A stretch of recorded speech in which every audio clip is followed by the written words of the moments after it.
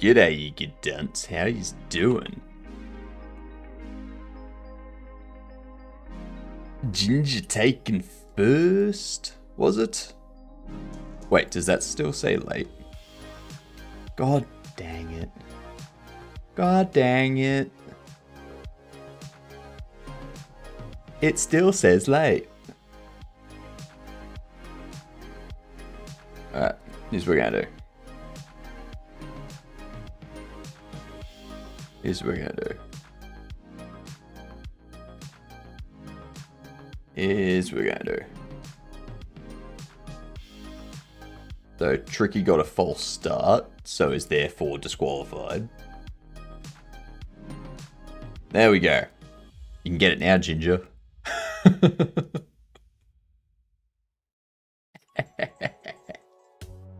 How we doing? Like that, a false start. Was paying attention. Smart. Very smart. Finished a long ass stream. Nice. Nice.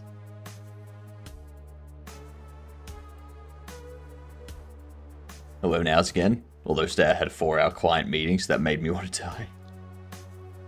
What up, Cam? How you doing? G'day to you. But what else have you gotten finished on your game? 85k in one day. That's not bad. It's not bad. Amorous will see about 30k of that. 40k. Because if we look at it, that 85,000, what is it? That 85,000, you multiply it by 0.3, or you subtract the 85,000 by 0.3. And that's how much you've got left after Steam takes their 30%. Hey, I could have just done it by 0.7, eh? So that's after Steam takes their cut. And then is got what's left after Thornity's cut. And then after tax. Now, I don't know how it works in other countries, but you're looking at about 45% tax in Australia. Unless it's going through like an employer and a payee system and all that kind of stuff. But I like to make it worst case scenario.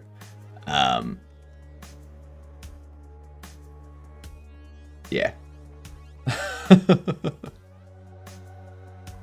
Bulgaria, flat 10%. Damn, I need to move to Bulgaria. Fucking hell. Oh my god. Flat 10%.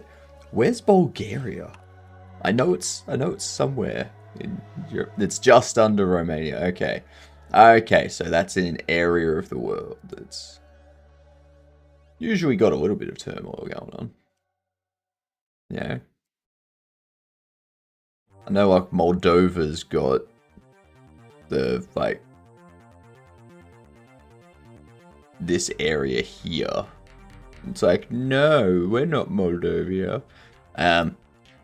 I see my house from there. 85 stream streak Jord stock. God damn. God damn.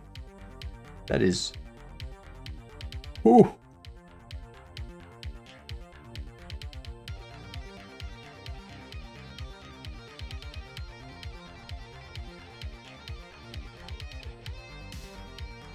Doodles, Mr. Boy. Of course, my dreams are sweet.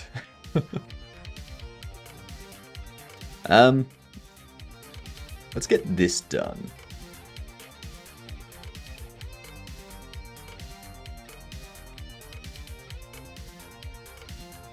G'day, boy. How are we? Pilot. No.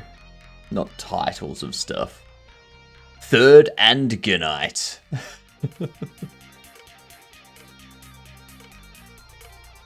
Civic, Accord, Odyssey, and it's going to be another Honda.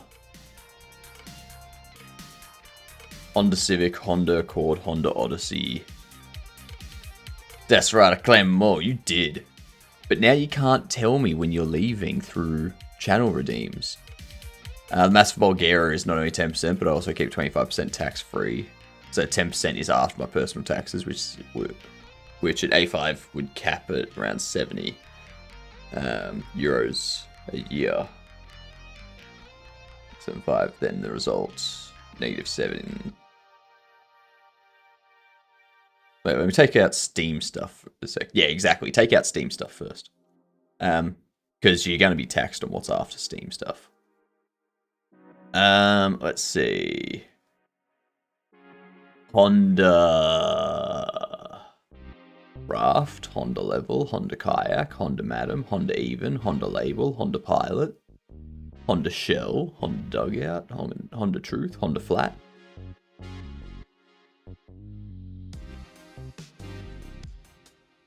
It's the Honda something. G'day, David. How are you?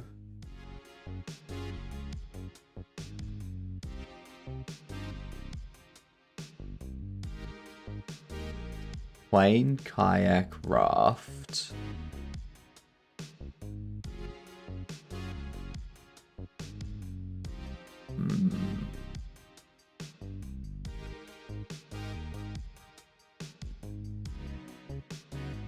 BRB? No worries, Okie. You burb. Ah, yes, thank you very much. Thank you, Okie.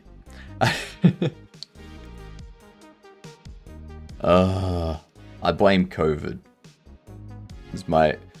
There's apparently Queensland's done some research that even after COVID's gone, it can have long-term permanent damage on the brain. You sick? No, I'm not. You can also guess, Jordstar. Flat, plane, level, flat. Even. Ah, yeah, that'll work. Yep. Things that are... Yep. Flush. Blush. Flat twice. That's what I was confused by, Sammy. I was like, well, hang on, you said flat. Hello, Sammy. How are you doing? These three are Hondas. What up, How's things? Of the A5K USD, old was total of 3,700 to tax.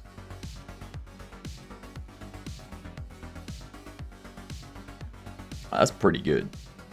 That's pretty good.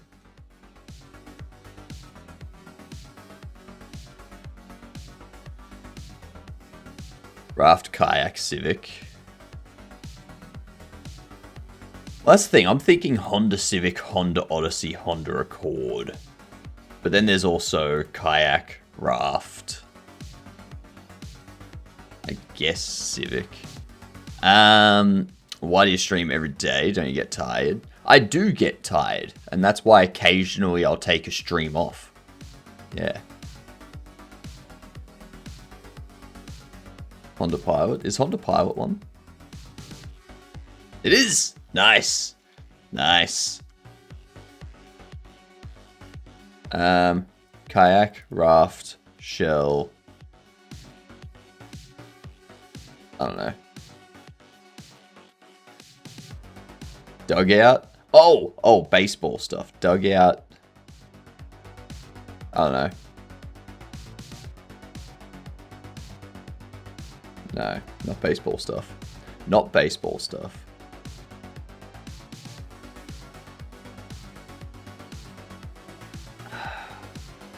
My perfect run. We already had an incorrect guess. It's okay, Sammy. It was never a perfect run to begin with. I am contemplating streaming. I have a project in mind. Nice. Do it. What's stopping you? truth.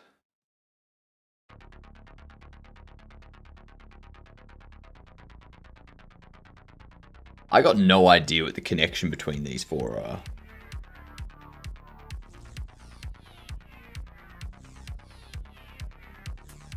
Fishing. One away. One away. Shellfish. Flukefish. I don't know. I figured out where to add a skill tree in my game. To the orb itself. Going to have the orb level up. Nice. Nice. Smart. Very smart. I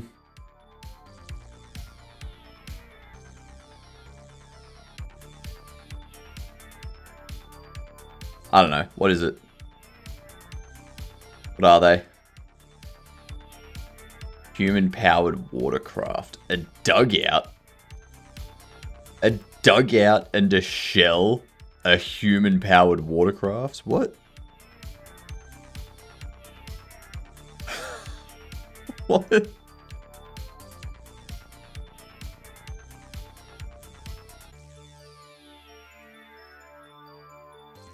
Dugout watercraft.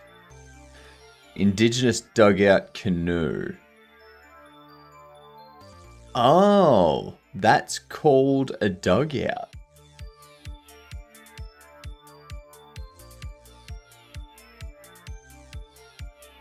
Right.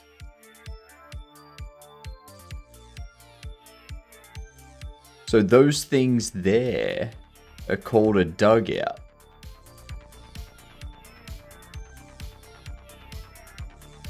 Huh. That's our something new that we've learned.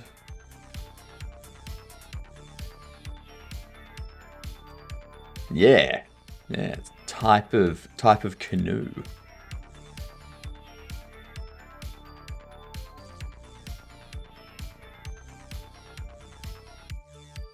Inject bubble, there we go. Sexy background, good to see. This is what we're doing today. We're getting this implemented. Can never find a light animated background thing.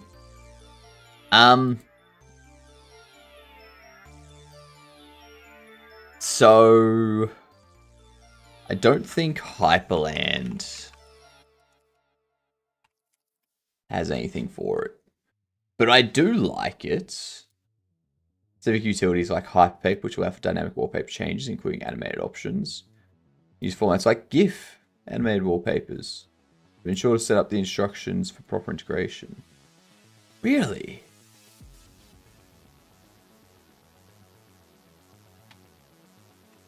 Hyperpaper.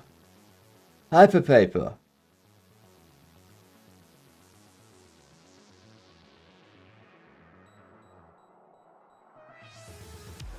Fractional scaling support. There's no details there for it though.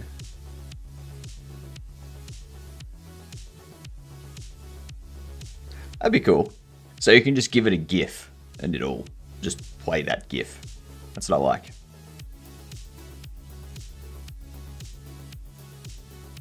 Love it.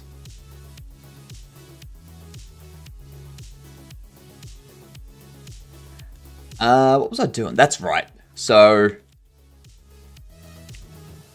we want to set up this.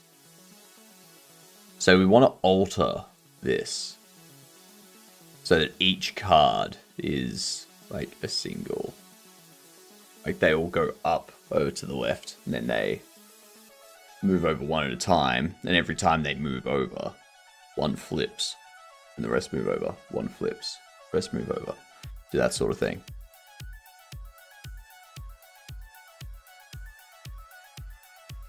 I am wondering if I should move the card opening to like to be a 2D screen. You know?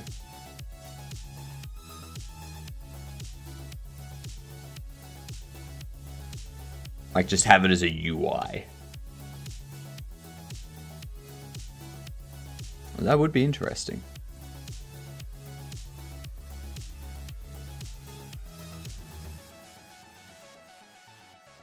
So I think the only live wallpaper thing I know of is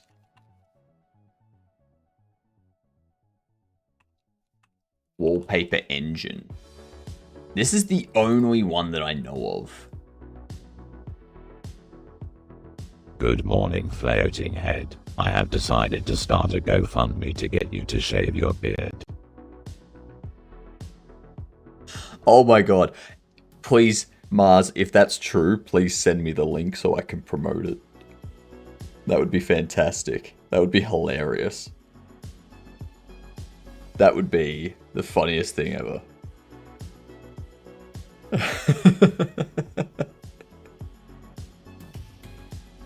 Oh god. Just imagine it now. People, but you hit the goal. Then it's like, now if we get another 800,000, have him shave the mustache too. Sound like a Morrowind character? Good. Good. I mean, this one seems pretty performant. Entertaining experience while using as few system resources as possible. You can choose to automatically pause or completely stop the wallpaper using another application, or playing full screen, including borderless window mode, to not distract or hinder you while playing a game or working. It's like there's this thing. There's this thing, but yeah, I don't know. I don't see the point in doing it. Like using a program to have run an animated wallpaper, because that is literally just taking resources away. Yeah. I was gonna say you can keep the stash. That's the deal. If someone gives me 1 million USD after tax is taken and whatnot, so they would need to give me like 2 million USD. I would take that, once that $1 million hits my bank account, I would shave the mustache. The mustache would go.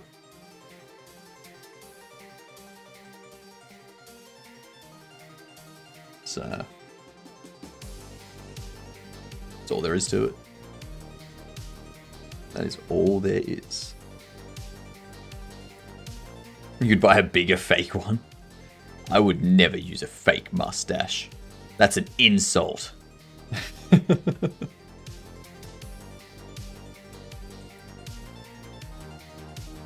So insulting. Jeez.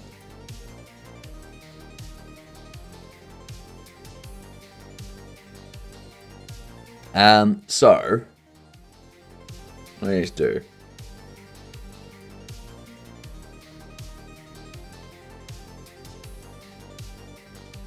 So we generate the cards. And what I want to do is go...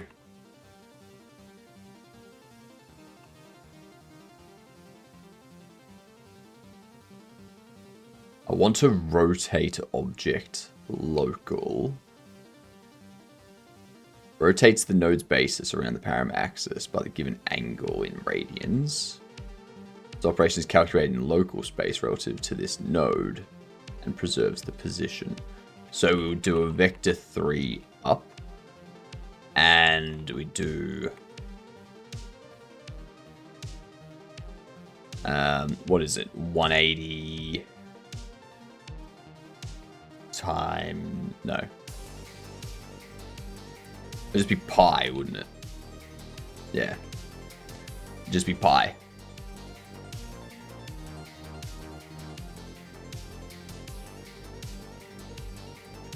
Easy. Easy.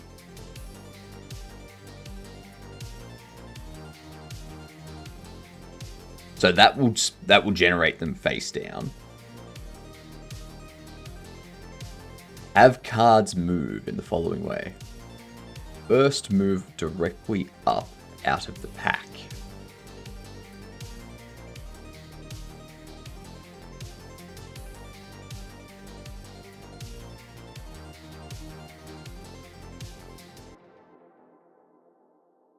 So the animation finishes. And what we want to do is, instead of having these move like so, want them all. Actually, hang on.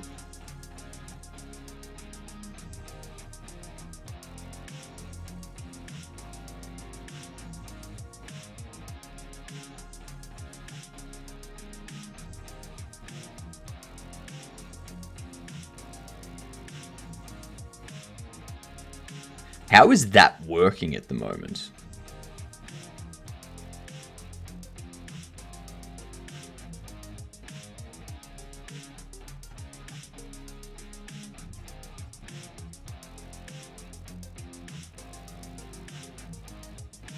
Vector... oh, hang on, yeah, because that's going to be the X. That's the 0. That's the Y. Yep. So we can take this, go 0, 0.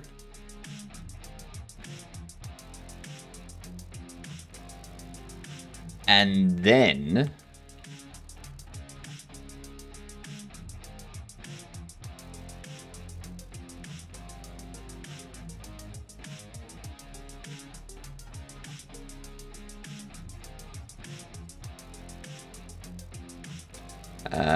what?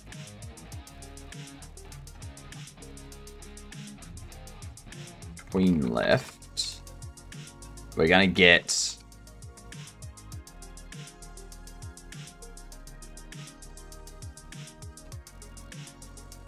this would be a tween left.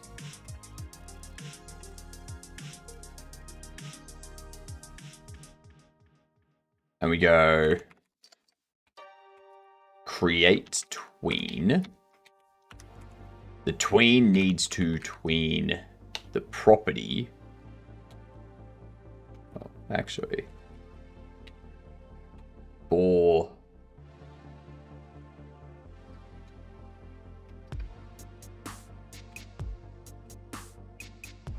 collectible card in cards, what we're going to do is we're going to tween the property of card position X.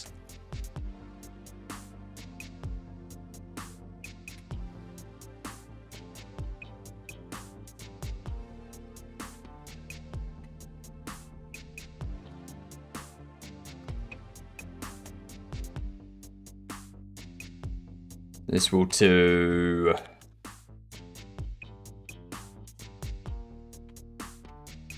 pos X as a float. Pos X 0, 0. Well, 0, 3. I wonder if there's a way to get the tween to like them.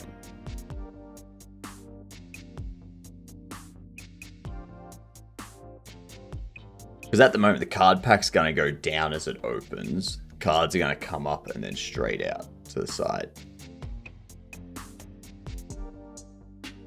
Ooh, unless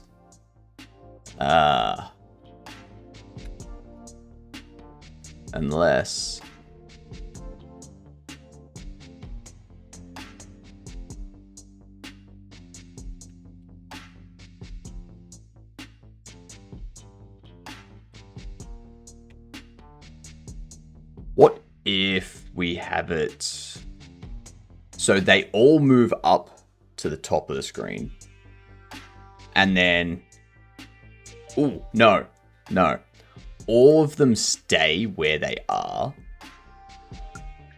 Okay, all of them stay where they are. We don't tween them.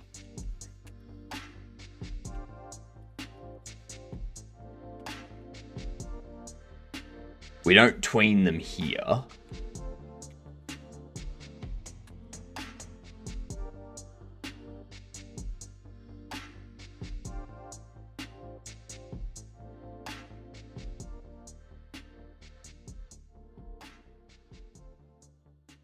We tween the parallel property to be down to negative 0.3.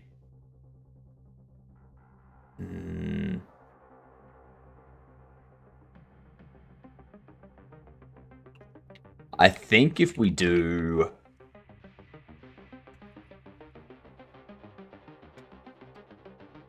move card,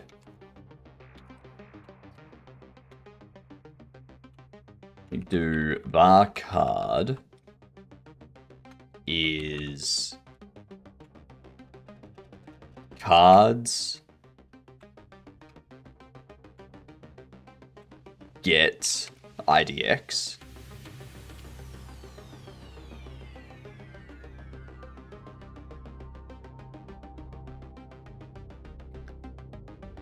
And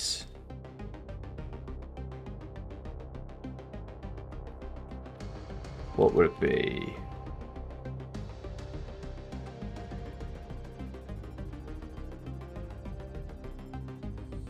So they'll stay at the bottom of the screen. One card goes up and flips, or flips as it goes up. Yeah, that sort of thing. What up, Boolean? How you doing? I was trying to figure out the best way to do this whole thing.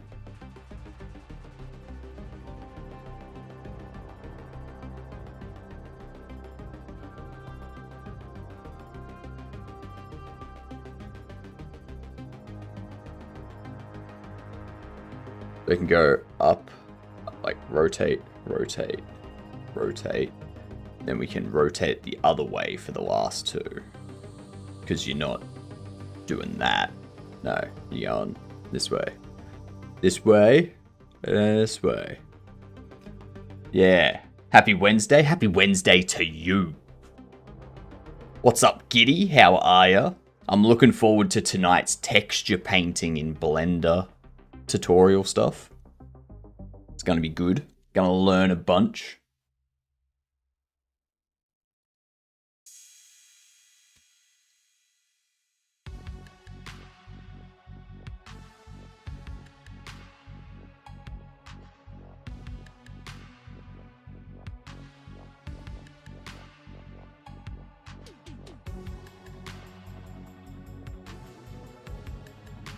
Good. Nice texture painting does come in handy. It does. It does. I really need to look at, like, get better at it. Because I want my next game to be kind of stylized-y. Yeah.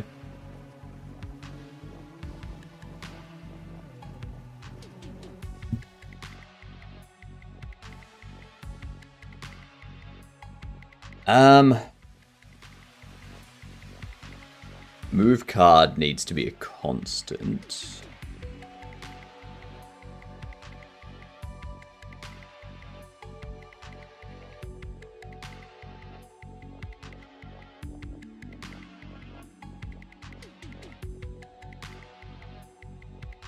Let's see.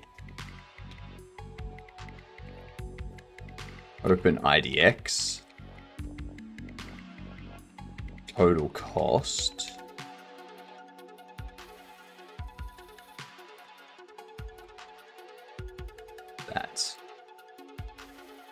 Are you going to do next game in another engine? I think what I'll be doing for the next game is I'll still be making it in Godot. It'll be a roguelite type thing. But while I'm making that in Godot, I'm going to have like 1 day a week where I am focused specifically on like learning another engine or like building a library for another engine sort of thing for me to use. So like maybe what we do is we while we're building that game, we have 1 day a week where we tinker with SDL3 sort of thing. So like tinker with SDL3 and like pick a language. Like maybe we do Odin, maybe we do Rust, maybe we do maybe we just stick with C or C++. You know, like it's written in C. So like, do we just stick with C because that's what it's written in? Or do we learn Odin or Rust at the same time? Yeah. You're fishing it out, probably a smart move, simultaneously practicing another language. Yeah. Yeah, exactly. That's the idea.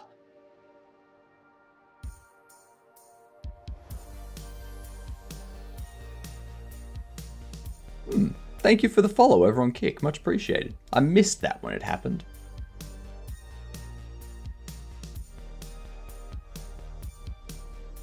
Down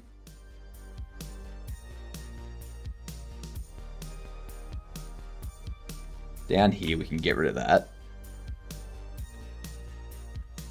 Get rid of this. And we can go open IDX. Open IDX plus equal 1.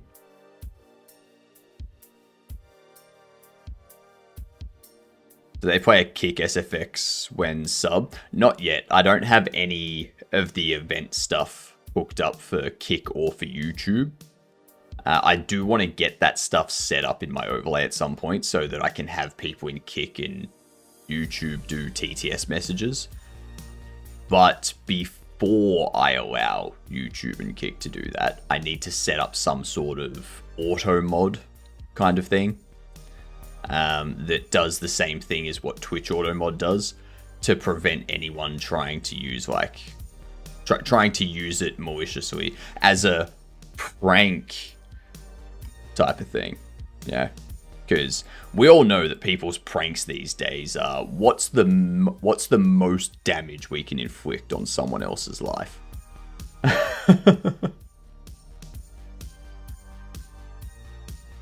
Yeah.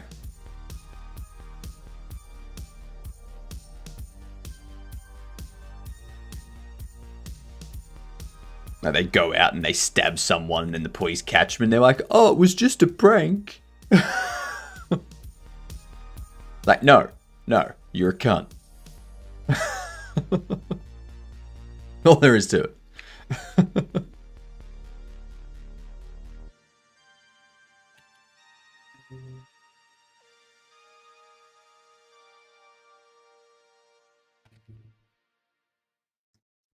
If what? OpenIDX is less than card size.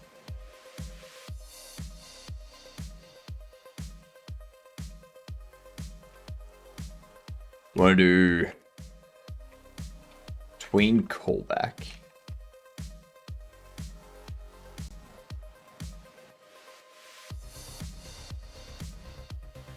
Would be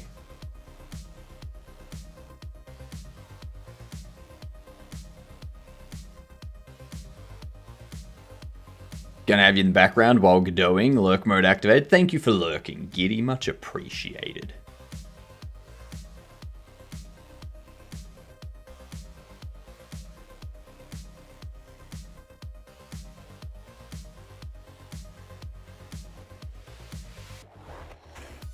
As in this case, we can go move card and return. Otherwise,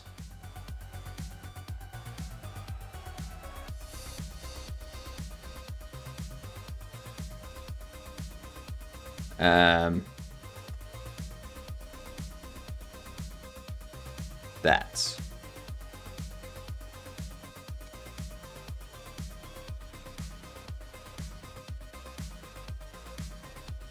So we know that.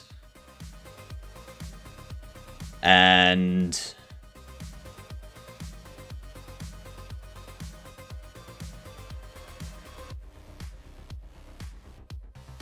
this will just be the X position that we move.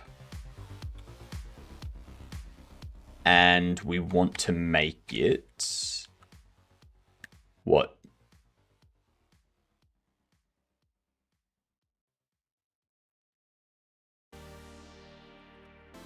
Documents, projects, Bobble Shop Sim.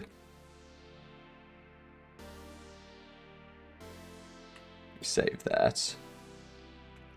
Git diff. The interactables. Card pack. -2.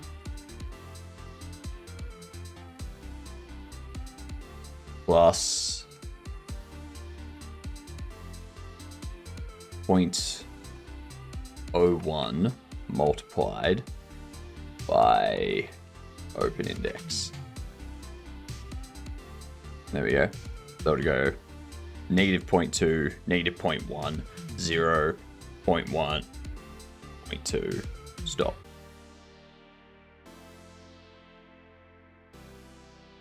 Yep, perfect.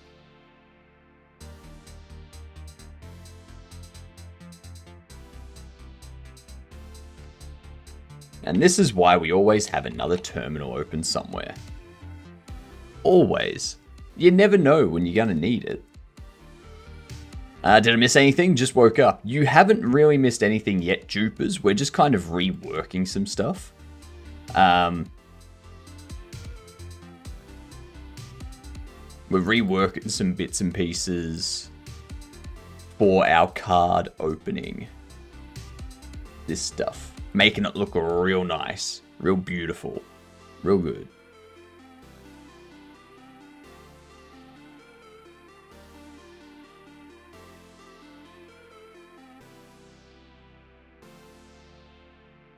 Then there's the Q3 there.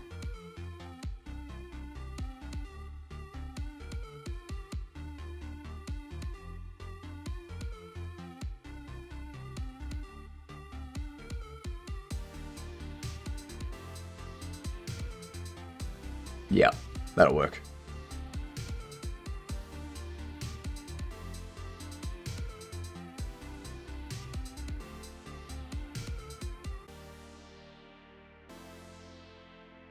Let's have a look. Let's see what it looks like. Oh, hang on. I don't think I'm calling it, am I? Between callback, move card.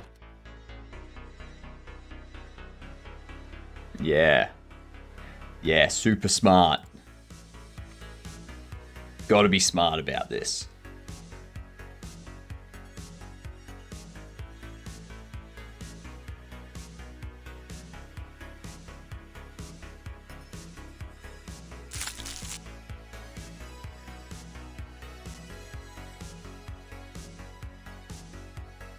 Oh.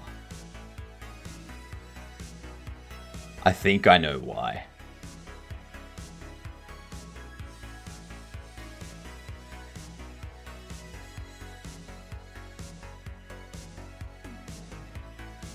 I think I know why. For card, collectible card in cards, I'm gonna do tween property card, position Y towards 0.22. I'm gonna do that. There you go. Oh my god, did you actually fucking create a GoFundMe?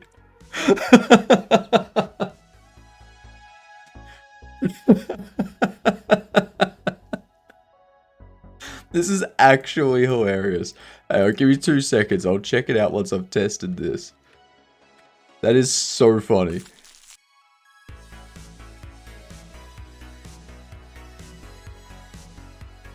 Oh my god.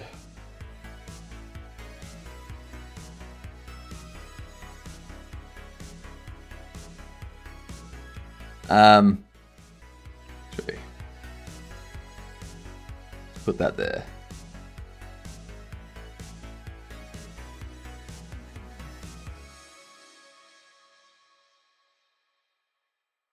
Wait, let's have a look at this.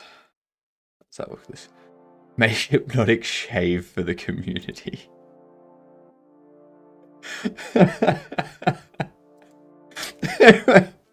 Raise enough funds, 1.96 million. They would shave their iconic mustache.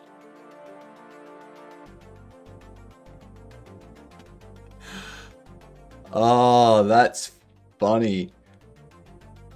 That is so funny. Honestly, Mars, I hope you raise this. I hope you raise it. Primarily because I'm not gonna say no to $1 million after tax. After I have to pay tax on it and whatnot. That's amazing.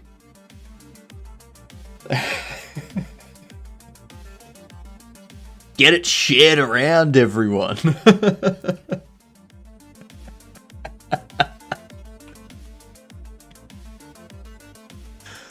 Oh, fuck. Oh my god. That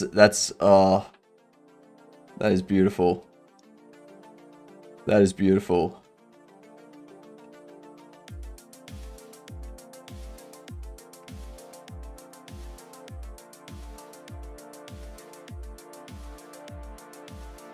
That's funny.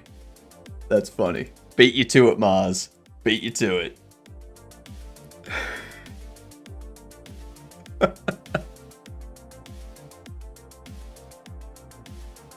Oh, that's funny.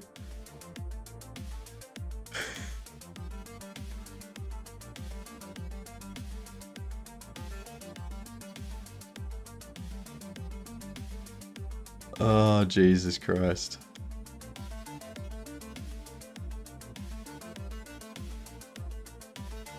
I love it.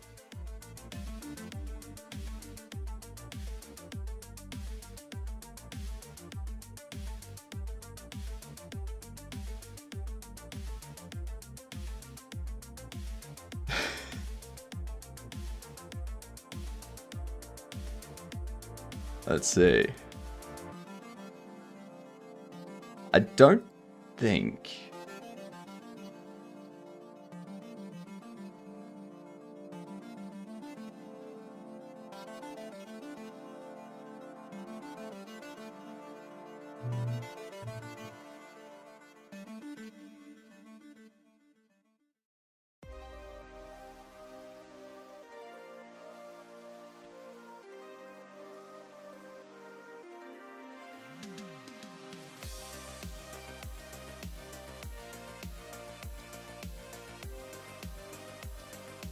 I think if we do that, then down here, I need to do position, which would be a vector 3. Then we'd have that. It'd be 0.220.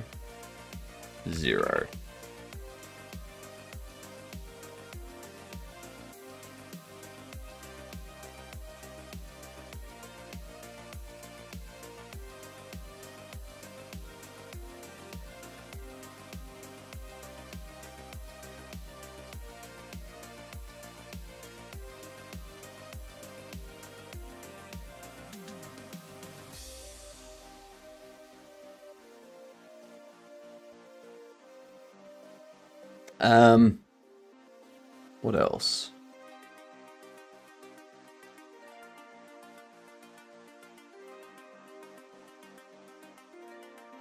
I feel there's something missing.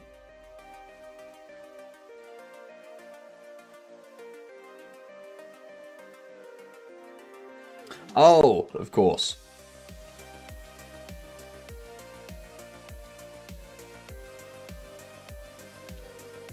I create a new tween for each of them. Yep. That's why it's throwing the error that tween's failing.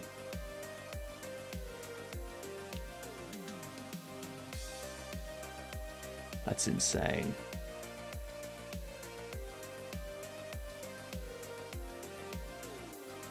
I have some bad news for the day.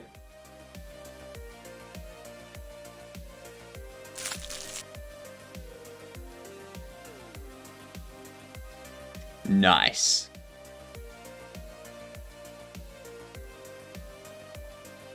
Nice. I think we can do that.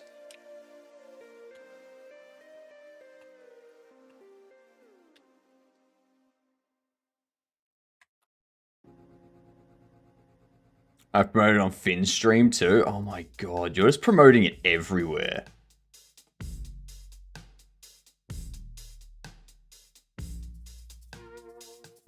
You're just making it everywhere.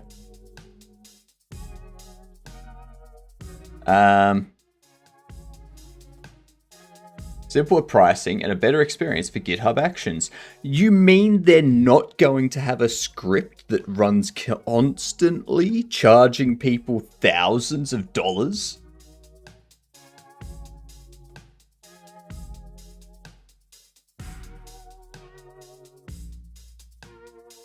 I don't use GitHub Actions, so... when was the birthday stream? Is it 24 hours? The birthday stream is on the 28th of December. So if you go into Discord, I posted a relative timestamp. So it'll display what time the birthday stream starts for you. Yeah. It's going to be a minimum 24 hours, up to 36 hours. Depending on if chat gifts subs or throws bits. Can't trust GitHub unless it's verified. I don't like, I've moved Bobble Shop Sim and my overlay stuff onto my private Git server, and I don't need GitHub anymore. Like, there's just no need. There's no need.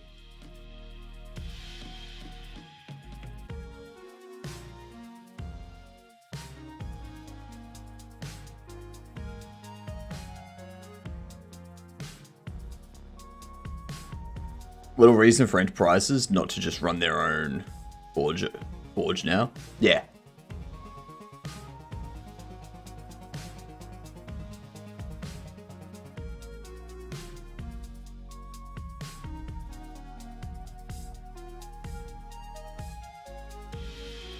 It is pretty funny as well. I use GitHub for automated website updating, but you can also have that stuff run locally on like a Raspberry Pi or something. Like, you don't need GitHub for it. You can automate that process another way.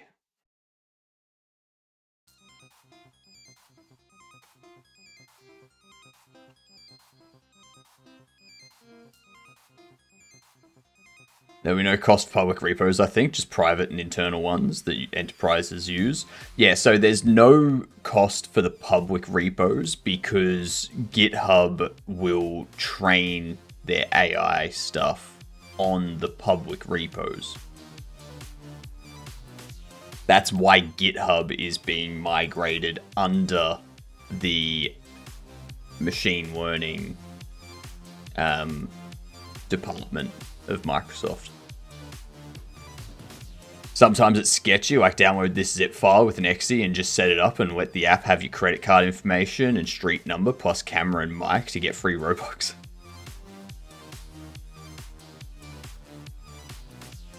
But why would I, if I can do it for cheaper and easier with GitHub? Because GitHub does stuff like this where they change things on you and then it costs more for you.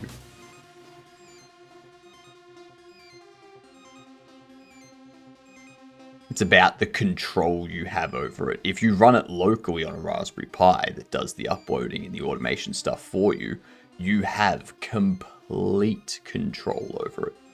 You're not at the whim of Microsoft.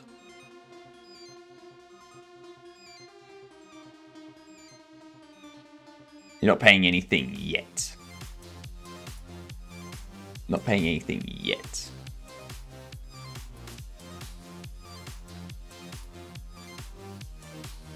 You think Microsoft's gonna let it be free forever?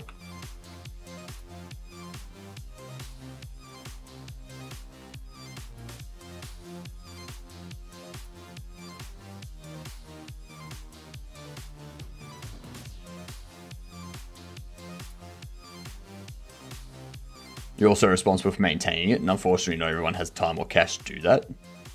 If you have to pay someone to do it.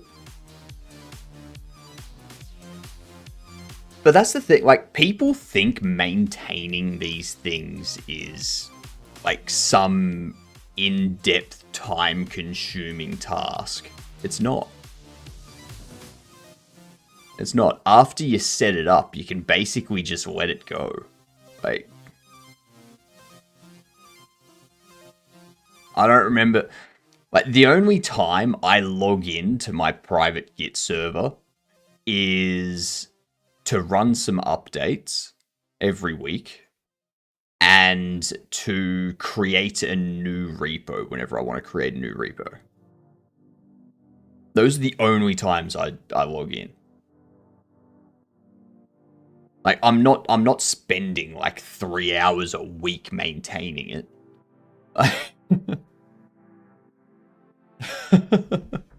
It's not that difficult. Should I share that GoFundMe on my personal Facebook page that only very close family can see? If you want to, go for it. If you want to.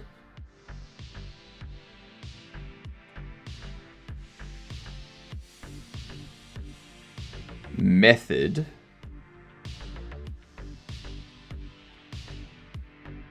Rotate object local. From variant.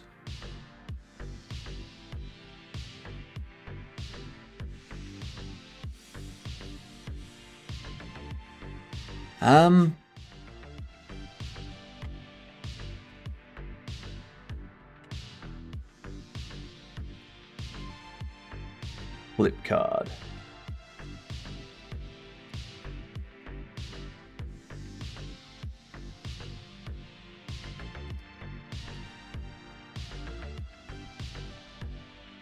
I think Finn will be upset if we make you a millionaire. Why would Finn be upset if we make me a millionaire? I mean, if I was a millionaire, I would totally get, like, at least 1 month tier 1 subscription to Finn. At least.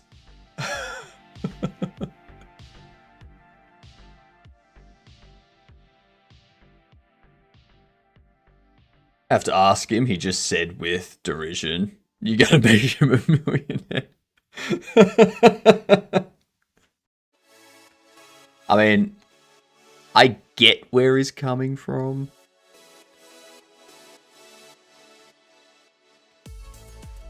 Rotate object local on the vector 3 up. Oops.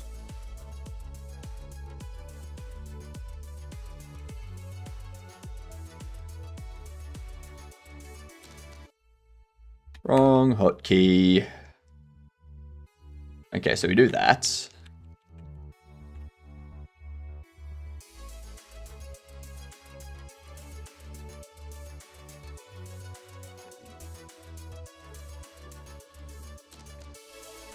Angle float. So if we do flip card.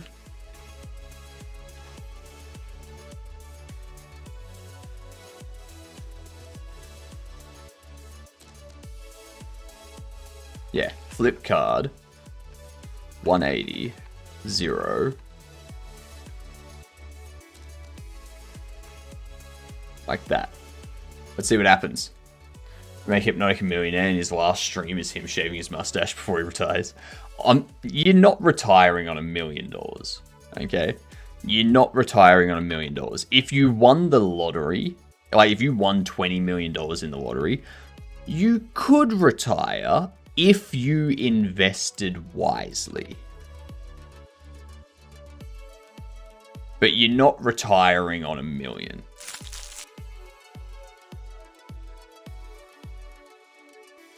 The fuck? Oh, of course.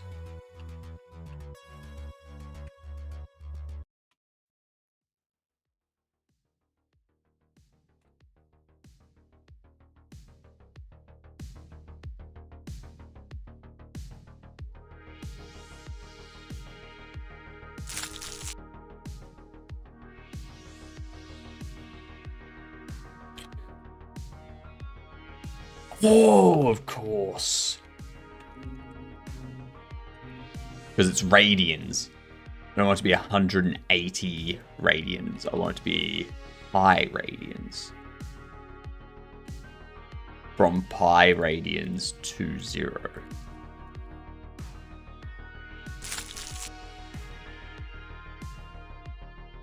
That still isn't correct.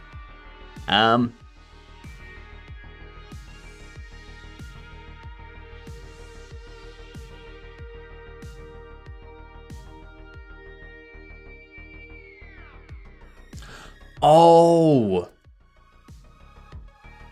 We're rotating it by that amount.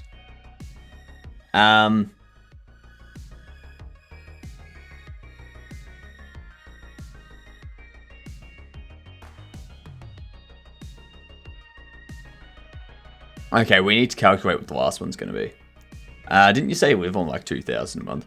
A bit over. Like if I didn't buy any alcohol, if I didn't buy any takeout, like if I didn't get pizza once a week or anything like that, if I just paid for my bills, my groceries, and rent, it would be like $2,400 a month. US. Oh, sorry, AU. Sorry, AU. So US, that would be like $1,300 a month, $1,400 a month, sort of thing. Well, actually, it's probably close to about $1,550, $1,600 US a month. Yeah. But you've got to remember, Master, you've got to account for inflation. So that's what it is now. In 5 years' time, it might be $3,300 a month. In 20 years' time, it might be $8,000 a month. Yeah. Especially with the price of electricity and the price of computing parts and stuff like that. Like, you've also got to factor in, what if I need to go get a root canal at the dentist? What if my PC shorts out and I need to get a whole new PC? That's $6,000 right there. There's all these other expenses that can crop up. What happens if I need to call a plumber or an electrician? What happens if my hot water system goes? What happens if I'm no longer able to rent this place and I need to find somewhere else to rent? That could end up costing me more per month. So, yeah. Have you lived in Australia your whole life? I have.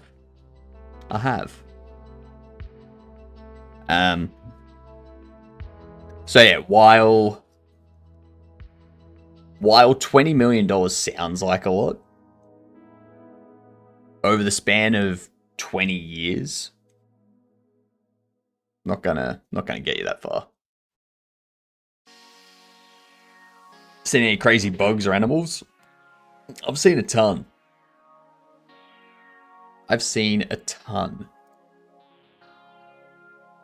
None of them I liked.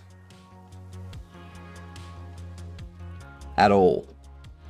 Gonna play FNAF, gotta lock in. Do it, Jupers. Do it. Lock in. Get that lock and go in.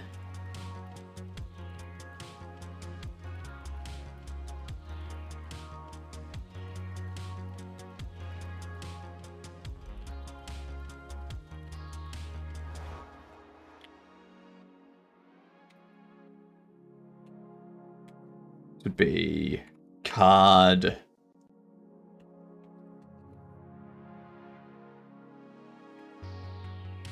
rotation.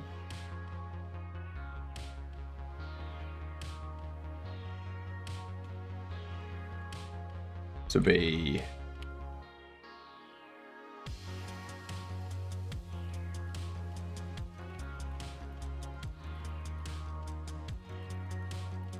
new rotation, the vector 3. What we want to do, have this go new rotation. Now I need to change this. I need to calculate what the rotation's going to be locally. We do have ads coming in though. I feel like we do a Quirtle. I like Quirtles. What was the scariest? I always see crazy looking bug and shit on YouTube from there. I don't know, like none of them have been like but they've all just been like when you see it you're like, oh Jesus Christ. Yeah. And then afterwards you're like, all right, let's deal with it, sort of thing. So there's been huntsmans with like leg spans like that I've seen. There's been water scorpions in pools that I've seen. Huge ass redbacks and daddy long legs. When you see those out the corner of your eye, you're like, God damn, that's huge. That's Shelob's offspring.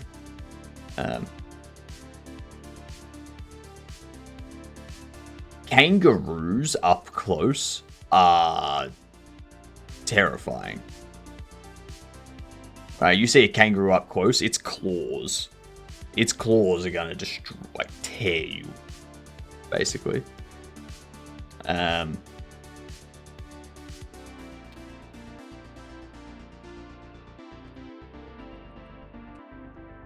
Ghoul.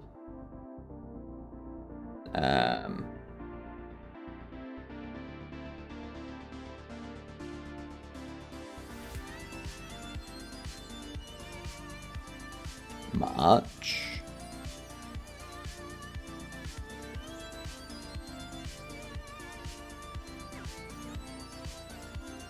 Let's see. Could try Denim and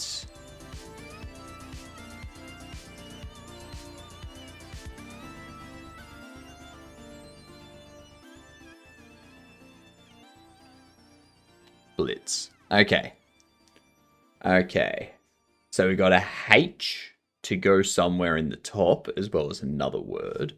That can be flush. Oh, you prick. It's not flush. Is it slush? That's cheap. That's cheap.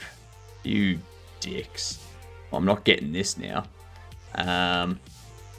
Beast. Top left is going to be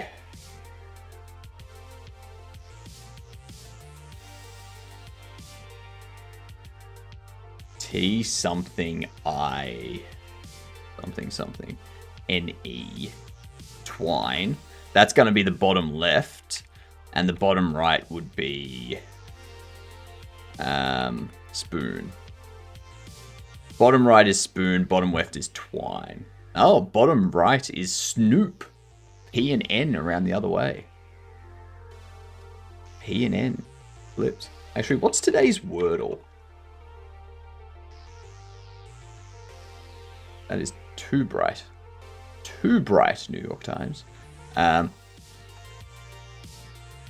Okay, so we got an S. Got a G.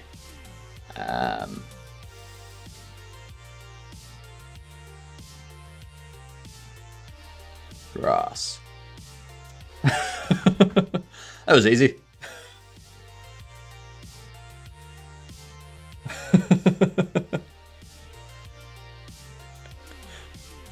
Ah. See, regular Wordle, too easy. Too simple. Get a proper challenge. Okay, go Quordle.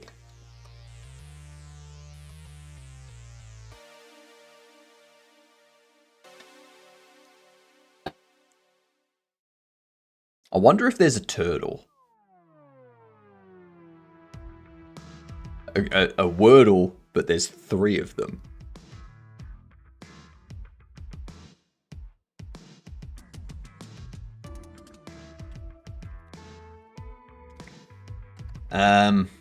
Let me see. If we do card, rotate object local doesn't return anything.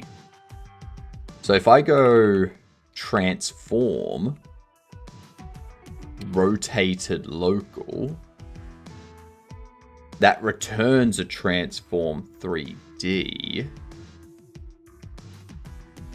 which could be vector 3 up, 0. We go new rotation. It's a vector 3. This we would have to get. So it's returning a transform. Basis.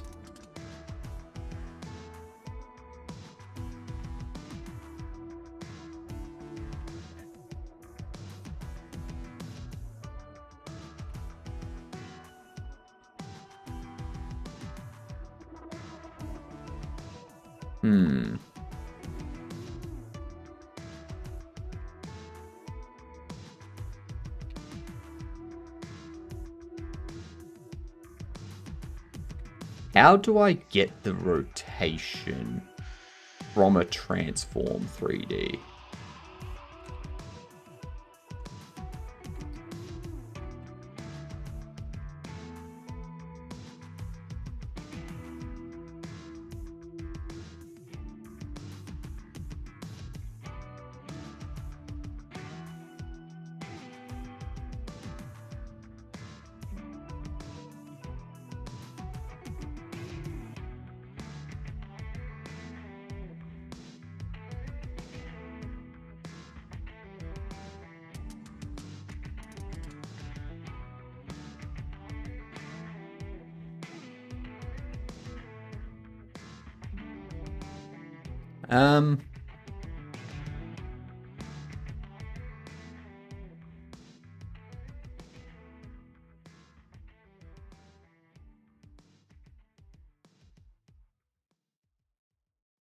It is possible to rotate a transform by either multiplying its basis by another, this is called accumulation, or by using the rotation methods.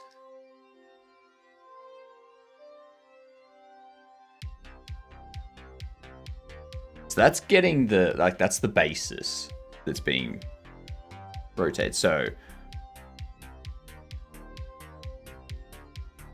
I don't want to I want to rotate it, but I want to know what the resulting rotation is without assigning it to.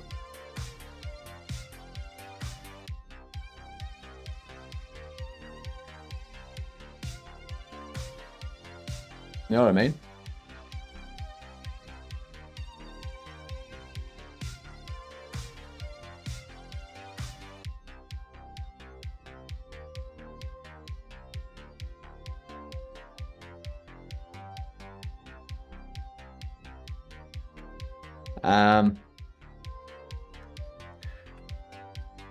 Calculate rotation.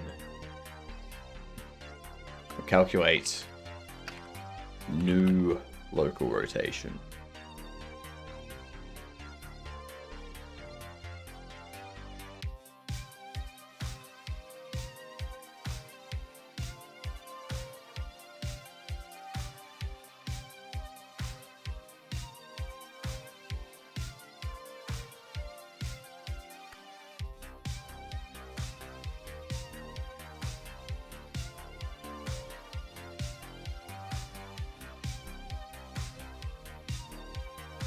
But the basis X, Y, and Z are also going to be vector 3s.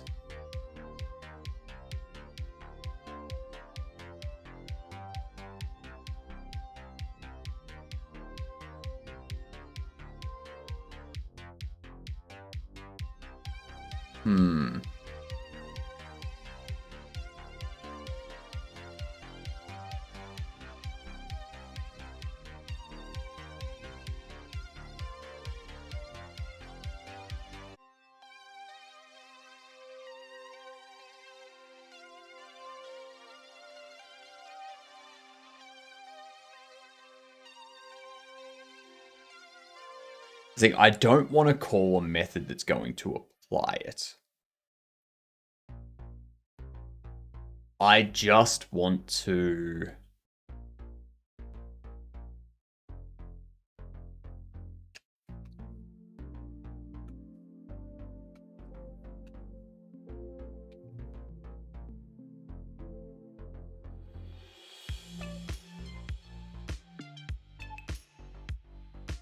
Like, I just want to get the rotation back. Because this is going to return a transform 3D. That's a transform 3D. And that's going to give me a basis. But...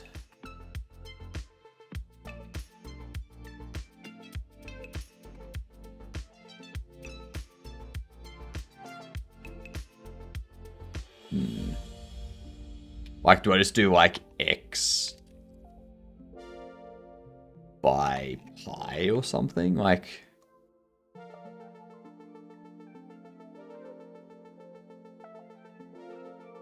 Because X is a vector 3.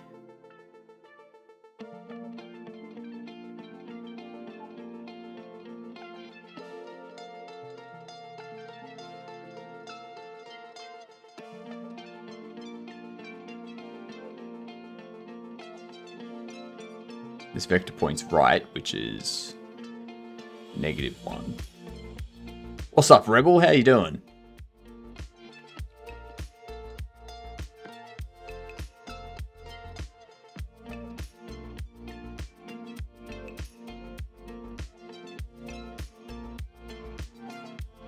I mean, I could just do...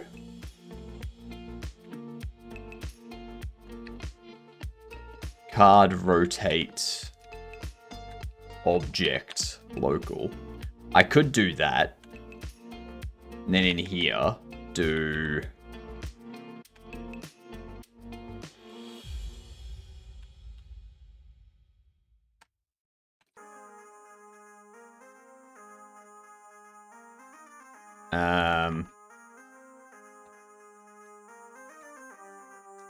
current rotation is card rotation, new rotation,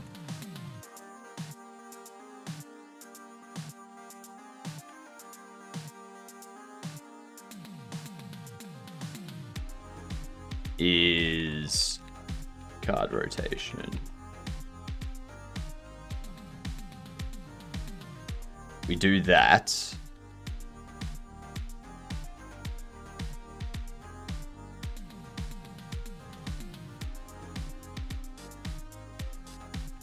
So there is that.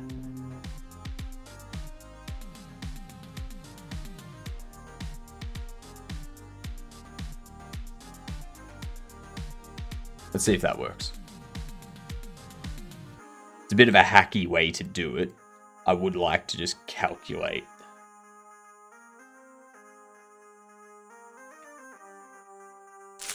Without doing that. Okay, well now it's not doing anything. Clean up open, expected one argument called with 0.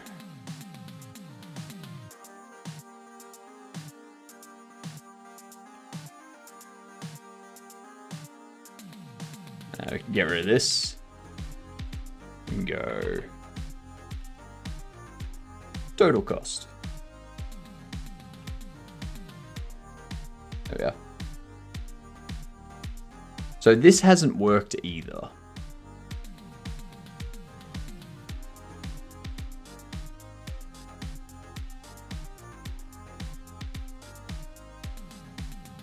Why hasn't that worked?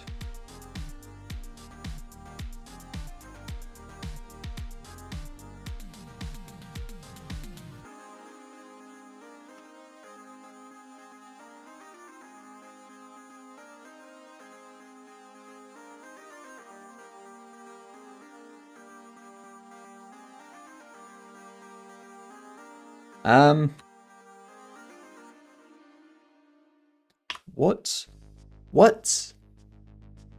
What?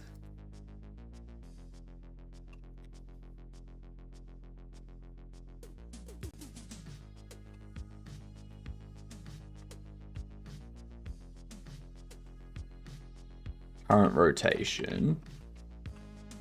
New rotation. Down here.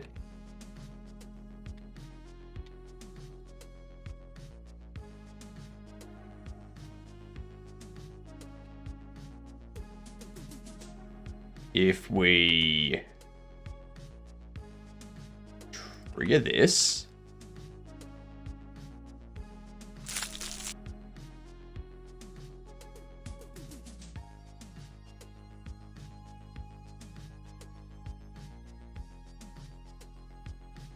oh, I know why. I know why. My brain has done the thing where it does the thing.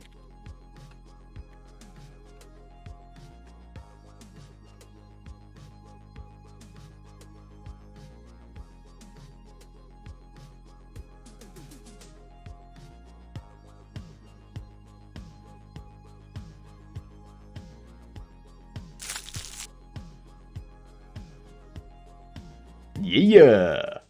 There we go.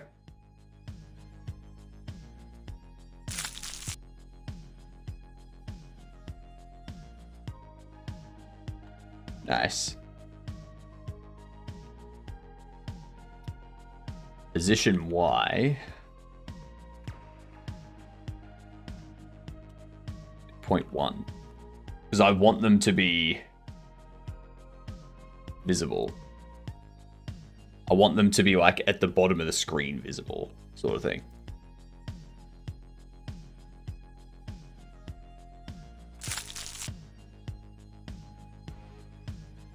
Like that. But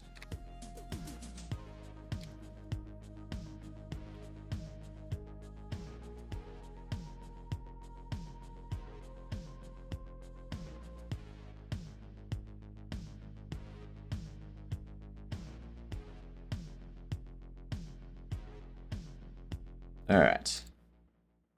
That should look better.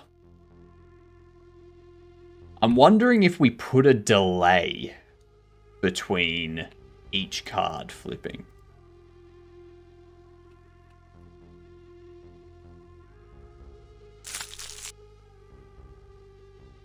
Or do we pause and wait for the player to do an interaction before flipping the next?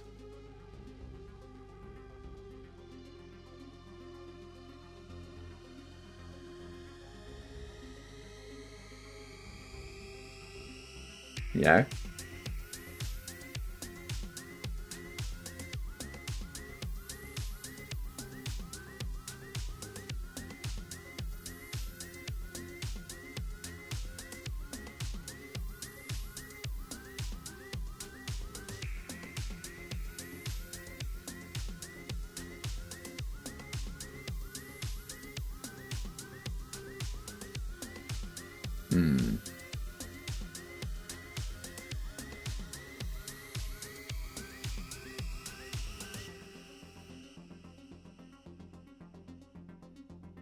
Because if...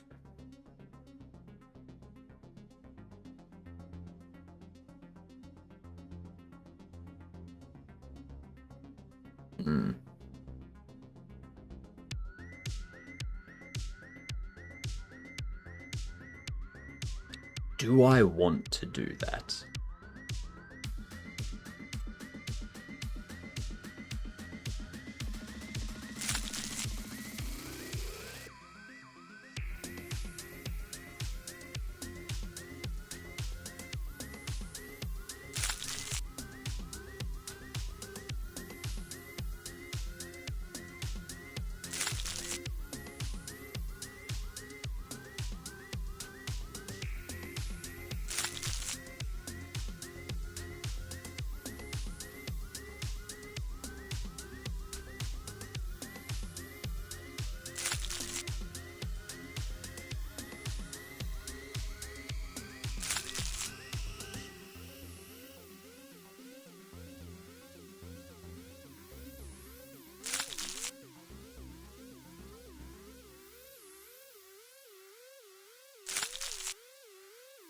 I'm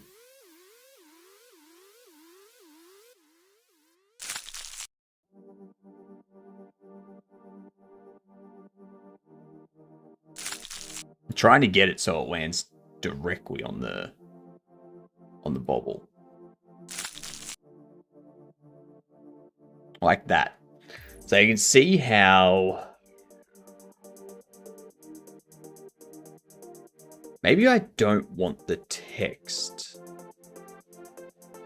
Or anything. Maybe I do change this to 2D.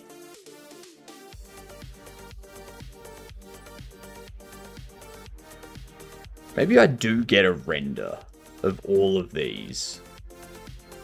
Use them as 2D images. And then when we open the pack, what we do is we have like one card at a time. Like we have all 5 cards slide in face over and one card at a time flips. Maybe that's the better way to do it.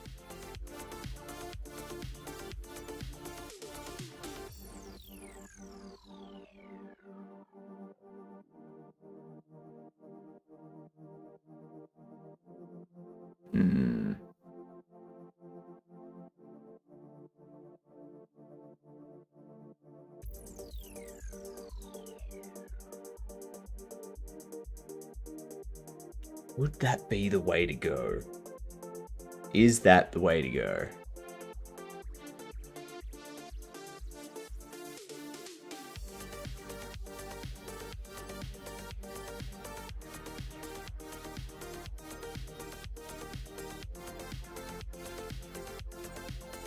It would also prevent people from actually walking through the cards while you're looking at them. So, what's up, Devable? How you doing? I'm just trying to decide right now whether I change these from being cards in 3D space that have the sunshine on them and whatnot to being 2D images that we render in the UI as a 2D process for like displaying the cards opening.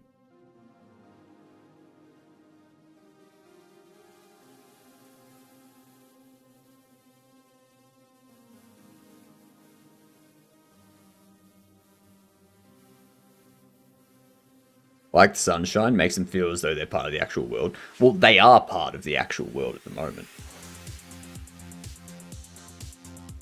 Like, these are just 3D objects in the game. That's why you have NPCs when they get between you and the camera, they obstruct the view. 3D cards is the way to go. Alright. Now the question is, if you look at Godobble's text is a bit difficult to read when the sun is shining on it. And that's for all of them. So the question becomes... Where are we?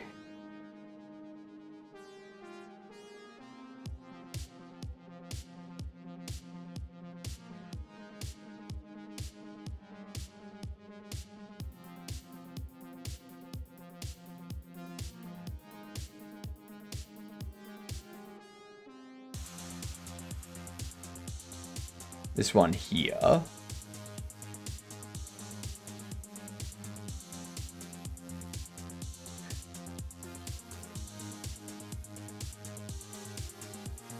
Okay, so that's not actually doing anything. Shaded doesn't do anything for the text.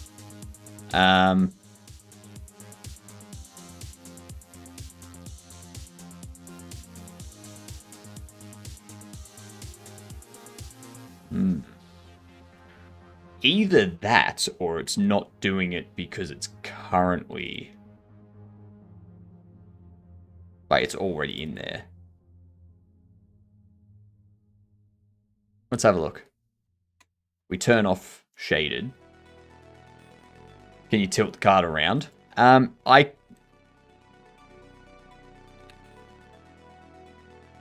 You can't move the mouse when you're in that view. So there's no moving. There's no moving or looking around. They're just like looking straight ahead.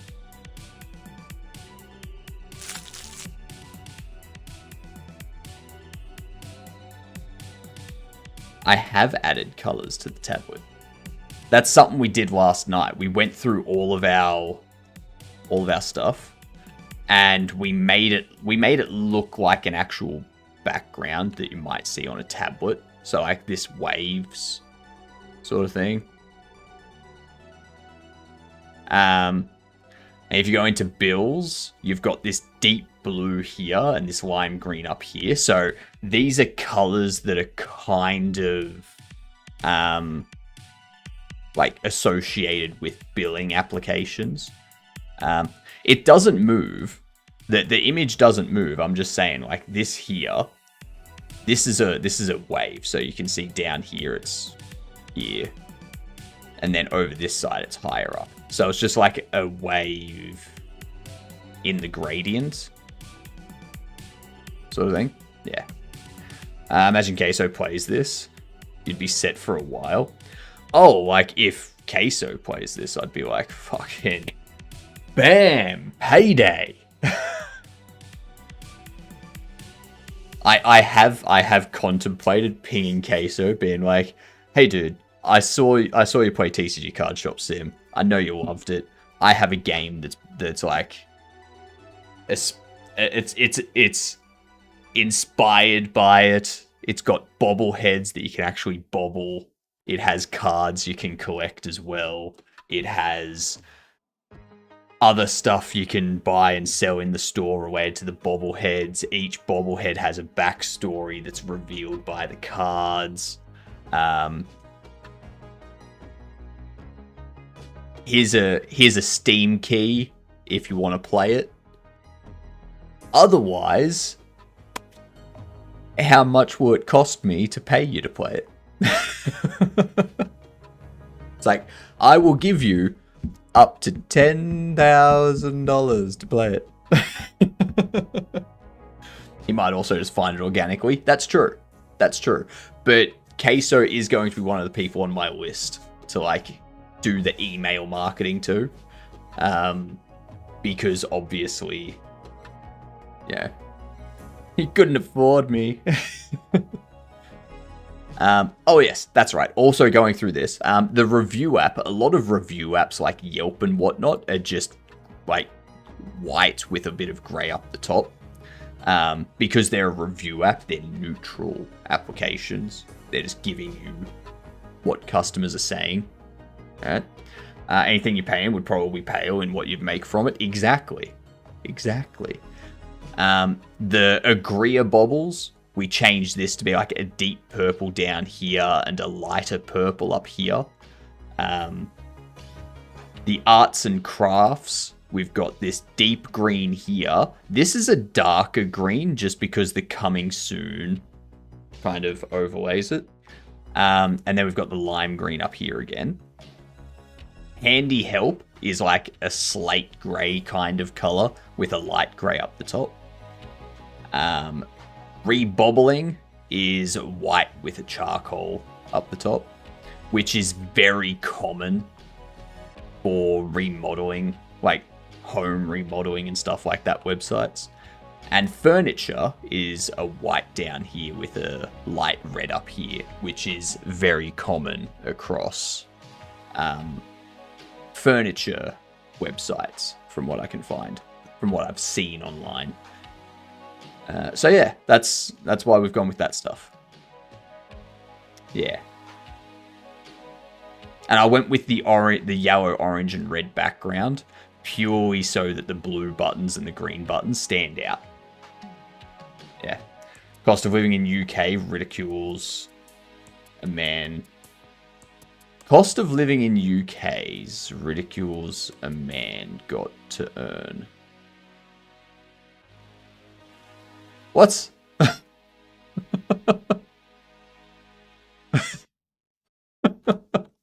What? What are you trying to tell me, Victor? I feel this is important information that I'm missing out on. Sorry, spelling ridiculous. Oh, right. Cost of living in UK is ridiculous. A man got to earn. Yep. Right. I got ya. I'm with you now. We understand. We understand.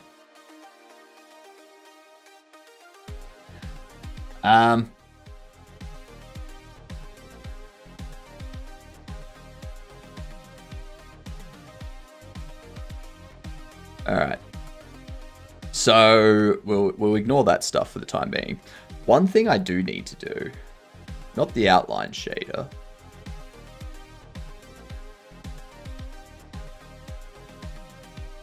Living off 10 min sleep. Ew.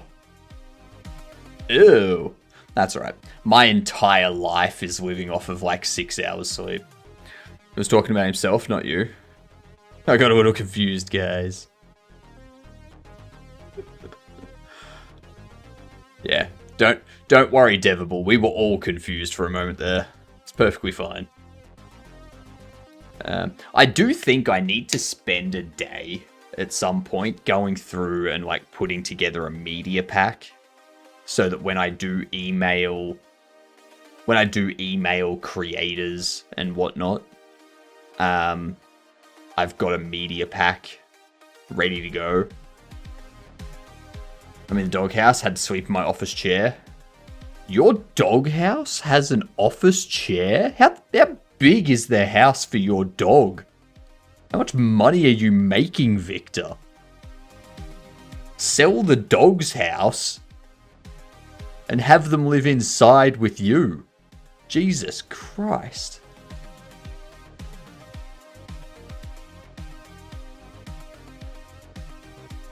Ridiculous.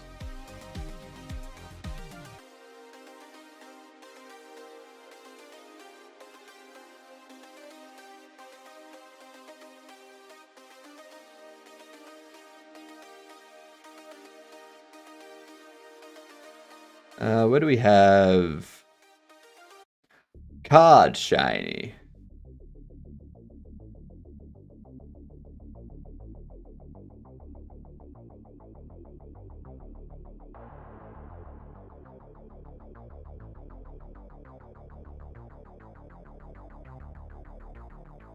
Ah, that's right. That's what we need to do. Go into here. When we set up this surface material, what we need to do, so if it's uncommon, we do this.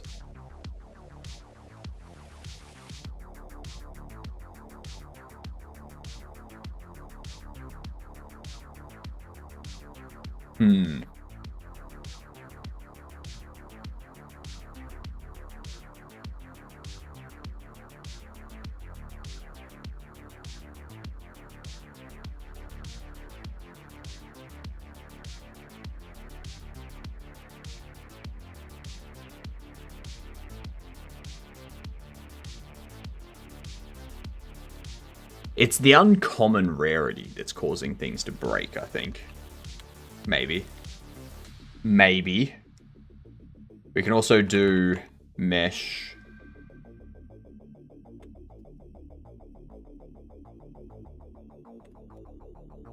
get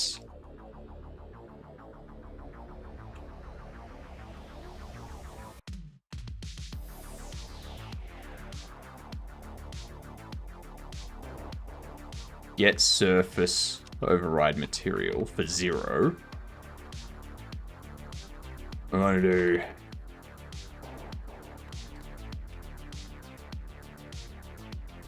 as shader material.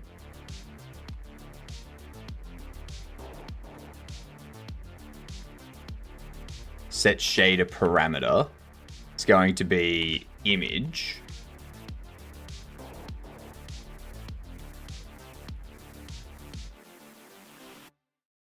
Will be mesh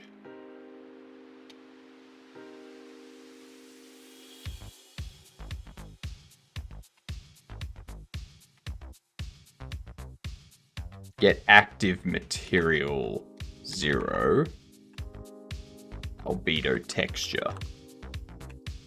That's what we need to do.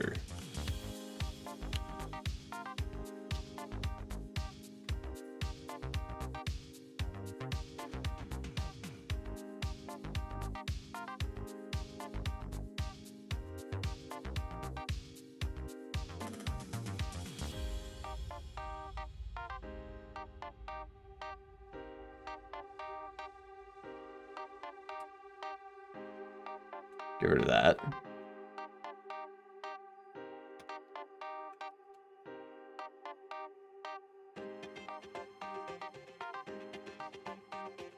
I really need to figure out the shiny shader. Because you'll notice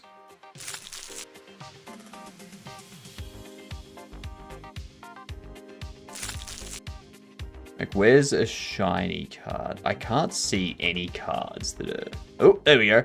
Albedo texture on a base object of type shader material. Okay. Okay. So that's what I was worried was going to happen. Let's go... Mesh get active material albedo texture. Then over here, just do texture.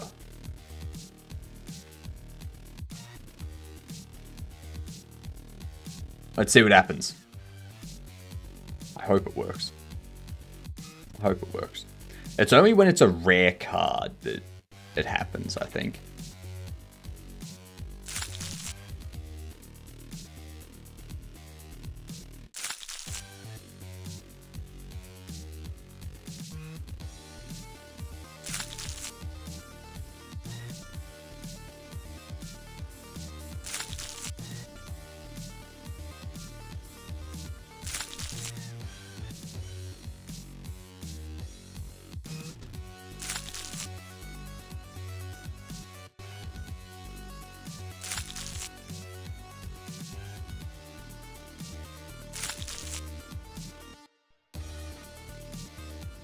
Come on.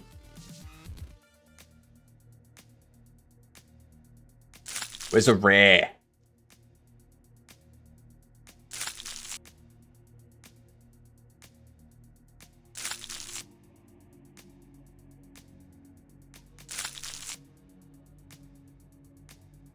I think the big issue with doing this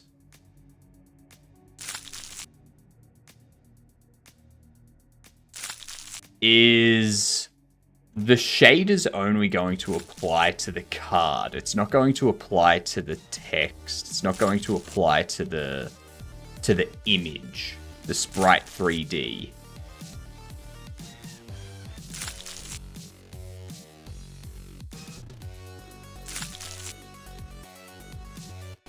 Hey! Look at that. So we got a gold one, which has the stars over it.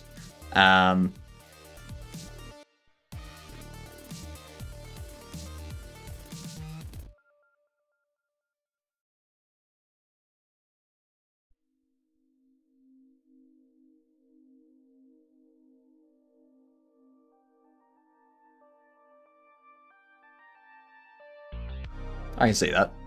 I like that. I'm good with that. I do want to change it so that it's like not just stars.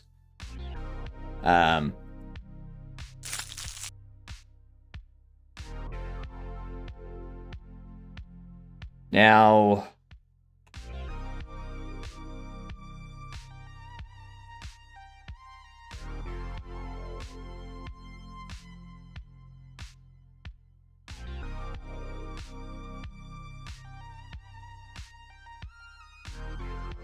Bobble Ross.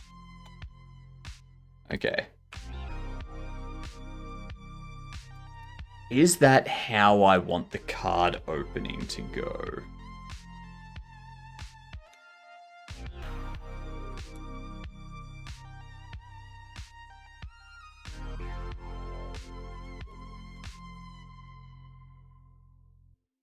Is that how I want... Is that how I want the card opening to go?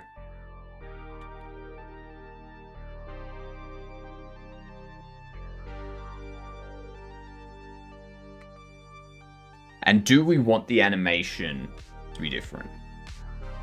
So, like, do we want it to rip off and then move down? Like, do we want the...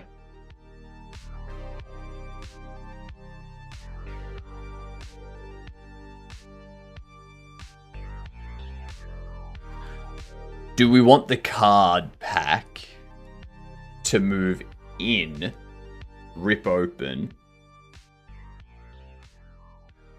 and then slide down with the cards staying where they are?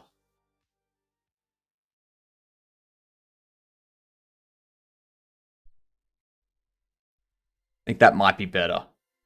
Because currently...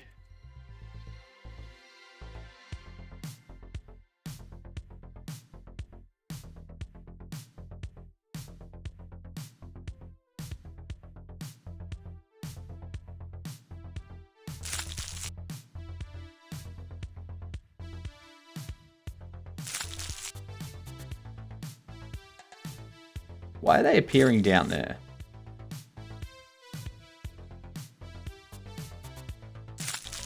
Oh, I know why they're appearing down there. Let's do... Const. Pack open. Or open Y. Is it float?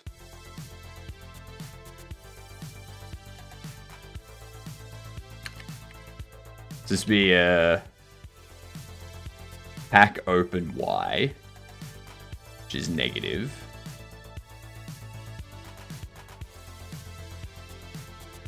Equals, wait, negative 0.35. Then we do card open Y offsets. Would be, well, it's currently 0.1.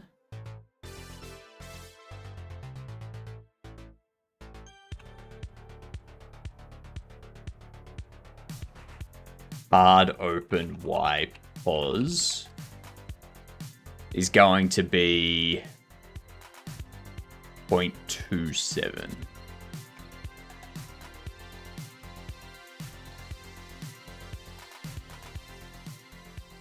Open offset. Card Y offset would be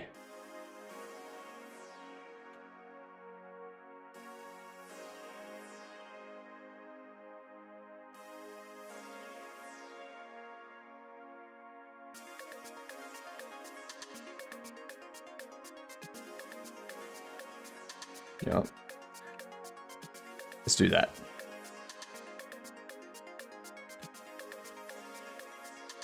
This here is card open Y pos. This is card open Y offset.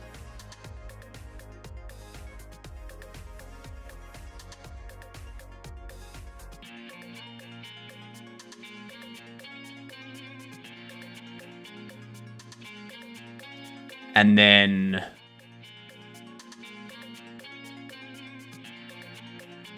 what else?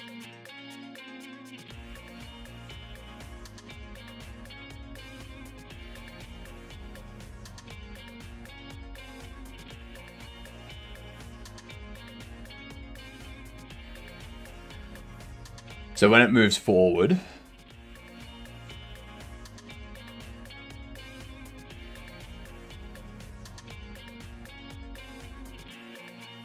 what we can do, you can open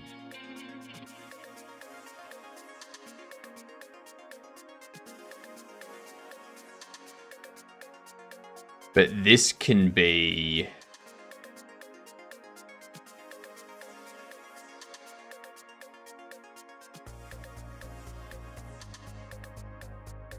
negative pack open Y.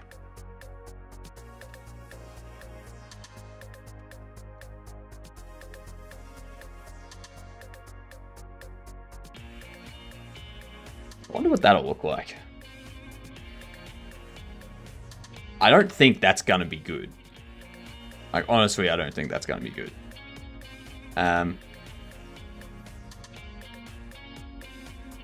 Behold, I have salmon. Look upon it and be envious. Lucky. Yeah, see what happened there?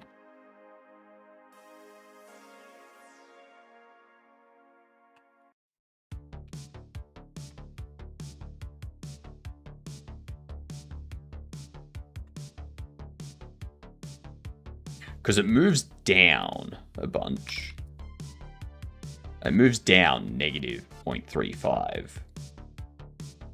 So moving the cards up locally, that same amount should cancel it out and keep them in the same spot. But it doesn't.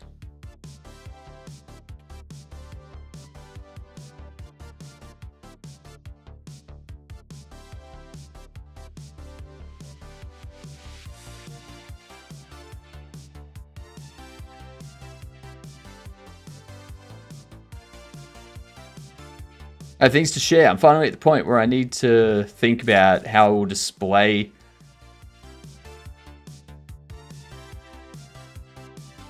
I think that works.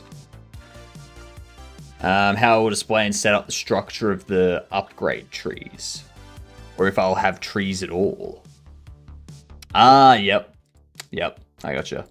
I know Ginger was talking about that before. They're going to start simple and have the orb in the middle of their game, like the orb that their game is centered around, be the first thing that's upgradable. Because they're doing like an incremental clicker type thing. For your one,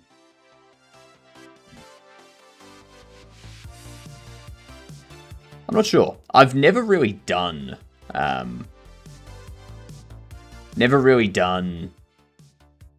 skill trees or anything. Hey, Sammy, I can't see the salmon. I don't see the salmon.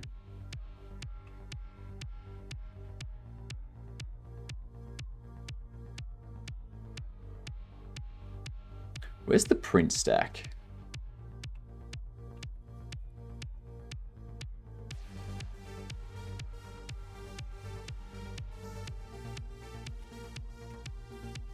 Get rid of that. Okay.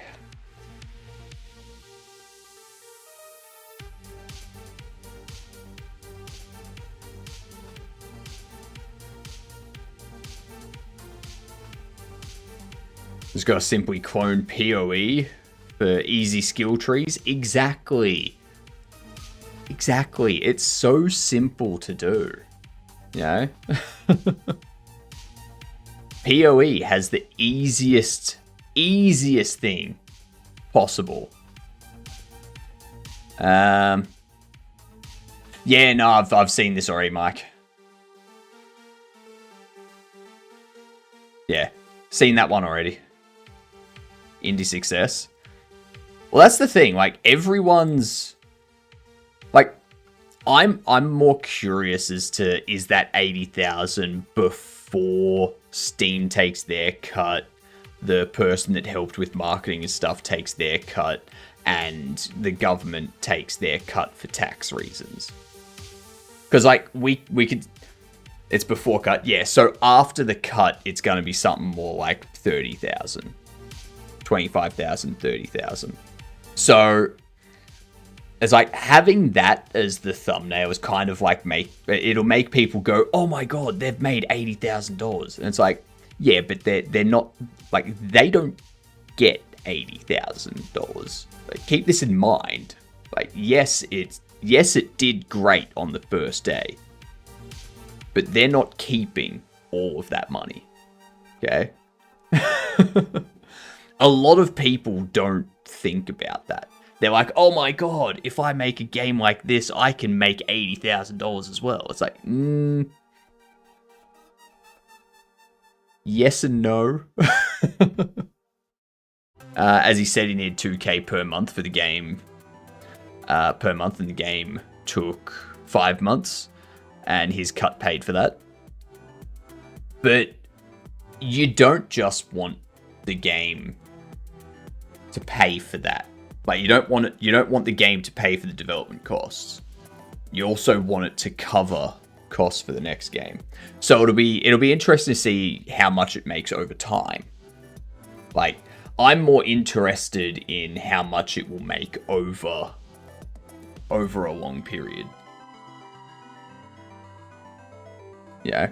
Like, does it continue that for a week or two? Yeah. He also has enough in day one for another 4 to 5 months. Yeah, so you see, now he'll be under pressure to be like, all right, I've got to make another game that's successful in 4 to 5 months to keep having that sort of, like, you know what I mean? You know what I mean? Like, you want the game to continue bringing in money over time, so that, you know, you're not worried about another 4 to 5 month deadline. Yeah. You know? Like, it is good. It is successful. But I'm just putting it into real terms. I'm putting it into the real world. Like, with Hollywood bookkeeping, only the opening week counts as income. Yeah, that's true. That's true. The thing I like is that he hasn't promoted that he has made money. He was proud that he made money back and given him some more money to keep going. Like, yeah, it's good, but I'm approaching it from the way people that don't understand it would approach it, which is, oh, he's made a ton of money, I should get into this and I'll make a ton of money too. Now, I'm thinking it from that perspective. Yeah. Like,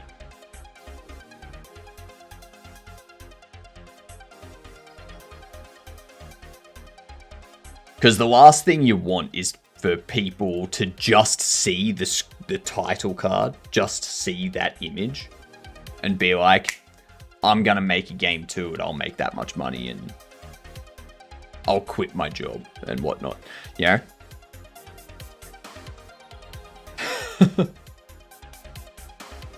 Thumbnails and title cards are good, but yeah. A lot of indie game dev is one paycheck, which has to last 6 to 12 months. People need to understand that. Yeah. Yeah.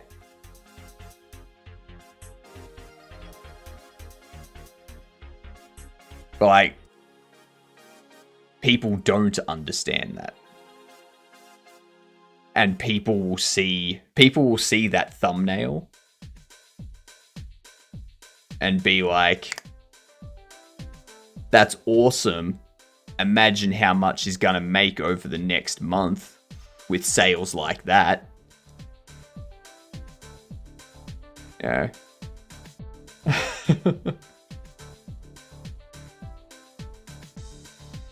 People don't understand that whole 6 to 12 month thing. Yeah.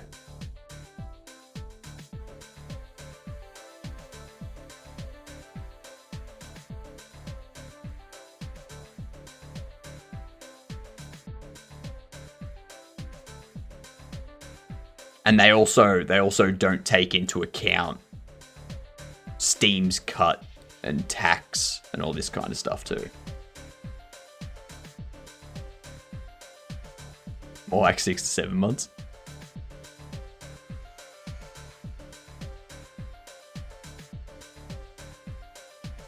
Yeah. And this is why I don't expect indie dev to be a career for me. I expect it to be something I do for fun over the next 4 to 5 years sort of thing, until my finances get to a point where it's like, all right, now I need to get another job. And I'll keep streaming, but I'll have to reduce how much I stream. Yeah.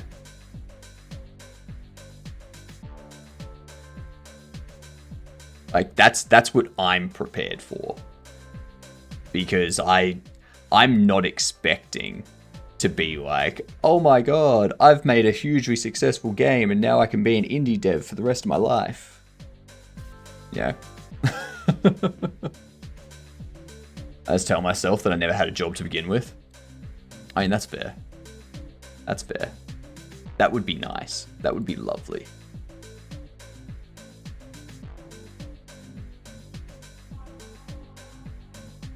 What was I doing? So we have this pack. Do I want to add a delay? Do I want to have it wait for the player to click before it reveals the next card?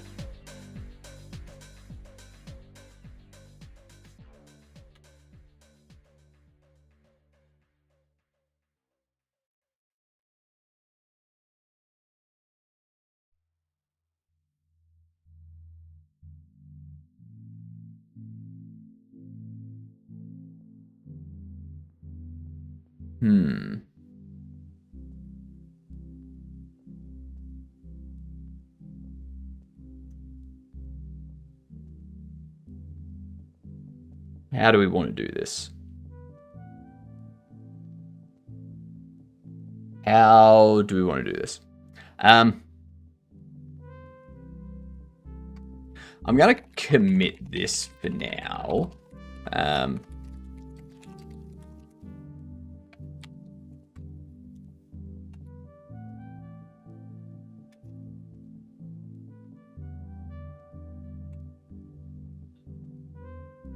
If I ever get to a point that I think I might have a game that sells enough to even make back the initial Steam deposit, I'll most likely swap my country so some other place gets the taxes, or set up company in another country. I mean, it's more difficult than just setting up your company in another country. Like, you can't just be like, hello, Bulgaria. I'd like to set up a company here. Oh, thank you very much.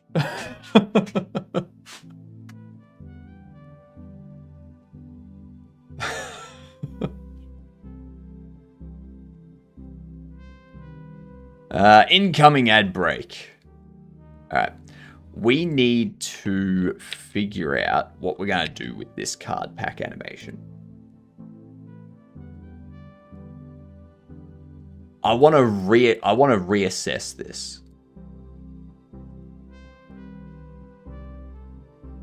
See if we can have it looking a bit better with the animations. Yes, having the animations tween and whatnot.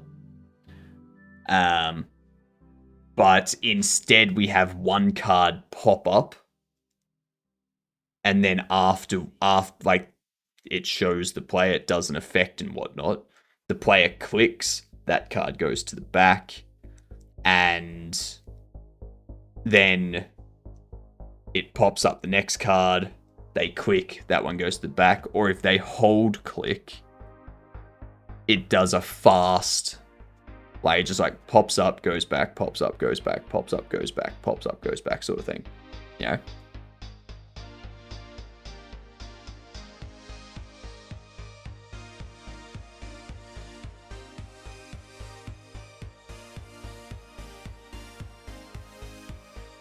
Can hire bookkeeping company. Some of them are quite affordable.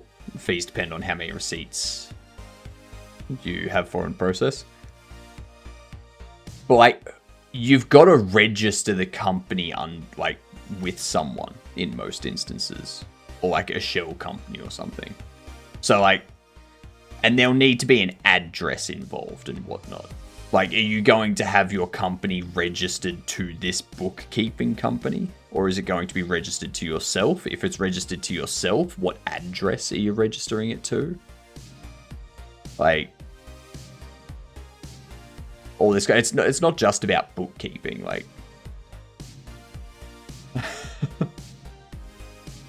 Let's do Game Duel. Give me a game. You know, let's see if there's a black hole.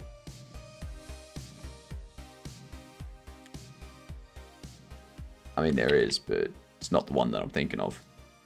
Alright. Isometric is one perspective. After 2003. This could be a Dragon Age.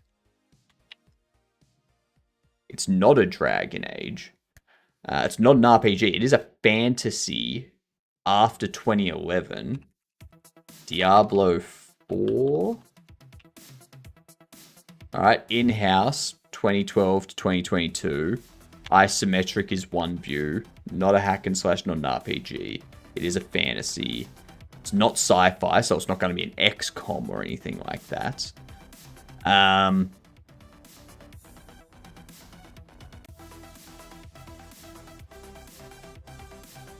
It's not a Baldur's Gate, because that's also RPG. It's only single player. Only single player that has isometric and some other perspective. Most likely scenario is me just renting out the second place since our current housing support does not care how many people live here, but is flat percent. Interesting.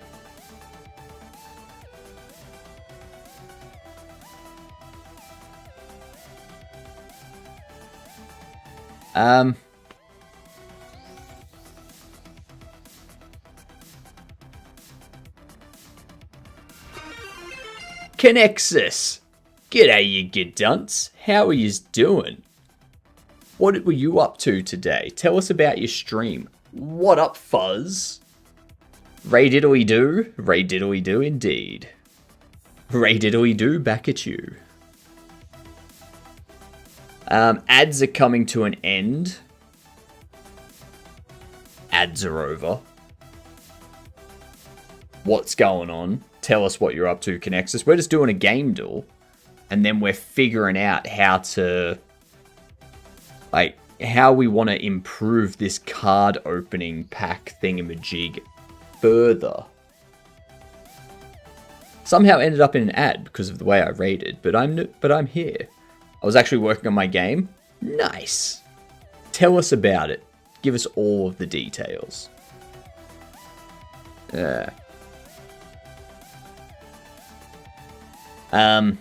We need to find a single player in-house engine developed game that has isometric view and something else. Thank you for the follow, much appreciated. Congrats on becoming a Gedunt. At some point, I hope to have business cards set up that people can order that just say, "G'day, I'm a Gedunt." And then it'll have like your name printed underneath.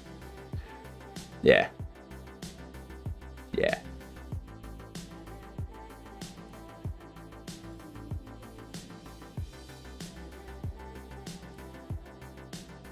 Um, 2012 to 2022. What would it be? What would it be?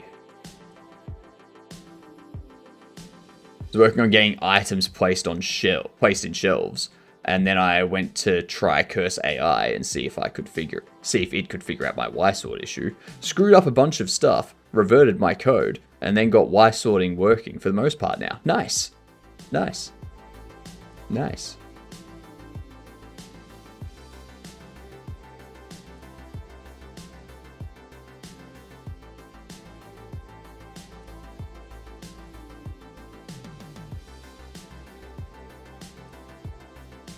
What if it's sins? No, it wouldn't be sins. Definitely have trust issues with AI touching my code. Oh, everyone does. But why sort though? Smart, Hilden. Smart.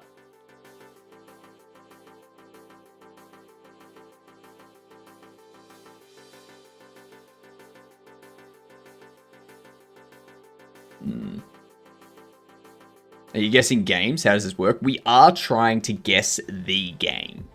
So we know that it's a single player game. We know that it's built with an in-house engine, so it's not built with Unreal, CryEngine, Unity, Godot, anything like that. We know that it has isometric bird view as one of the perspectives. It's going to have other perspectives as well, though. We're unsure what they are. It's a fantasy game. It's between 2012 and 2022. It's not an RPG. It's not a hack and slash. It's not a strategy or a turn-based strategy. And it's not sci-fi. It won't be Fallout because it's not sci-fi and it's not RPG. And it needs an isometric perspective.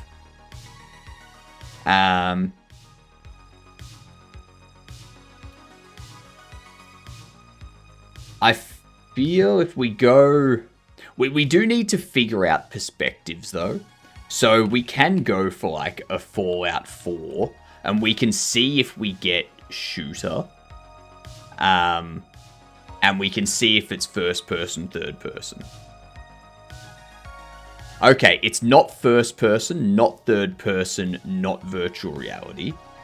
It's not a shooter. And it's not an RPG. So it's an isometric perspective, isometric bird view perspective. And it has either auditory or text as its other perspective. I feel this is going to be an isometric game with text. My mind goes to Bubba Is You, but not sure if that's right. It could be... Okay, it's not Bubba Is You, but it could be an indie game. It could be a puzzle game. What up, Pluto? Hello, sir. I'm currently spinning in circles. Why are you spinning in circles? It's a comedy fantasy action game between 2020 and 2022. Was there a SimCity 2000 remake recently? So it's not just isometric bird view. So SimCity won't count because that's only isometric bird view. There needs to be something else. So if we do... no, it won't be Doki Doki. Like, I want to see if we can... It is a tough one. This is a very tough one.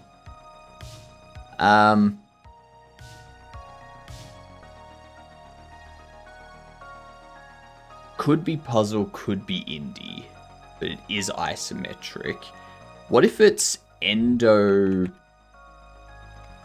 Oh, what endoparasitic isn't here?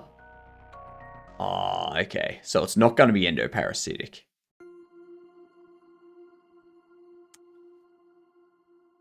What counts as comedy? Conker's Bad Fur Day. Postal. Those are classed as comedies. Duke Nukem is considered comedy. It's things that are like lighthearted. They're joking. They're like parodies or stuff like that. Yeah. Is Hades new enough for that? Not Hades 1. What up, Dakota? G'day, you git dunce. What were you up to today? We are trying to figure out this game. That was 2000 apparently. We can try Hades. So the only thing with Hades is it's not a hack and slash, and I think Hades is a hack and slash.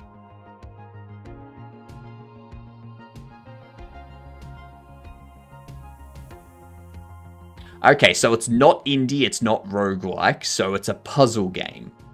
It's an isometric puzzle game between 2021 and 2022. Made the Twitch bot send and receive messages. Nice. Nice, well done. Well done, Dakota. Wasteland 3. What is Wasteland? It's not Wasteland 3. That's an RPG and a strategy. It needs to be a fantasy comedy action. Needs to be a puzzle game. A puzzle fantasy comedy action. Could this be... No, that doesn't have isometric view. That doesn't have isometric view. I want to say it's probably going to be an indie game. But it's not an indie game. So we can see here, indie is now cancelled out. And strategy's cancelled out. So these two are cancelled out. It must be a puzzle game. Must be a puzzle game. Isometric, non-sci-fi puzzle game. Might be Undertale or Deltarune. Undertale was 2015. Deltarune was this year, I'm pretty sure. Stanley Parable isn't a puzzle game. True. True. I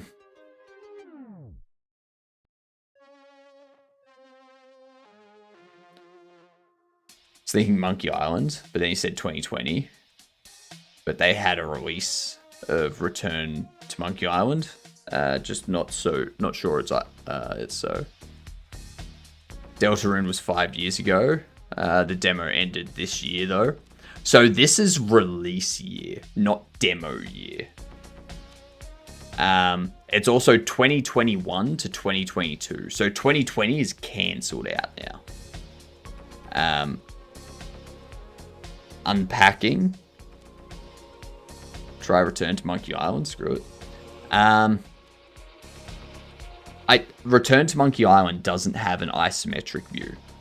It's only side view, I'm pretty sure. Holy shit, it does. It does have isometric view. It is Return to Monkey Island. Well done, Fuzz. Well done.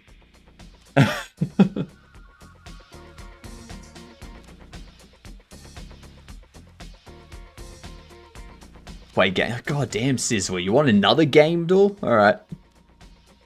Alright, let's do another game duel. Let's start with Return to Monkey Island. Alright. Alright. It has single player and other game modes. Not isometric, not side view, not fantasy, not comedy, not puzzle, not point and click. Titanfall 2? Alright. It's a first-person shooter, single-player, multiplayer co-op, not sci-fi. You know we gotta try Call of Duty. It would be like a Black Ops Ghosts.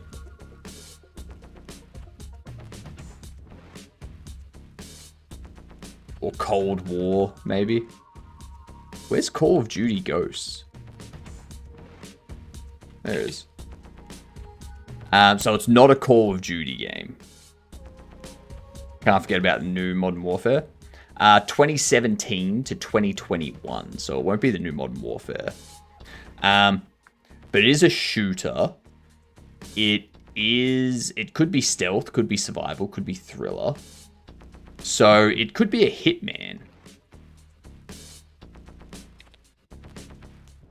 All right, we're looking for a 2021 single player shooter first person. Cyberpunk comes to mind. Cyberpunk's an RPG as well as a shooter, though.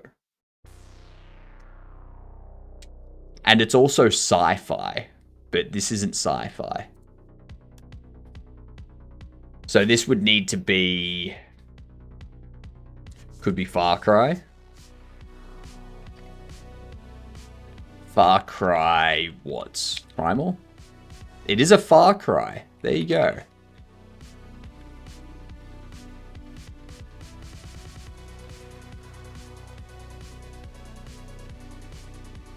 Far Cry 6. Well done, Sizzler. Well done. Remember the one called Modern Warfare scene? A little girl sees birds next to a big truck and she touches the truck and it explodes because there's bombs in the truck? What? I do not remember this. Believe it or not, I've not played a lot of Call of Duty. That's not one of the things that I'm like super positive and into. Like, I don't really care about Call of Duty games personally. I used to play them until I was like 23, 24. But yeah, since then, since like Black Ops 3, I haven't really played Call of Duty.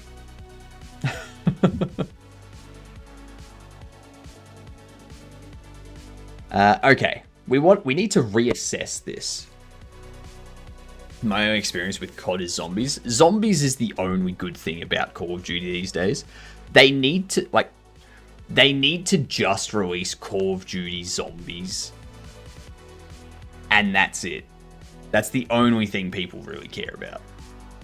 Not played COD since COD 2. Damn. I haven't played Modern Warfare. Well, I haven't played Medal of Honor since the last Medal of Honor in like 2004. Yeah.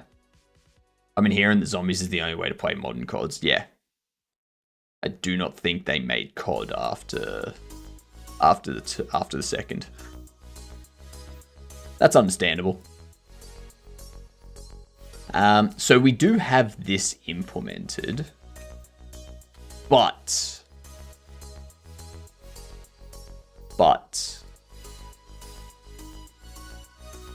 I want to see if we can get a better approach. Let's see if we can get it better. No game's age revealed. How do you think that I'm 6 million years old? What? People are you too young to remember the all-seeing eye? Seems like they all went downhill after the Activision takeover. Yeah. Of course, everything goes downhill when Activision gets involved. Everything goes downhill when Uber shit gets involved. Like, it's always just...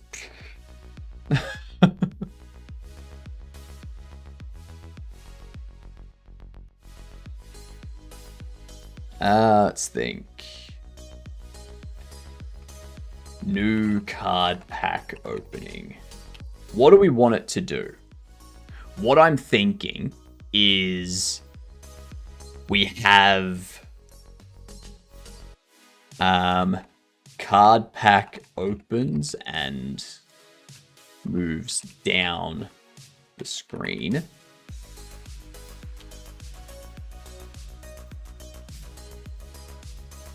Cards move up to ensure they remain slightly in view at bottom of screen. Moves down off the screen.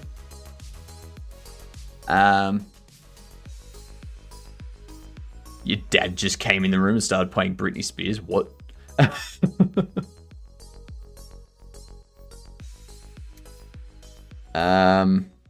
From here, so the card pack moves forward, the card pack slides down, and we want the cards to remain visible at the bottom of the screen. And then we want one card to move up closer to the camera, flip around, and that'll display like the new effect and whatnot. And then we can have that move off to the side. So,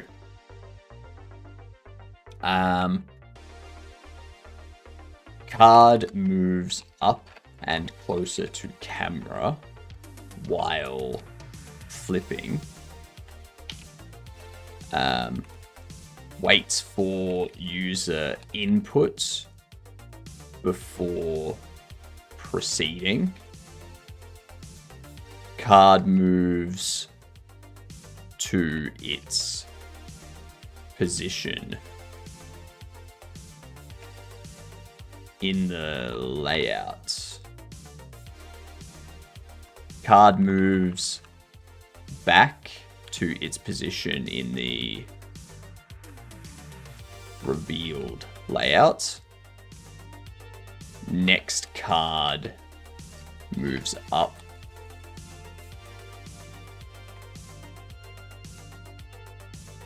Oh. Repeat 2 and 3 for each card.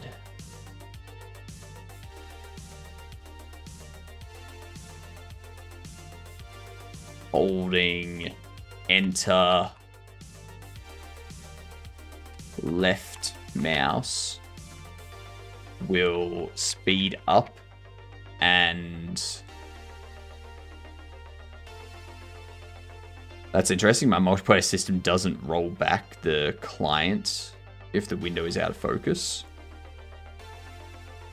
You sound like you would easily voice a wizard character like Gandalf. I mean, if anyone wants to pay me for some voice acting, I will happily voice act Gandalf. I'll happily voice act any character. I'll voice act a young Gandalf. And if people are like, why do they sound Aussie? You can be like, fucking wizard, he can sound whoever he likes.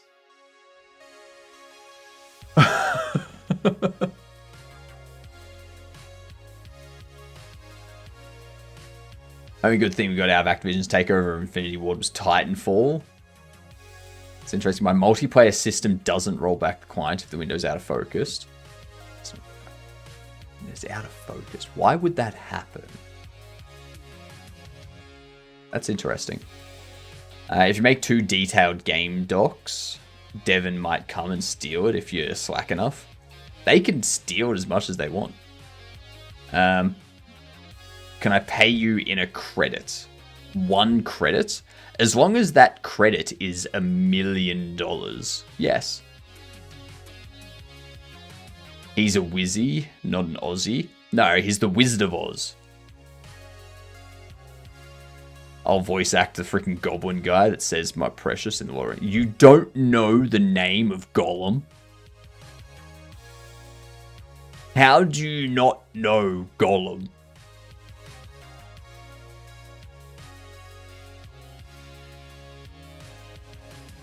Schmeagol. Come on. You've got the 2 personalities. Schmeagol, the Hobbit, and Gollum, the one that's like the poisoned version of Smeagol. I have it disabling the inputs when it's out of focus. Not sure why it's disabling the rollback. Huh. It was a poor joke about sending work to Devon AI through Slack. I don't even know what Devon is, Hilden. I got no clue. I know his name because my mum calls me that, but I forgot. Sure.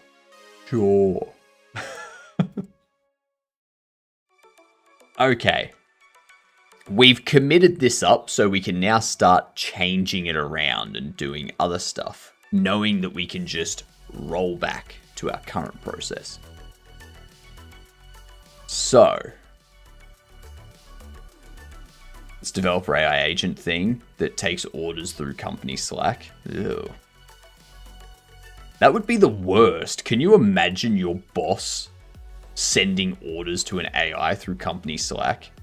Next thing you know, everyone in the team is fired because they don't know how to use it. My mum called me my precious, so I think I'm the ring. Yeah, you're the ring in that case, Pluto. You're the ring.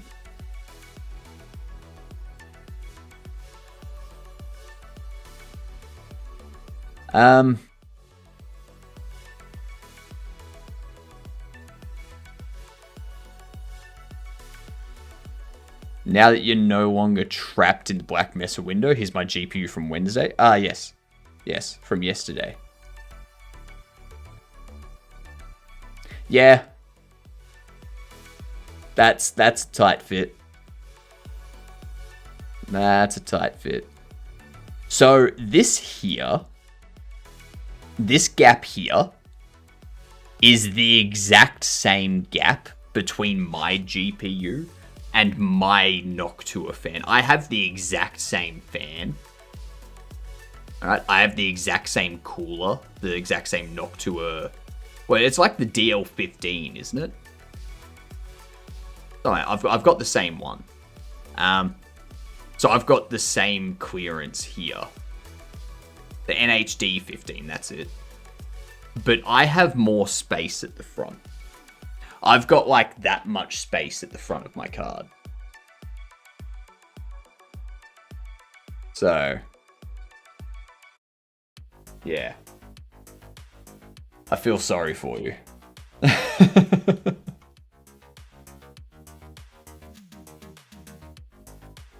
There's a fanfic where a Narnia character owns Hogwarts, and I love it. What? Some companies did try to replace their devs with Devon, I heard, and the workload only increased for the remaining devs trying to fix the issues Devon found. Of course. Getting 60 to 62 degree thermals on both CPU and GPU at full utilization, so it's not bad actually. Yeah. I mean, my CPU, even though it's an AMD CPU, when I am hitting it with the heaviest game I can find, it doesn't go above like 85 degrees Celsius. And so, yay. Mind you, I don't overclock. Neither do I. Neither do I. I hate the idea of overclocking and potentially reducing the amount of time I get to use my CPU and GPU for. Especially with all the issues that CPUs have been having with like burnout and whatnot. Like Intel and AMD CPUs having issues with like pins burning and stuff. Not good. Not good. Hottest my CPU has gotten was like 92 degrees when I was compiling Godot. God damn.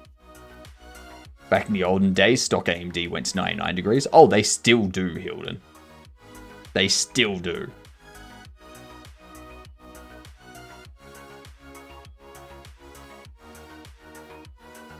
So what do we need to do? Moves down. Card packs move there. So that's all the same. It's this that needs to happen. We can have this as reveal card. We go if open IDX is greater than 0. Then what we want to do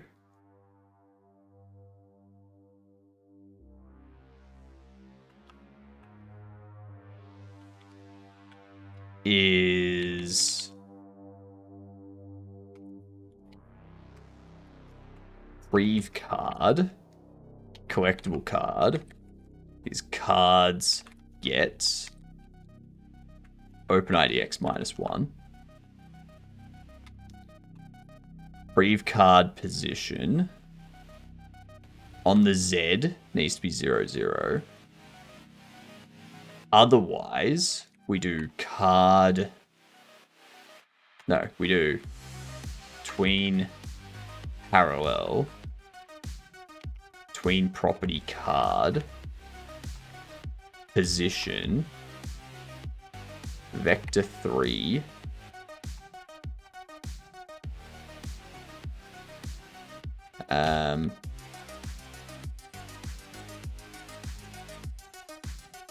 We'll try about...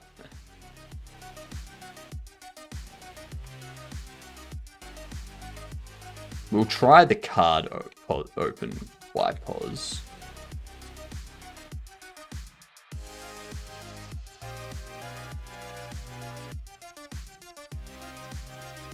Sorry, 0.4. We can try that, and we can make it, what, -0.1.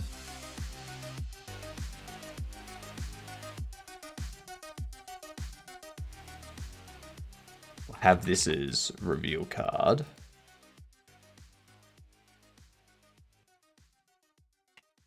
What we can do is have move card, which does this.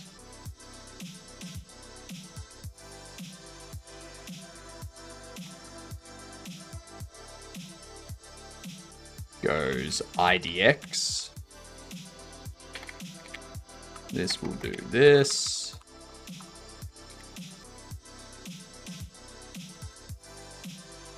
It'll be IDX, IDX.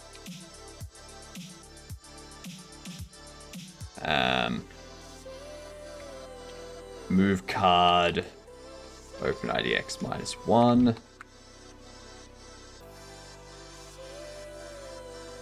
This will be reveal card.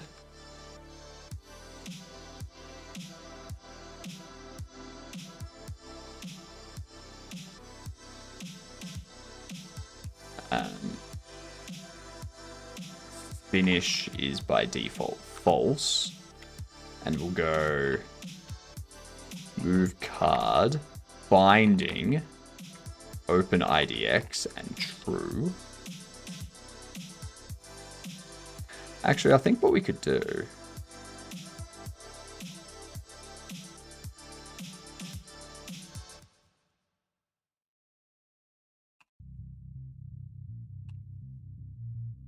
if IDX is card size -1, create tween. Tween callback is going to... Gotta run a blended benchmark. Do it. See how much you can get. Give us the results too. Crush those. Hydrate, or I'll put carmine dye in your food. All right, hydrating. Everyone, moisten your insides.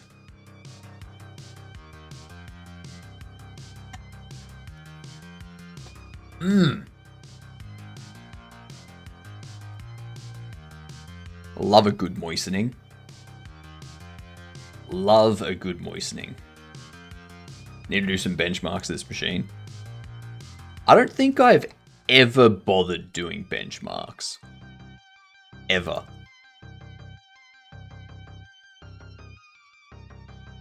Initial benchmarks were just me trying Titanfall 2.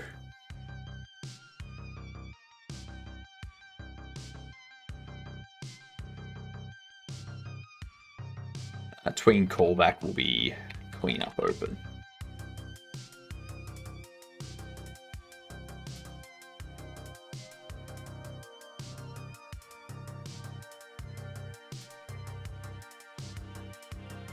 Let's see what that process looks like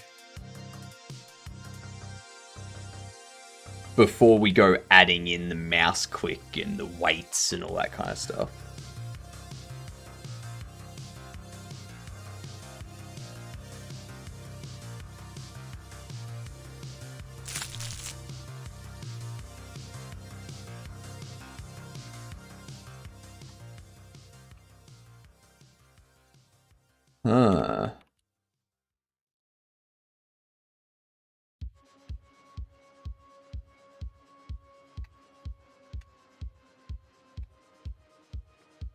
IDX is open IDX.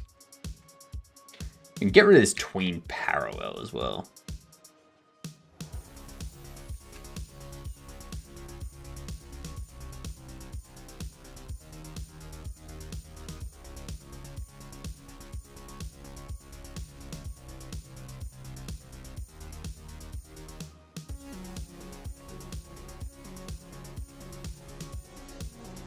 return, copy this down here. We have that set up. Oh, thank you for the follow. Much appreciated. You are what we like to call a Gedunt. G''DUNT. It stands for good. See you next Tuesday. Okay? I hope that some point soon I will have business cards that people can acquire that says, "G'day, I'm a Gedunt." And underneath it, it has your name.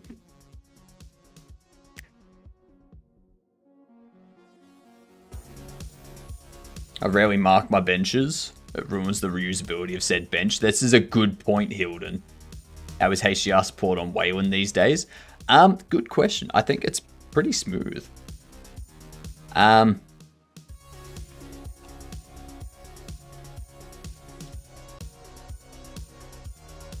remember a little while back when I was on Hyperland, there wasn't such great support for HDR. It's made significant progress in supporting HDR on Linux, with recent updates allowing applications like Chromium to utilize HDR capabilities. Users need a HDR-compatible monitor and may face challenges with certain graphics drivers, particularly NVIDIA. I think that's just because anything Wayland has issues with NVIDIA.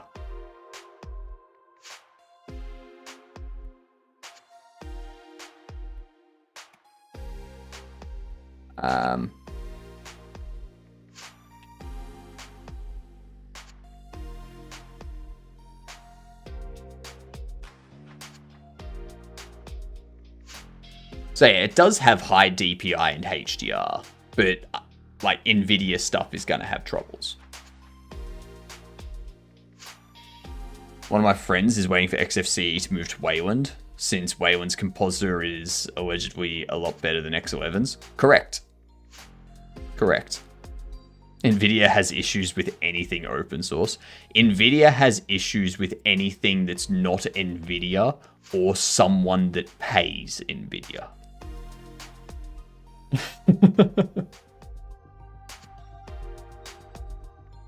X11 is the suckless of compositors, stuck in the past. Yep, well, everyone here is living in the past, except for me, so...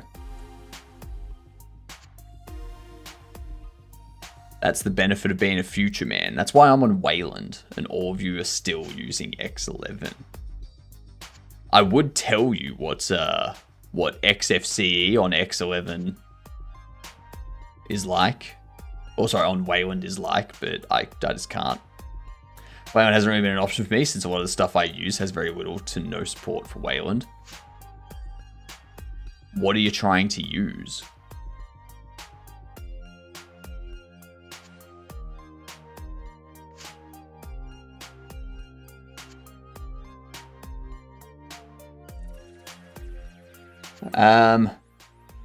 XFCE's Wayland support is nearly there, except for XFWM. What's the X in XFCE?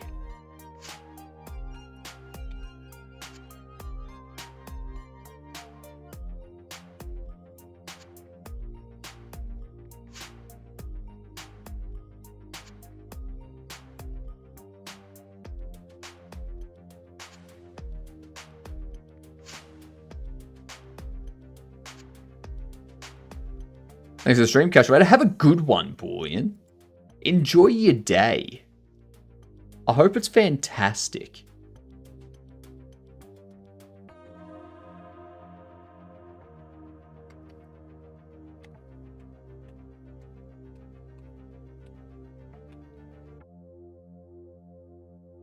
X forms common environment. X forms common environment. What's the X in X forms?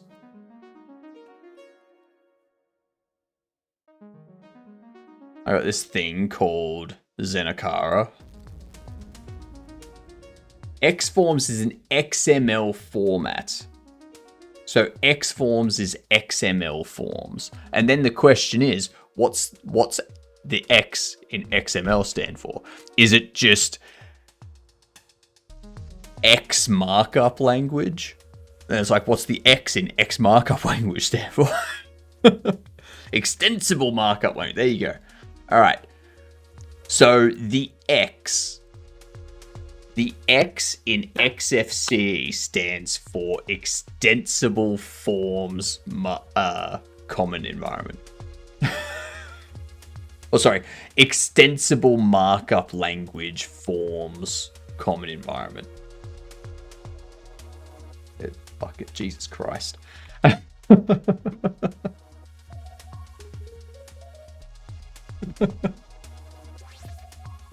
Acronyms inside acronyms inside acronyms.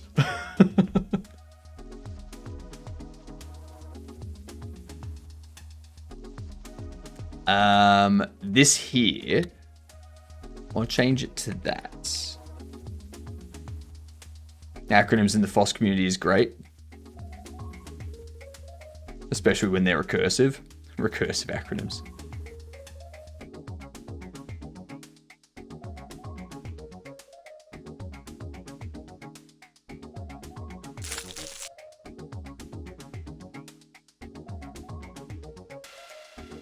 Probably not that far forward. 05. And we'll set up a card reveal YPOS, which can be, we'll try 0.3.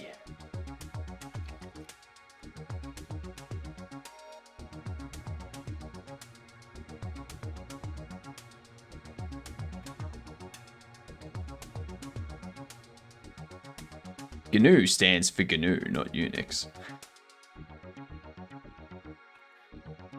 Okay, let's have a look.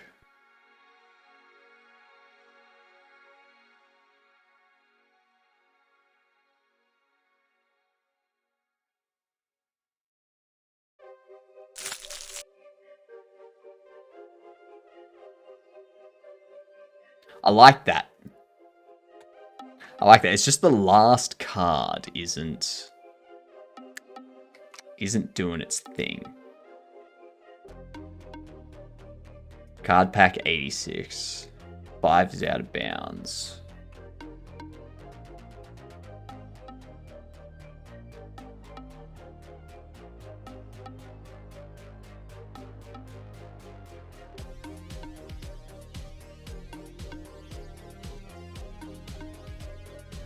Oh, actually, if IDX is cards size,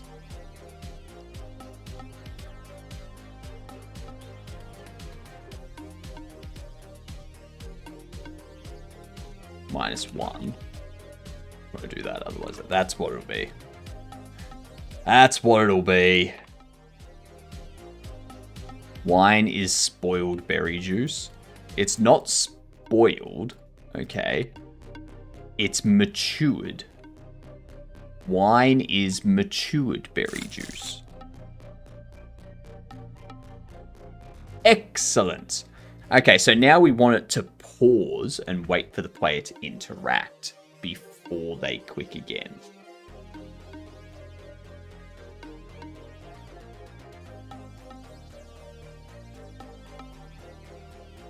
Is there anything I can do with this?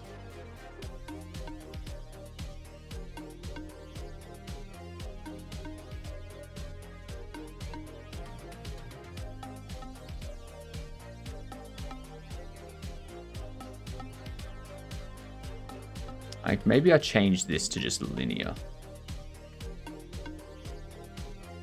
Cheese is literally just moldy milk solids. No, cheese isn't moldy milk solids. Blue cheese is moldy milk solids. Cheese is just, you know, old milk solids.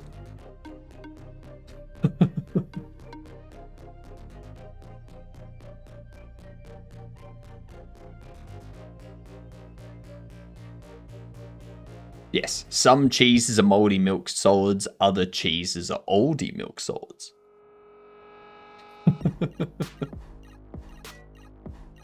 we're talking about mozzarella, then it's basically just a really clumpy milk. I think mozzarella is like mostly microplastics these days, isn't it?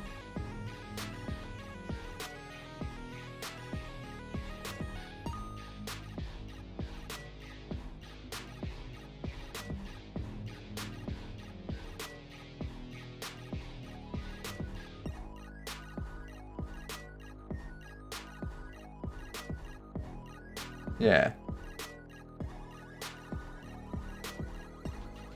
Go away. Jesus Christ. Analyzed 28 dairy samples, including milk and several cheeses, and discovered microplastics in all but 2 of them.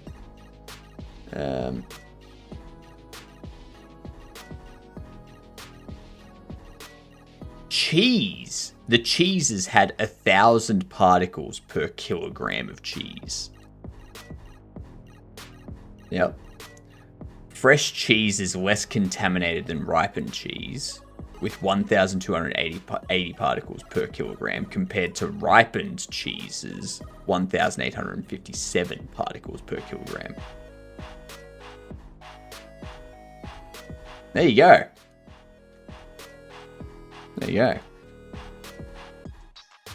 Almost 2,000 microplastic particles per kilogram of ripened cheese.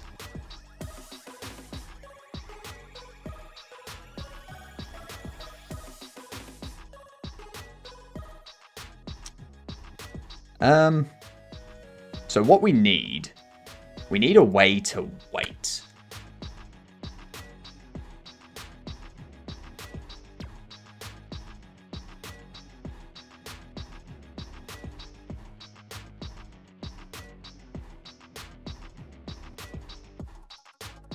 So I think what we want to do is want to get rid of that. Down here, we're going to go is opening. And open IDX is card size -1. If is opening and open IDX is less than card size -1. What we want to do is go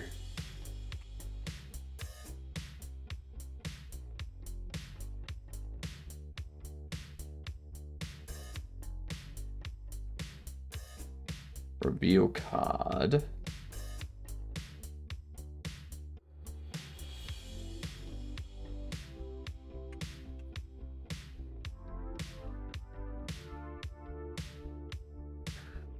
Huh.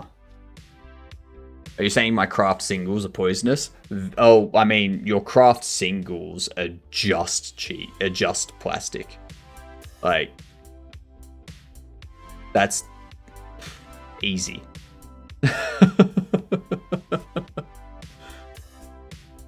You can't complain about microplastic being in your plastic. Okay. Okay.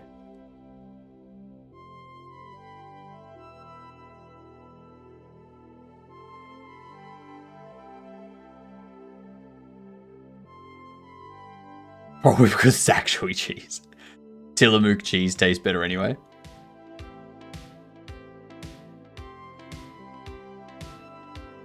The other thing I need to do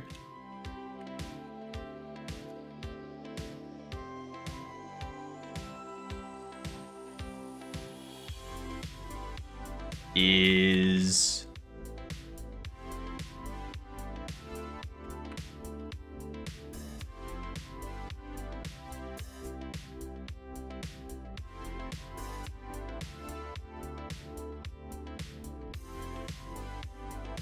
there's some cheese banned in the US because it contains bacteria considered harmful to the ecosystem. Correct. Correct.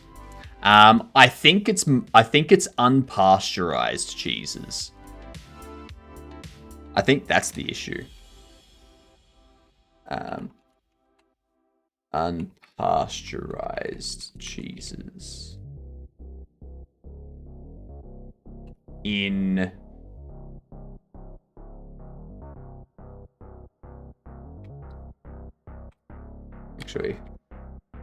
USA imported unpasteurized cheeses. Unpasteurized cheese, often called raw milk cheese, is popular for its distinct flavor and textures. Its legal status in the United States is complex, involving federal regulations, state laws, and import rules.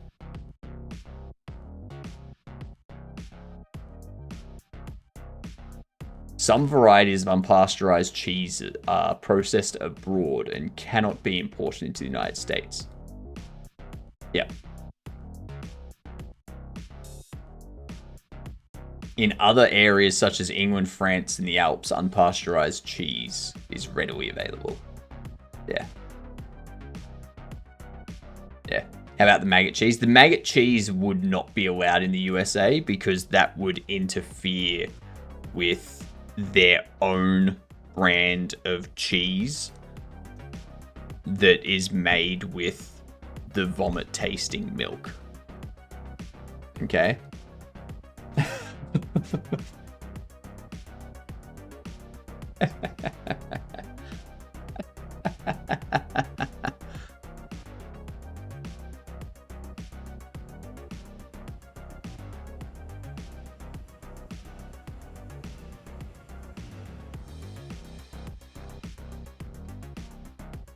I think we could do if event is action UI accept.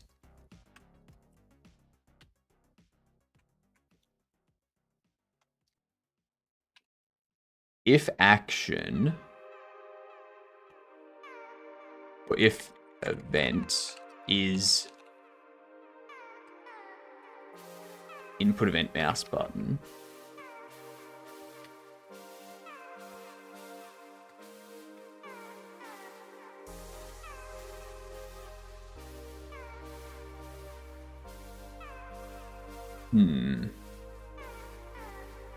Is there still mountain cheese available? How well aged is that? That was not well aged.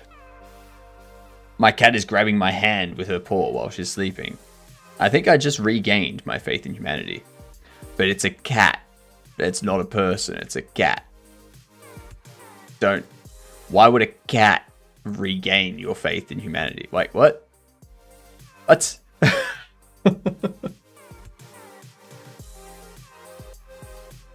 Not even the 4K stress test. It didn't even go over 65 degrees. Nice, small. That is a well-aired system right there. Everyone dreams of cheese fondue. No. No. I'm sorry, no. Cheese fondue, chocolate fondue, anything that involves a fountain as well, like a fountain of cheese or a fountain of chocolate or something. No thanks. No thanks. You know people are going to be... You know people are going to dip their fingers in there. No. I've been interested in getting Height's new case because it's all mesh. Height's new case.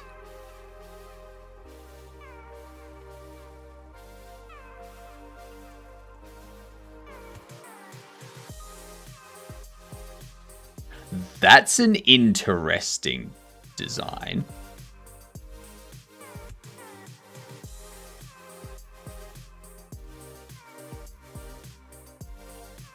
Are you talking about this one?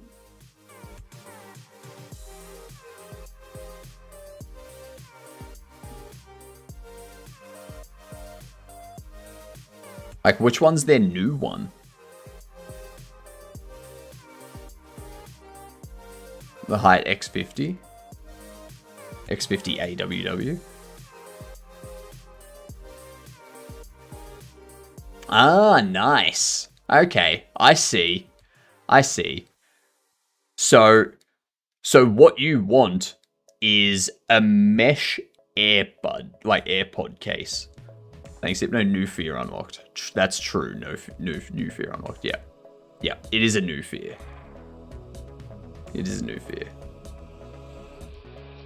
And as far as I know, all the panels are magnetically attached. Yeah, it makes it easier to get access to them. What's their X70 series? A lot.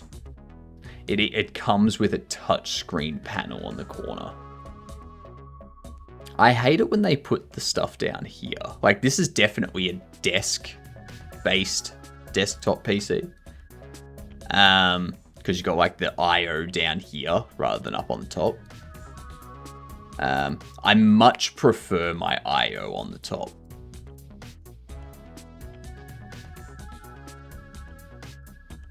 This is interesting.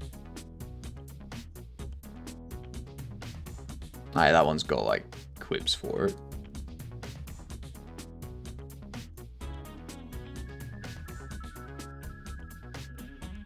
It's interesting designs. They are nice looking designs, I'll give them that. There was Finnish cheese brand that got some outage, for they sold more aged cheese to Russian market than to Finland, and for a lot cheaper price, and Finns were like, why do that and scam us if foreign export was profitable? The export was cut when the pandemic hit, if I recall correctly, and the more aged cheese flooded the markets. They were like, Finns do not like aged cheese. Love it in red. What the heck? I mean, those were some good looking cases. I'll give them that. I'll give them that. Those were nice looking cases.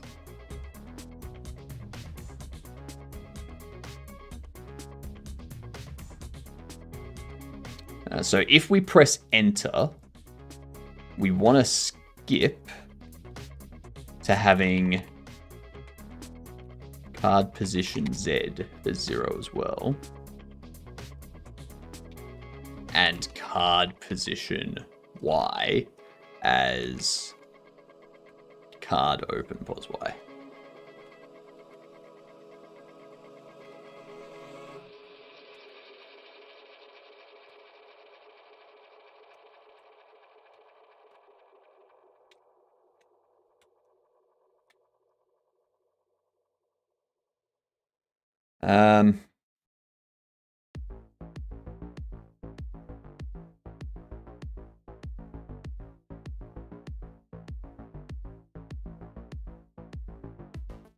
Negative 0.2 plus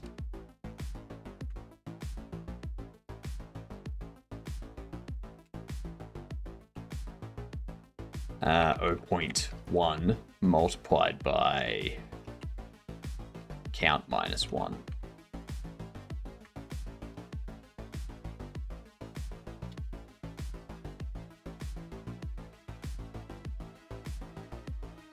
Multiplied by count.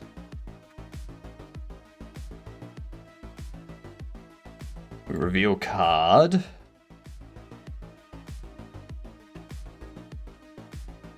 Ads coming in. Oldest cheeses Finnish cheesemakers do is like 12 months, and that is considered very well aged for Finnish markets, and is sold in expensive triangular gift package type thing that people rarely buy. Even 3 to 6 months is considered aged cheese. That's interesting.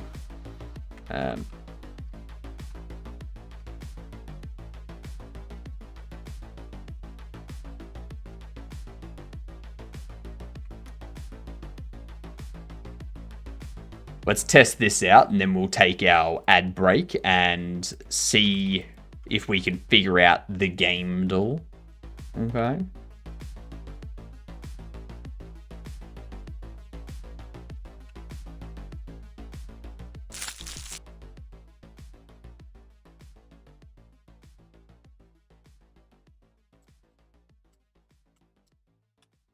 Okay. So there's obviously an issue there.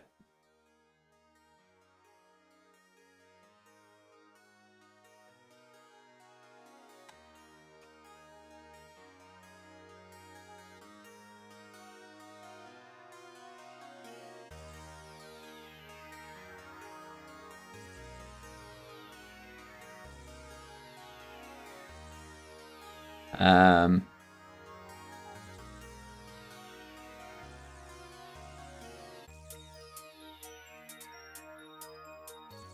event is released.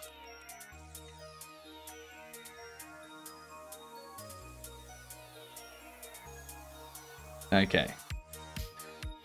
Alright. Game dull. Give me your guesses, chat. You gedunticles. The first person is excluded. Anything by Ubisoft is excluded. It's not any shooter that you can think of. It's before 2021. What game is it? Let's get it on the second try. Okay. My guess, Fez. Fallen Order. I think it's possibly Fallen Order. You think it's Binding of Isaac? Not sure it's Binding of Isaac, because I don't think Binding of Isaac is an open world or sandbox or stealth. Rocket League? I don't think that's an open world or a sandbox or a stealth.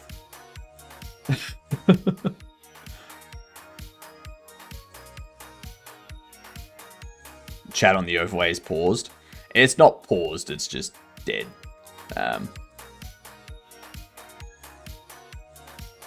There'd be a WebSocket reconnection that's not happening. That's all.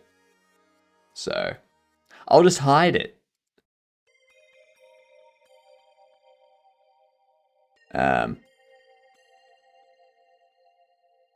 Far Cry, we've already guessed Far Cry. Dang, WebSockets. Yeah, I think it just disconnected, never reconnected. I don't know why. I don't know why. Someday I'll figure that stuff out. But not today. I want to try, perhaps... Though I was listening, not watching. I mean, I did say that it wasn't a shooter or anything Ubisoft or first person. So clearly you weren't listening either, gamer. Jeez. Jeez. Liar. I was going to go with Celeste. Alright. It could be indie, could be platformer. It's before 2018. It's not side view. Okay? It's not Gran Turismo because it doesn't have first person. I was kind of listening. That's better. Doesn't it feel good to be honest, gamer?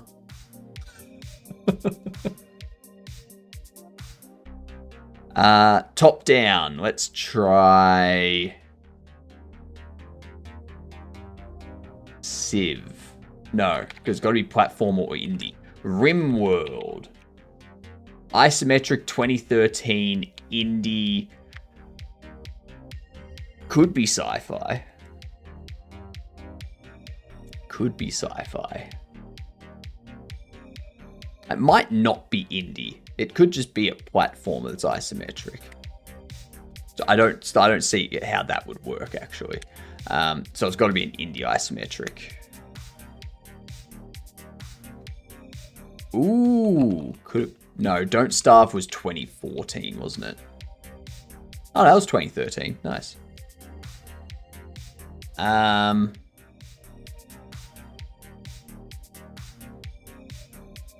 Could be Fez, like you said. But it has to be an indie, right? An indie or a platformer. I don't think Path... Can you still see me? Can you hear me?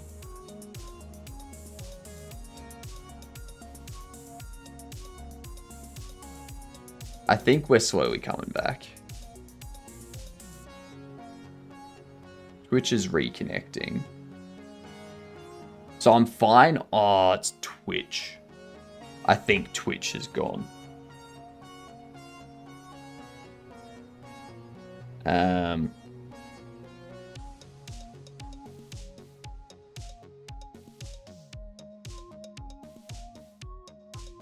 No, I think it's just Twitch.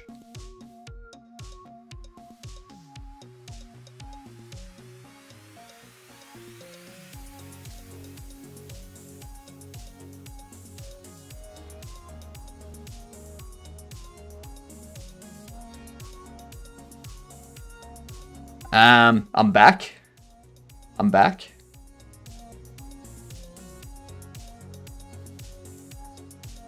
That was interesting. That was a kick hiccup. Well, that was a Twitch hiccup. Sorry. Because I was still going on YouTube, and I was still going on Kick. The only thing being reported as broken was Twitch.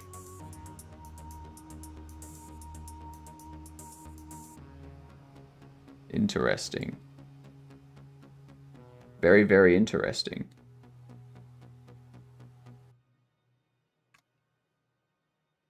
Why is that not loading? There we go. All right. All right. I think we're good. Brothers, let's try it.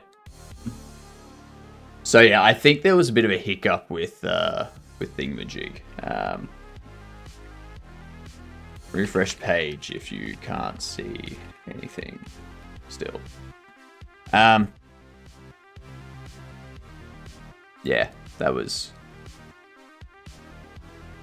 upsetting. RPG Sim Indie? Yes, RPG Sim Indie is what we're looking for. So, isometric 2013 RPG Sim Indie. It's not a Project Zomboid, is it?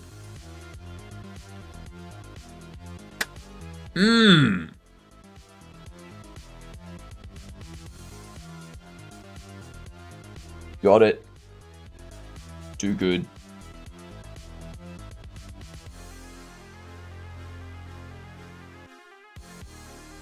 Thought about Zomboid, but I thought that was 2015.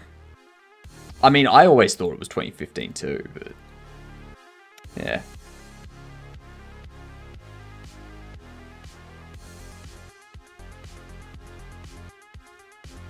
Alright, so let's test this.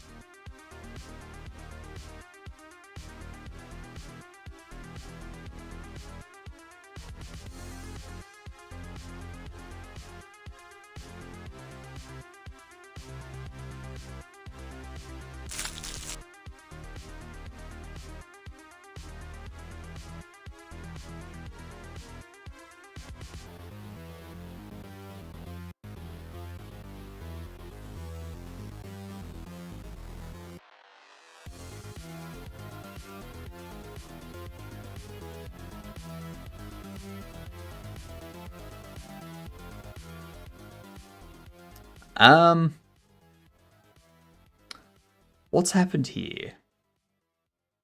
It was 12 years ago and is still in early access. Yeah. Yeah. Zomboid has the catastrophic source code loss due to not doing backups. Not surprised. Not surprised.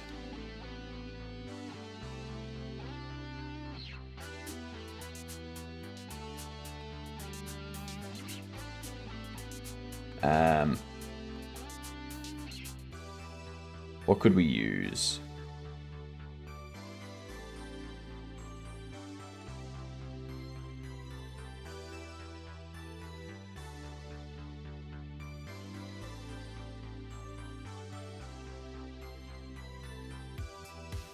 Let's buy that.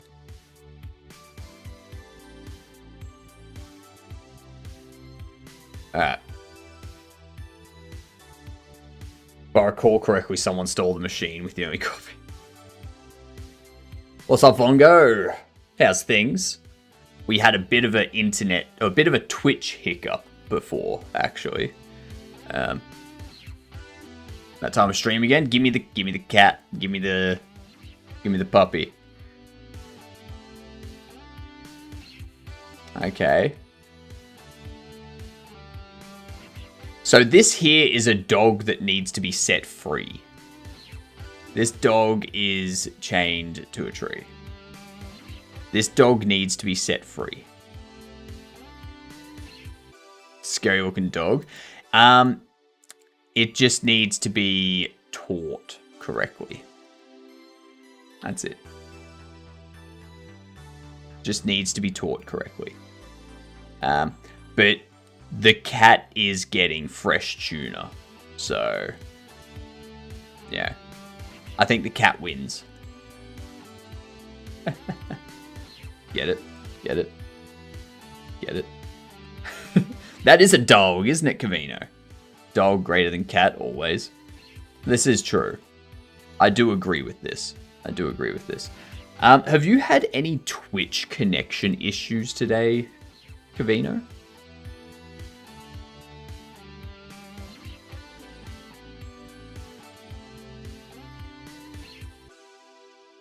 Not that I'm aware of. Alright. Because just before, I had a blip with Twitch only. It was only Twitch.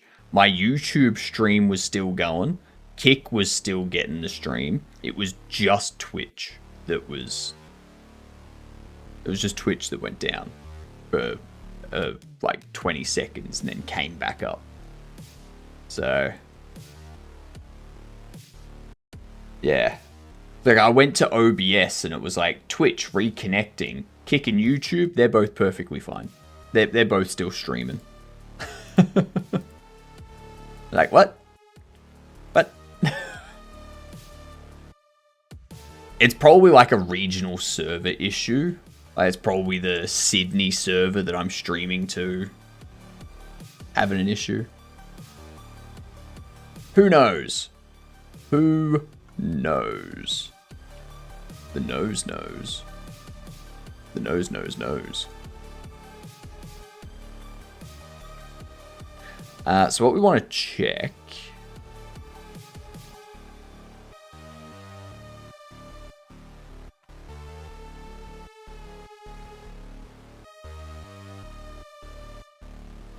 So we're improving our card pack opening.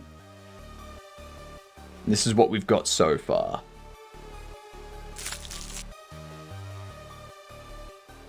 Every time you click, goes to the next card. But for some reason, it stops here.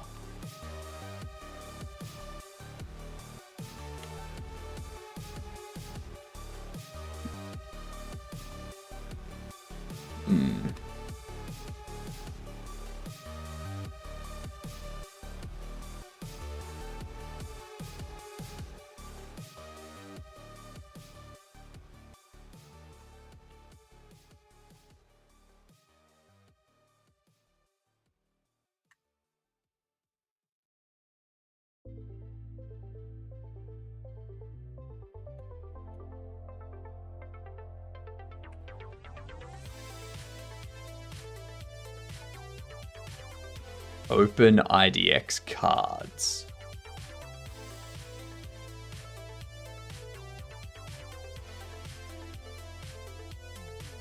Let's see. Let's see what happens.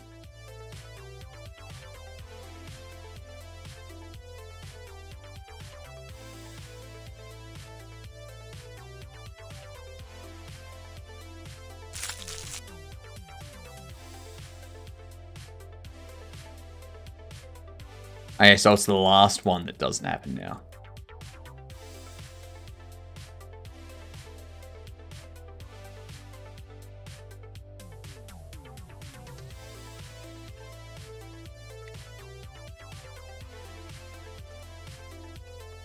If else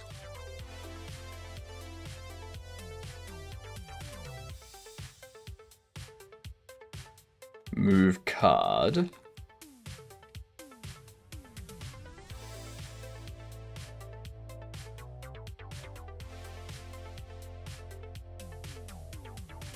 let's see what this does.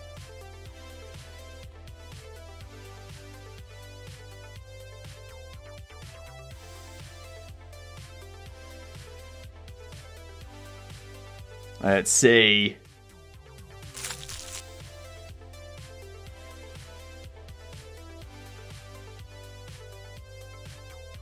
Beautiful.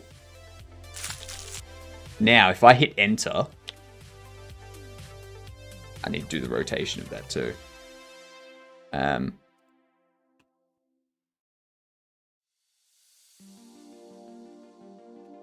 Card Rotate object local. Gonna be vector 3 up. We want to go... no.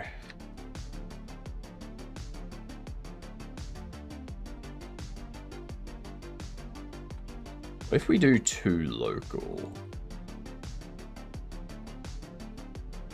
Returns the global point converted from global space to local. Damn it. So how am I going to have this move or rotate? It's like we want to set its rotation based on its local axis back to 0.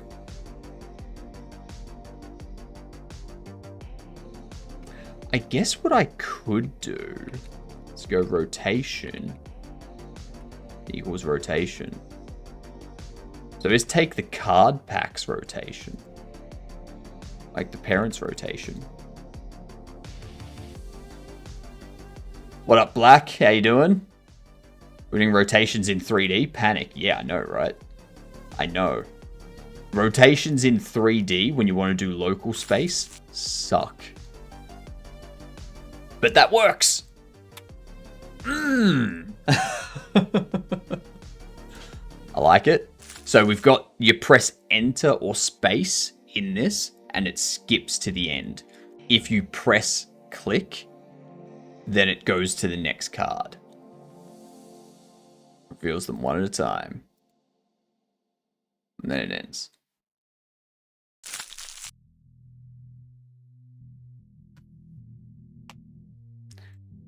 The other thing I should test is...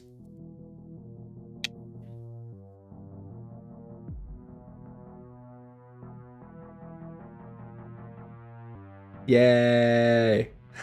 The other thing we need to do is, this is emitting with total cost, but we're...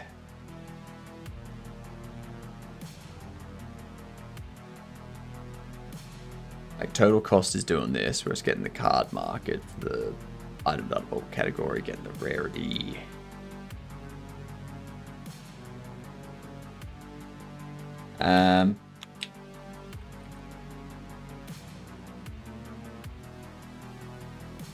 This here.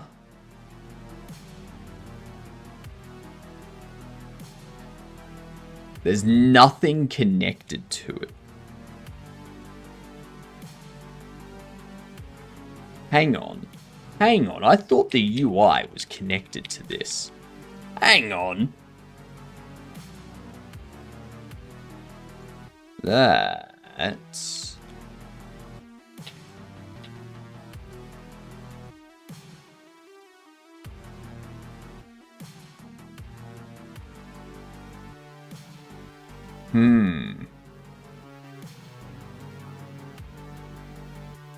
Is it the Bobble Open VFX? Open cost.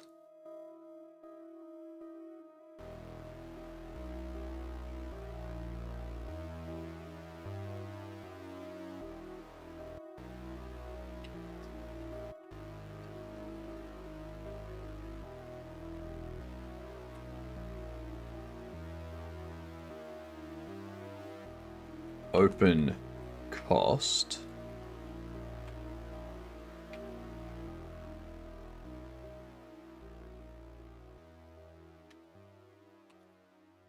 Show open cost.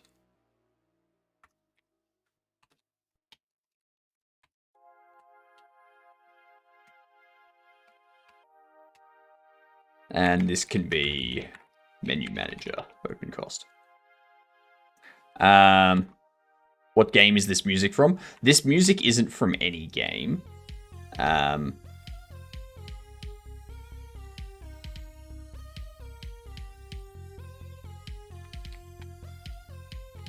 It is... give me 2 seconds. The music is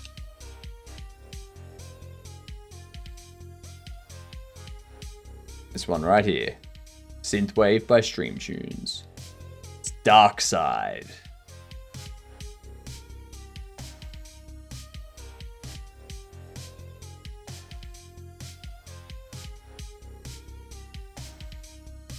Very good music. A lot of people have been loving it. It's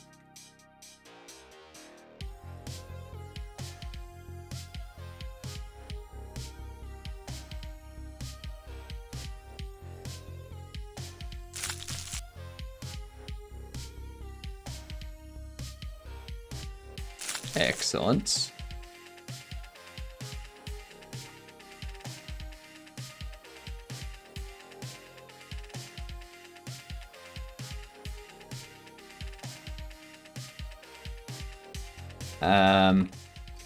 Total cost is 0. Total cost plus equal.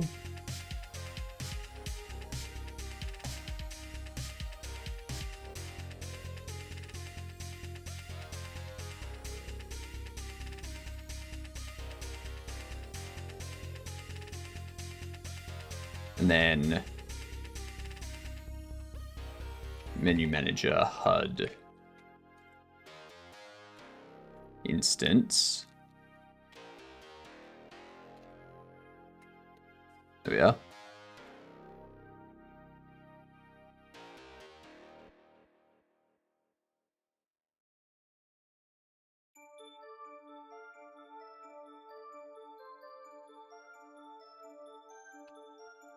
Now, how do we want to label the cards as new? Like, how do we want to label them here as new?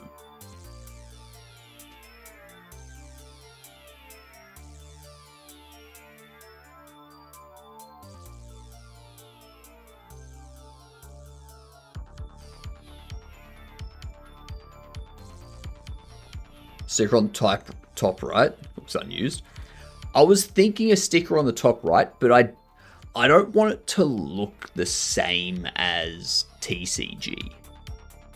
You know what I mean?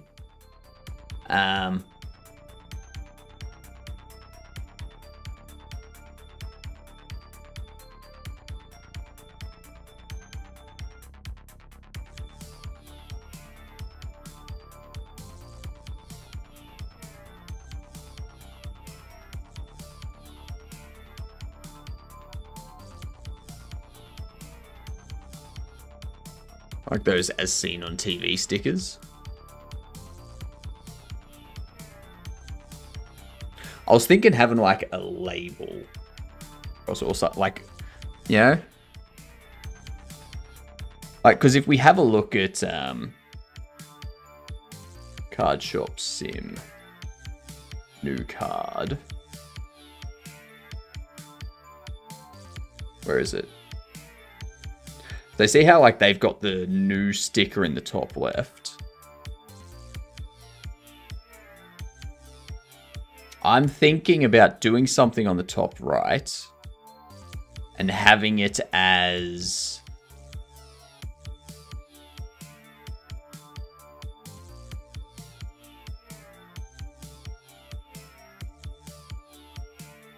how would we have it?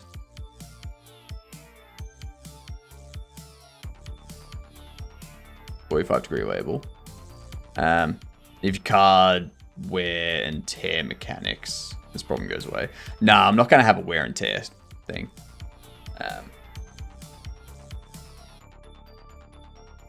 It's like, I don't want like a star with new. Like...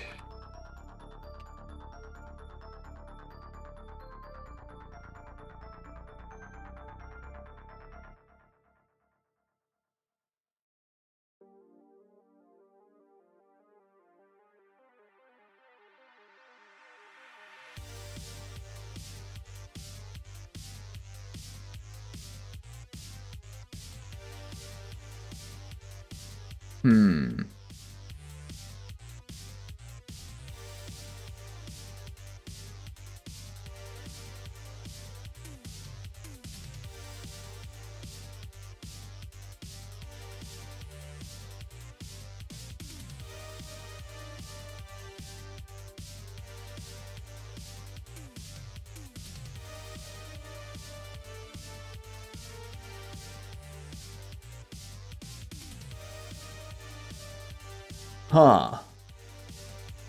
Decisions, decisions, decisions. How to indicate them as new.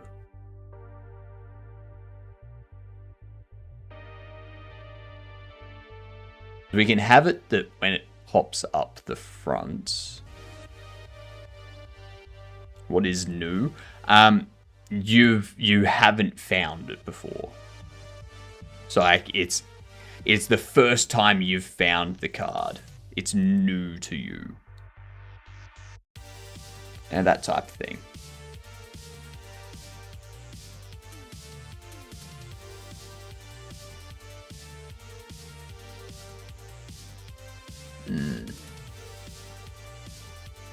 Tooltip. No, the mouse isn't, like, you can't move the mouse around on the screen. There's no card performance. Like, the cards don't have stats or anything like that. They're just collectible cards. You don't use them to play a game or anything.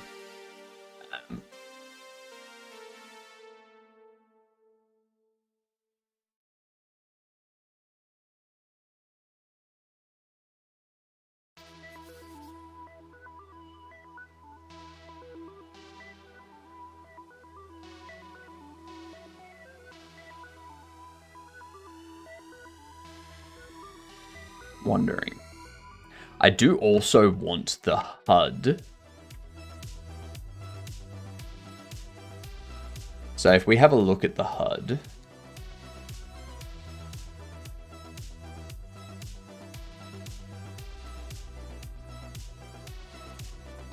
That's there.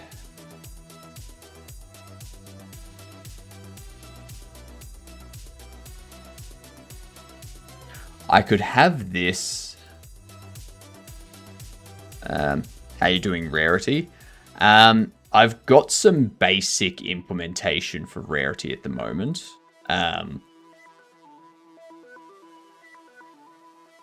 But I need to redo the gold rare stuff. I wonder if I just trigger the Bobble new VFX.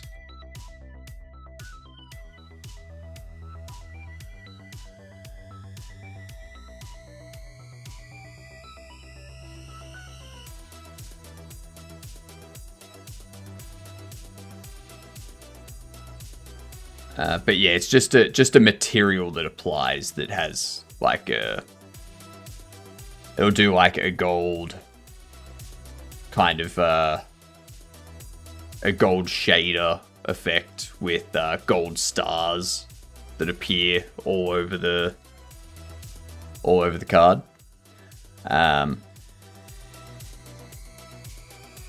The shiny one's just shiny. Which I need to adjust that, actually. Where's our card? Here it is. Collectible card, mesh, surface. Metallic is 0.25. I feel like the metallic can be more like a 0.1. Here's where we swap a new label. You can make it better later. So this is the thing with my process, Black. I don't want to half-ass my initial implementation. I want to at least actually make it look good as the initial implementation. I don't want to have to keep coming back and redoing everything because I've gone, I can make that look better later. Yeah. Because that means in 2 months' time, when I go to release the demo, I need to be like, okay, I need to go back through and I need to make everything look better. Yeah. I don't like that. I want it to look good. Even if I'm going to replace it, I still want it to look good. So that way, when I release the demo, if there's things I still need to replace, those things still look good.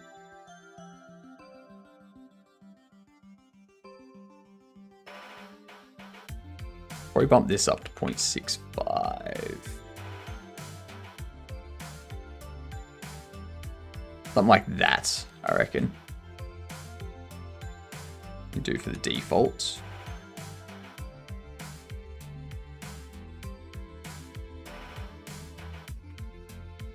And if we go to, how did I do it for the other ones? Assets, bobbles, meshes, box, visual bobble box.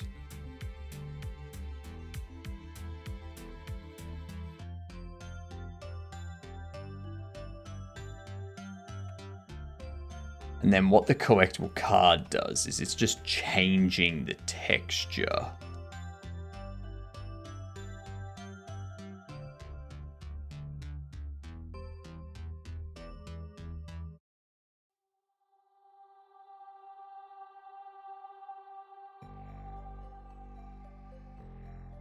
I'm going to take these. I'm going to... Hell.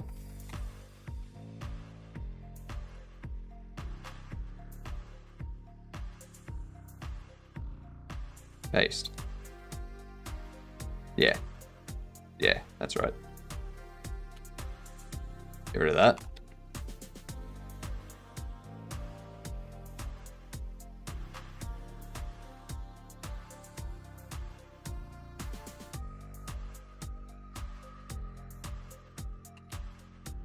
So we can do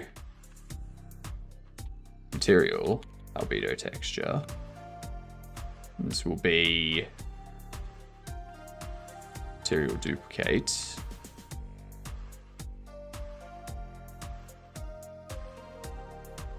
That'll work.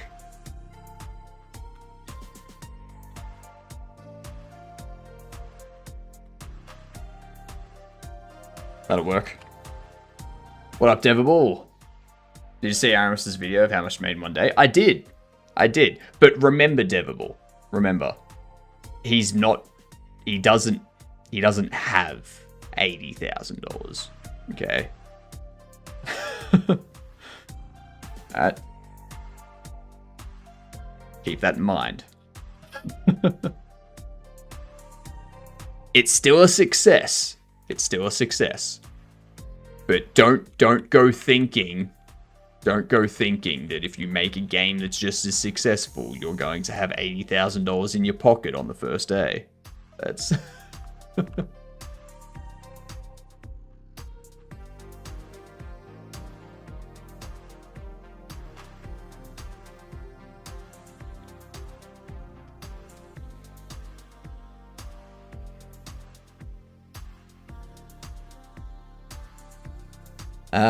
I should drink water.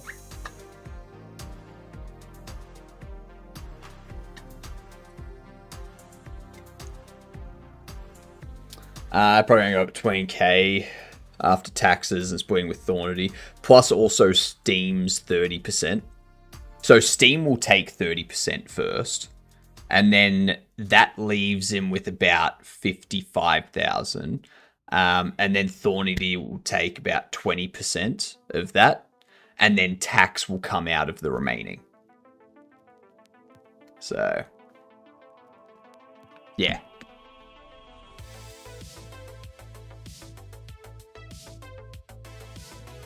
Because I can already tell that a lot of people are going to see the thumbnail. They're going to see the thumbnail and the text and like the title. And be like, oh my god, he's got $80,000. Oh my god. That. Reality check.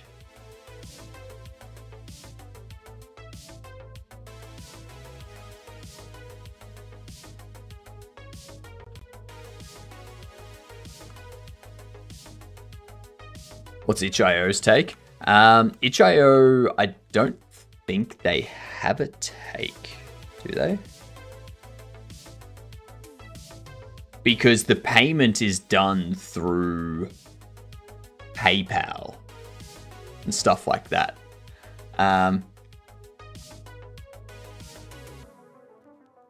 Itch.io transaction percentage.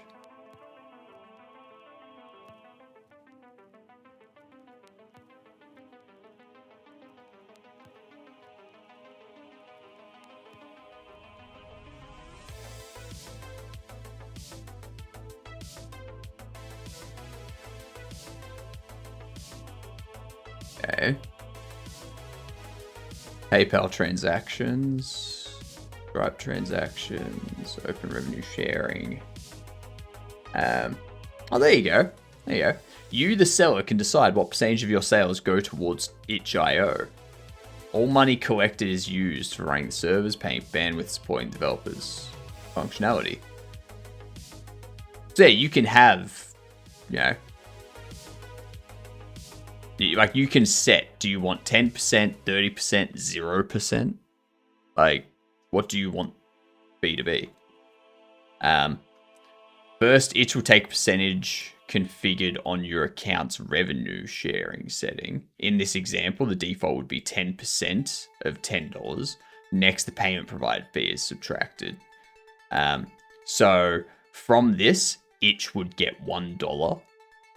And then after that dollar, the PayPal and Stripe would get 59 cents.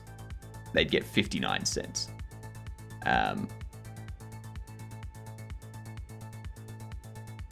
And you would get the remaining $8.41. So that's how it would work on itch. If you set this to 30%, itch would take $3. Yeah. It's much better than Steam. They also don't run as much as Steam. Like, if you were to sell your thing solely on itch, you would not make nearly as much if you were selling it solely on Steam.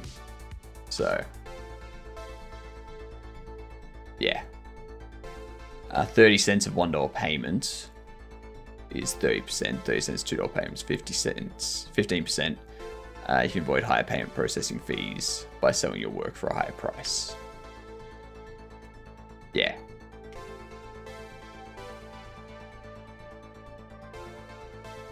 Yeah, that's how you do it. That's how you can do it.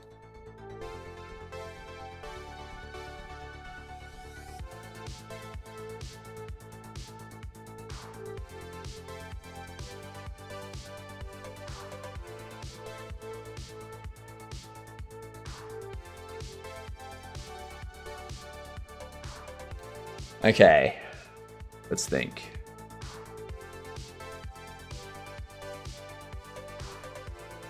So,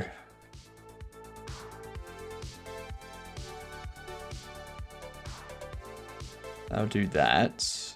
We'll have a better version of that. This I need to omit.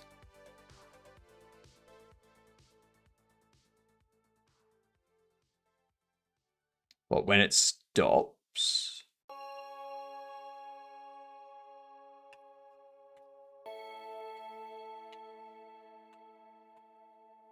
Between callback will be menu manager, HUD instance, Bobble open VFX omit.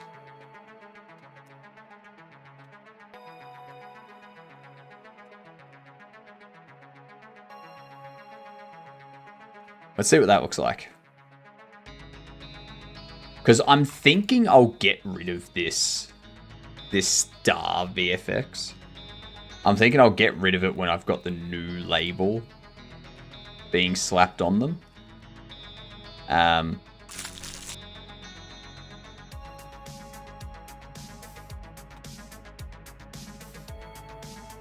Oh, hang on, because it wants it to be like an is new or something, doesn't it? No? Hang on. Ooh, what up, Fiora? How you doing, you good dunce? I hope you're being fantastic and nice and amazing. Is that what you're doing? Huh? What were you streaming today? We're improving our card opening process. Churned through some to-do items today. Nice. Very, very nice.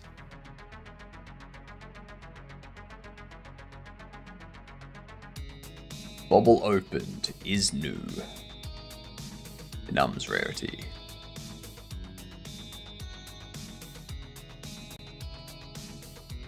I see everything didn't break when I raided this time. Correct. Thankfully. Although, Fiora, a little bit earlier, the weirdest thing happened.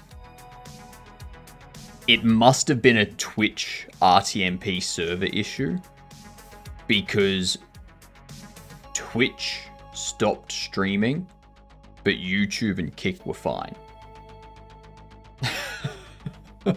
So there was like a blip on the radar for a minute. Yeah. It was very interesting. I wonder if Finn had that.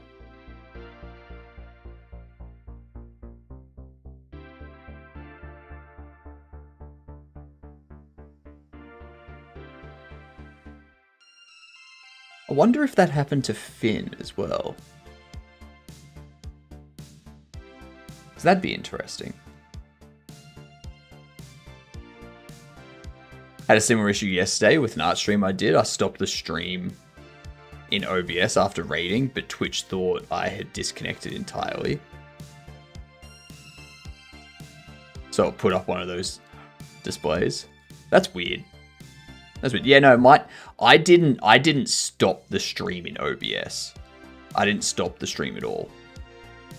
No. That was...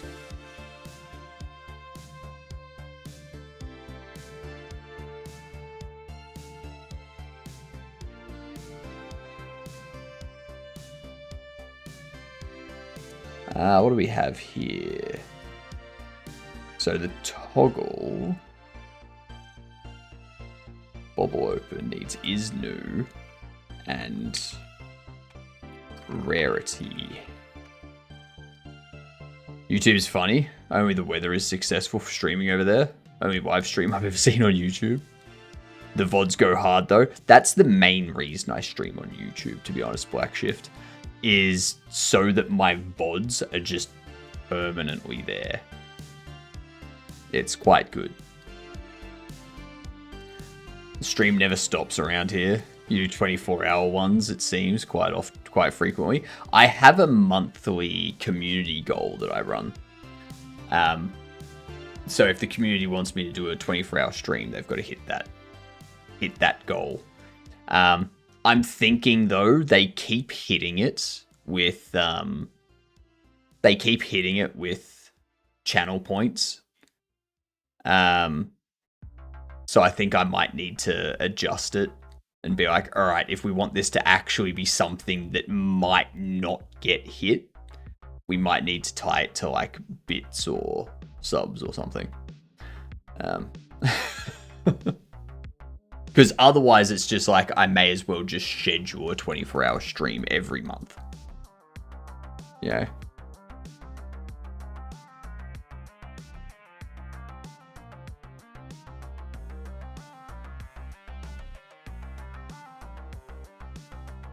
Because we know we're going to hit it. We know we're going to hit it at this point every single month.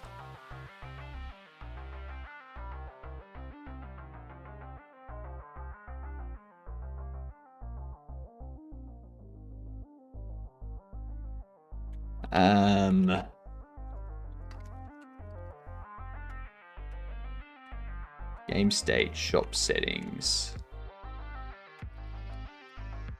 collected cards. I think collected cards is rarity. Yeah, rarity, bobble category card. Get card item data. No, card rarity. What color is new? Green. What do you mean? Are you talking about for the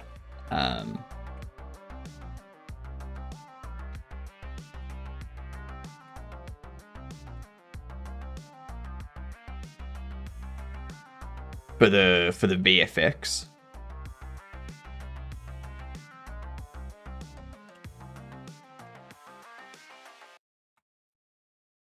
as card item data. Go bind is new.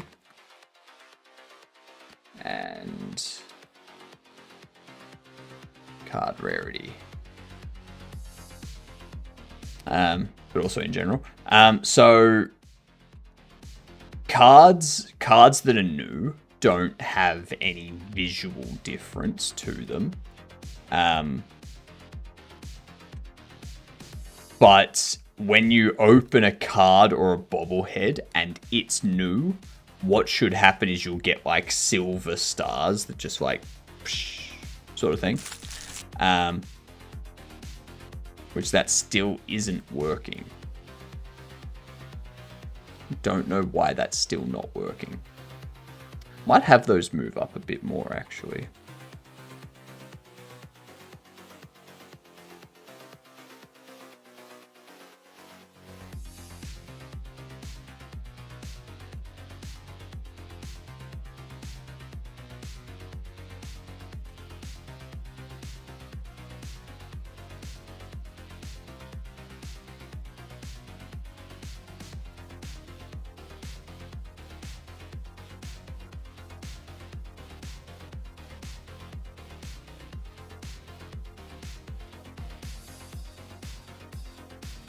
Just check that new position. See what it looks like.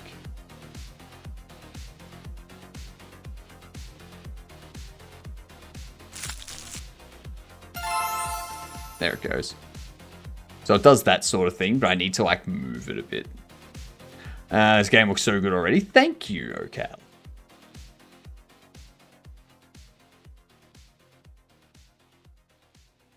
So we have that. Now, I think the one on the right is shiny, maybe? No, it's not. Never mind. Never mind. And then you've got the bobble box opening.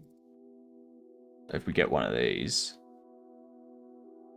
you open this. What up, Mac? It does that. Open cost. Because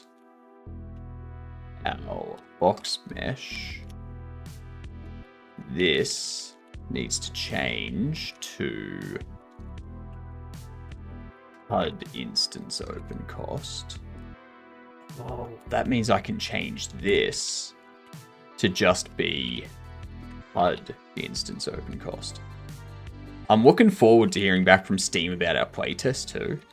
I really want to get the playtest out there so that we can get details on if there's performance issues that I need to address before the demo.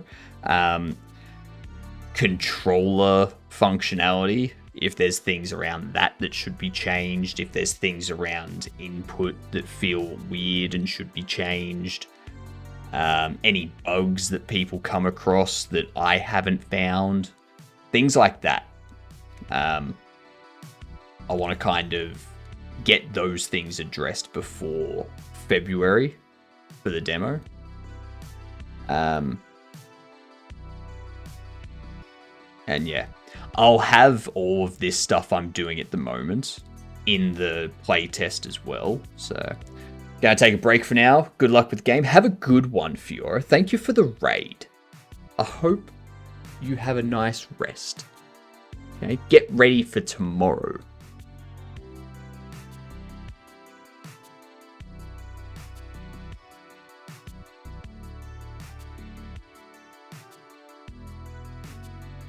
I think I'm getting imposter syndrome now as well. I'm getting a lot of imposter syndrome because. Good night, Ocal. Good night. Everyone says that the game looks great, but when I look at it, I'm like, there's like so many things that I want to do differently or better, you know? Like what if I change this to do it this other way, you know? But I'm also like trying to not fall into the perfectionist thing, you know? Try and be like, all right, people like this. People think this is great. Leave it. Don't break it and make it worse.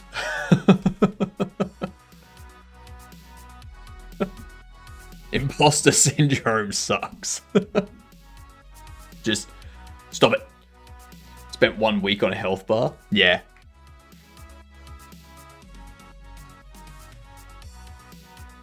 It's... Perfection's overrated. It is overrated, but when you're making something and you're looking at it and it's like, I can make that better. I can make that look better. Like, do I stop that? Don't let the Borg hear you say that. Even the Borg aren't perfect, Sammy. That's why they keep getting beaten.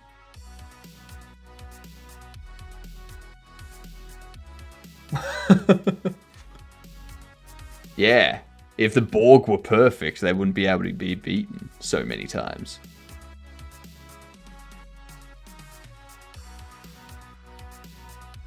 All you do is you say that to them. You say that to the Borg. They're not perfect, but they strive for perfection, whatever that means.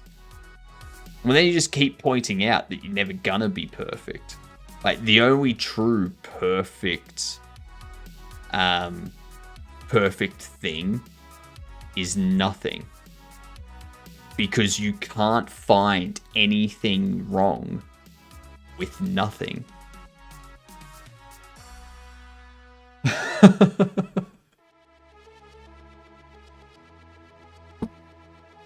Yeah. So anytime someone says they strive for perfection, tell them that they strive for nothing.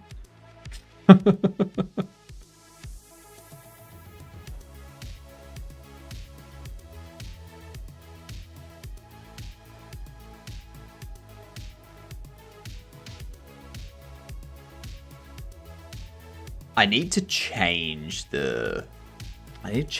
where the VFX goes on. I need to get rid of the VFX and just have like the new thing, like the new sticker up here.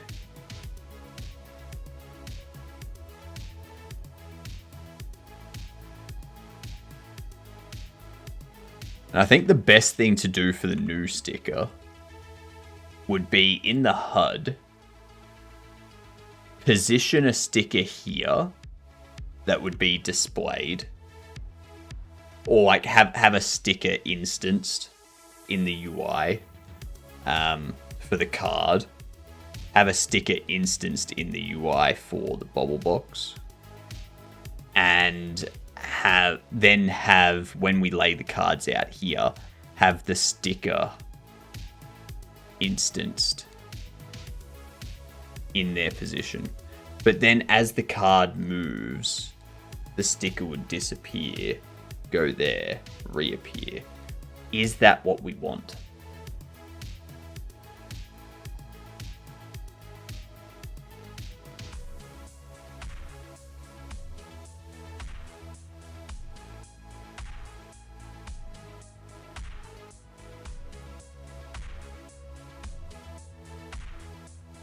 I could tween the card's scale and position in the UI to where I want it to be. This is the thing about trying to have a UI, like a 2D UI element, match with a 3D in-world sort of thing. Could do it as a... No, I can't do it as a decal, actually, because if I did it as a decal, it would have to be over the entire thing. You can't have it like off, like go off of the card, because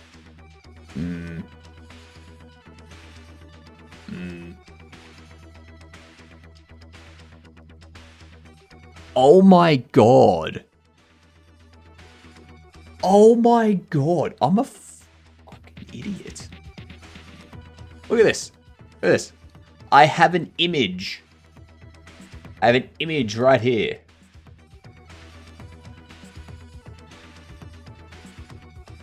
Let's do this freaking thing as a decal.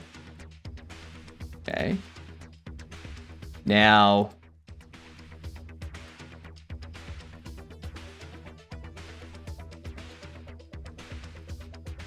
accesses unique name. Now, you don't have anything yet.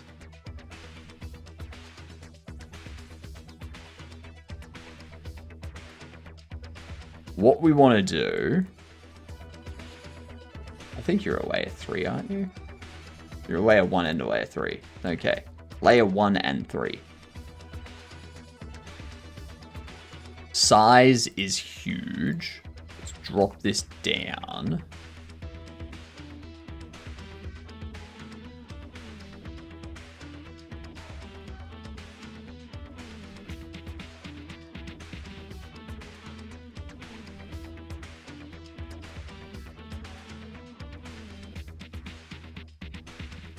Now, if I assign you a Bobble Ross,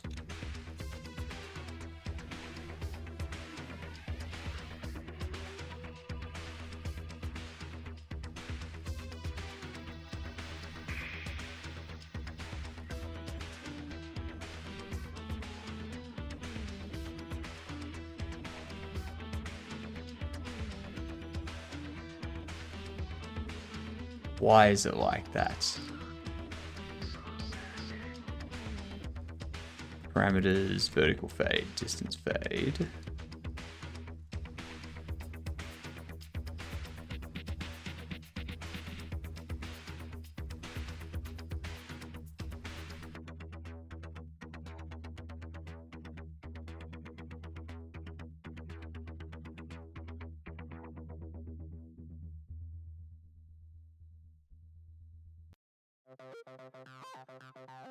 I feel it's displaying it along the wrong axis.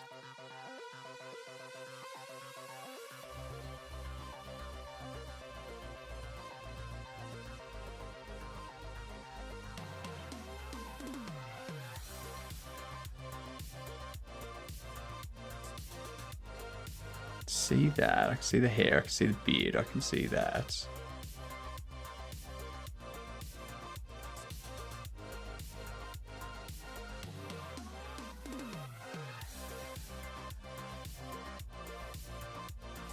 It's a 180 by 180 image.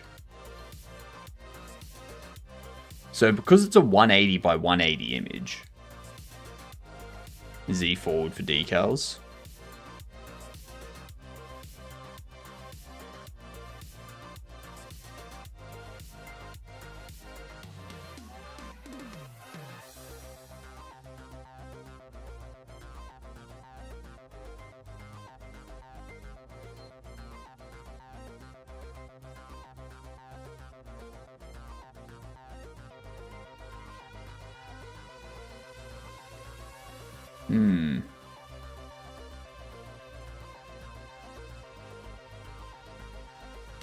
Something's going on.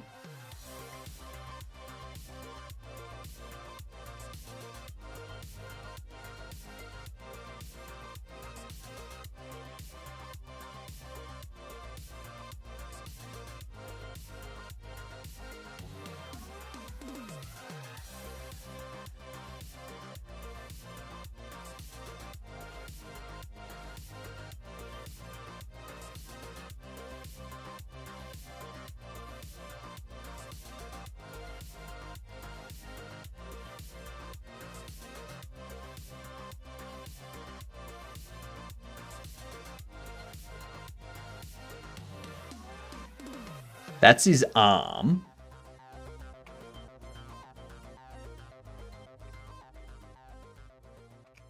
There we are. Got him. Now, I don't want it on the back, though. So, is there a way...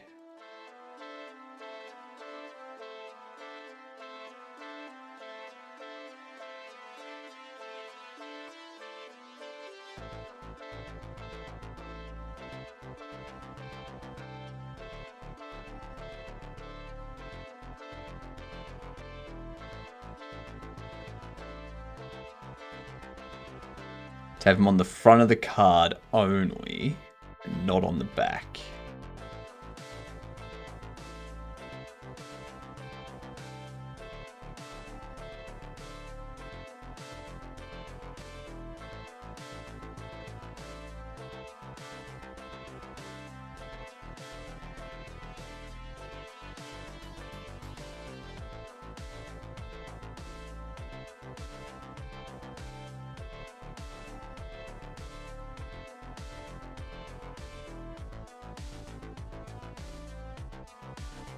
Doesn't look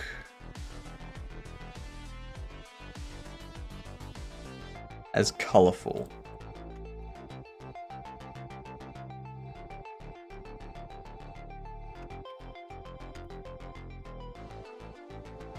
I mean, he looks faded.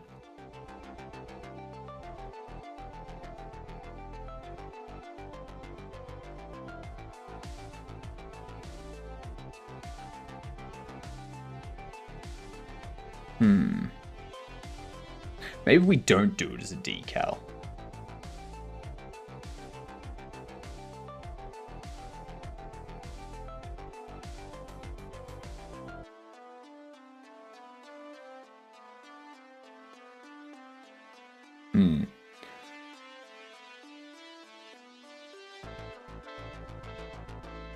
Because the decal's going to project it on both sides.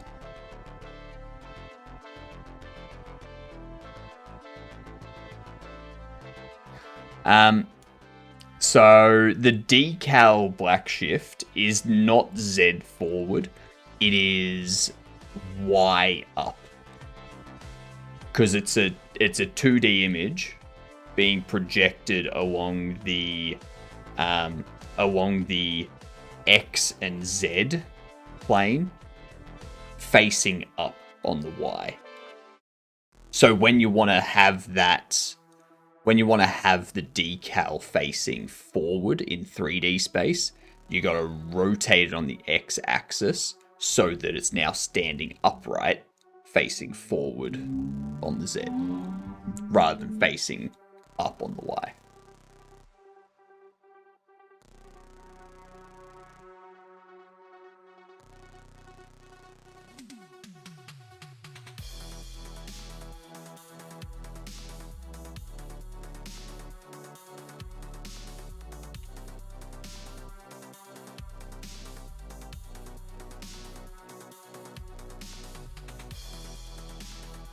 Nah. Can't do it as decal. I'll just leave it as an image. Leaving it as an image. Never mind. A decal would have been good, though. What a great default. Well, I mean, how else would you default it? Like, you're trying to default a 2-dimensional thing in a 3-dimensional space. Like, no matter what, the default's going to be incorrect, depending on your use case. Everything in Godot is supposed to be negative Z forward. Everything 3D is negative Z forward. A decal isn't a 3D thing. A decal is a 2D thing in 3D space. And the Z and X axis in 3D represents the 2D plane. So anything 2D will have the XZ plane by default.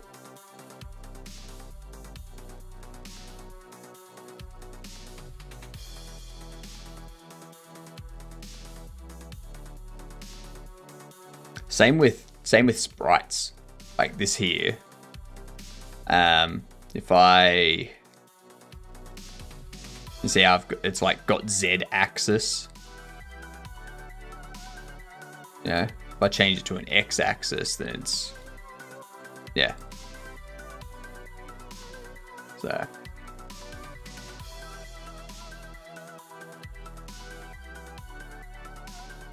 It's all got its own quirks.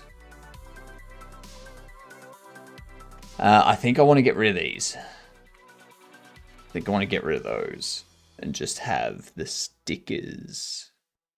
The 3D, the images for the stickers.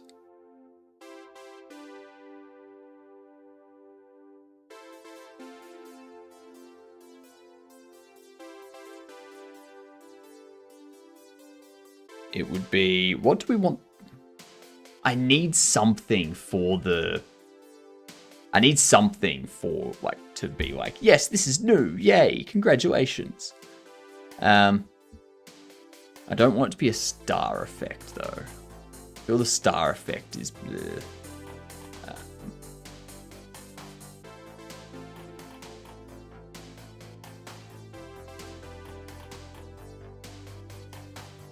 What if we do...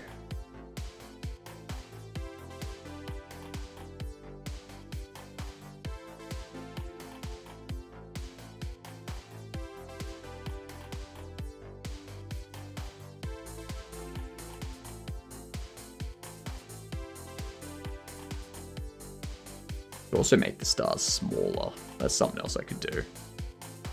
I think the star effect makes it feel a little sarcastic. Yeah, exactly.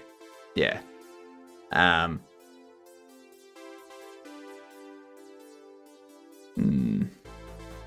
Because we've already got the sound effect.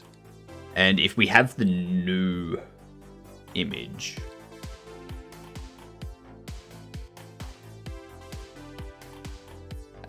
let's get rid of that.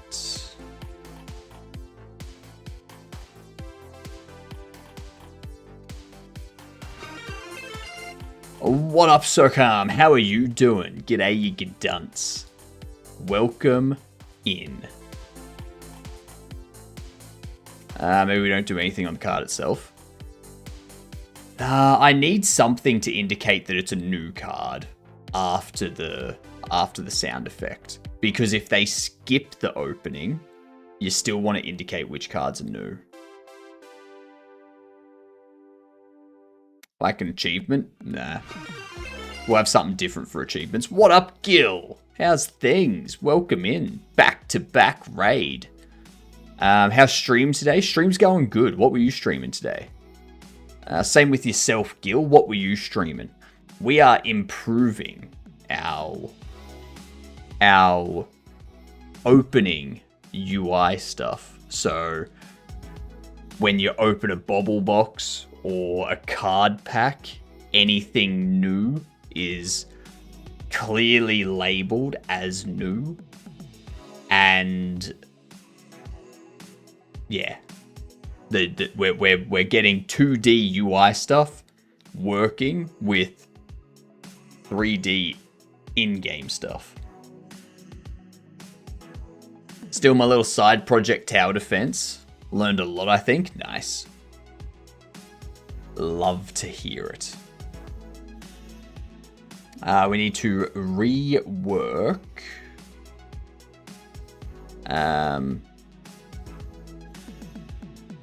New bobble and card effect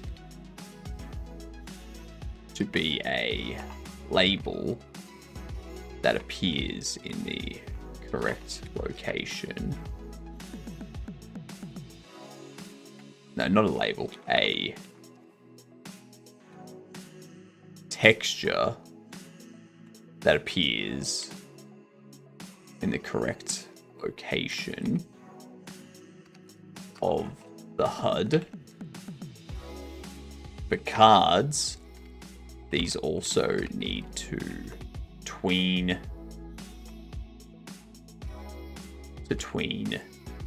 position and size as the card moves. Something like that. That's what we need to do. That's what we need to do. Maybe a diagonal, transparent, animated marquee. Nah.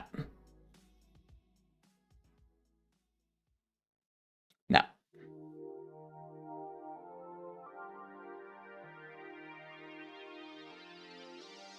Because it would have to be a local rotation. And local rotations are very annoying to do.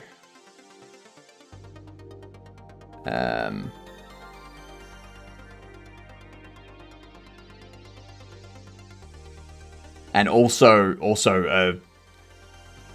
you're talking about like a shine effect, like a shine shader over the top of it. Nah, because there's like people could misinterpret that as a different rarity type. Yeah. Because we've already got different shaders for different rarities. And we don't want to be confusing them.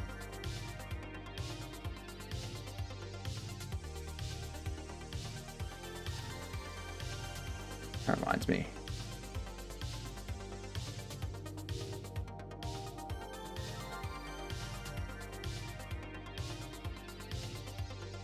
That's what's happening.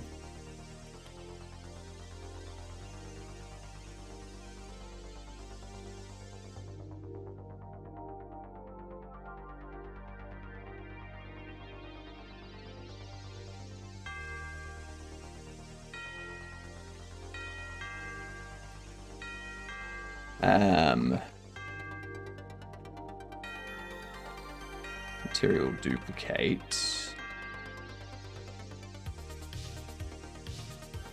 Set it to material. Material. You put a band on the corners with new cut out of the band, like negative space thing.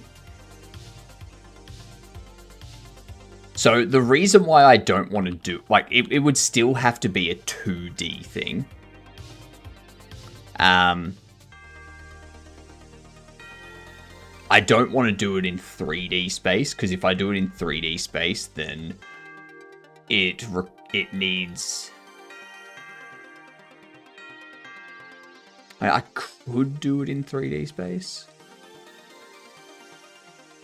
But then the issue is going to be like viewing it at a slight angle off camera. It might not see it correctly.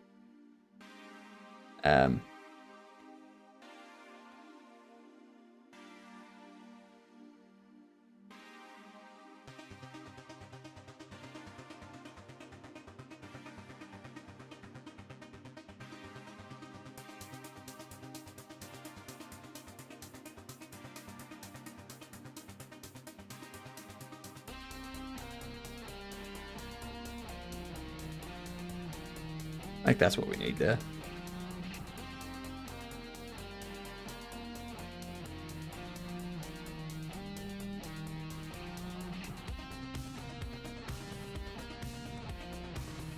Material equals constant card rarity mats. Get rarity. Duplicate.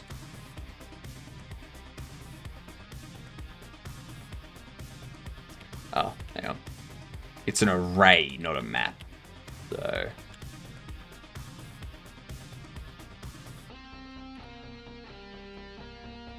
material.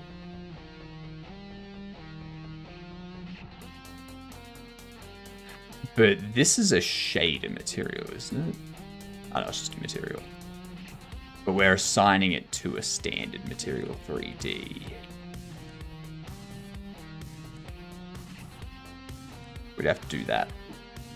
Something like that. They're using Sprite 3D. It's hard to customize that thing with shaders.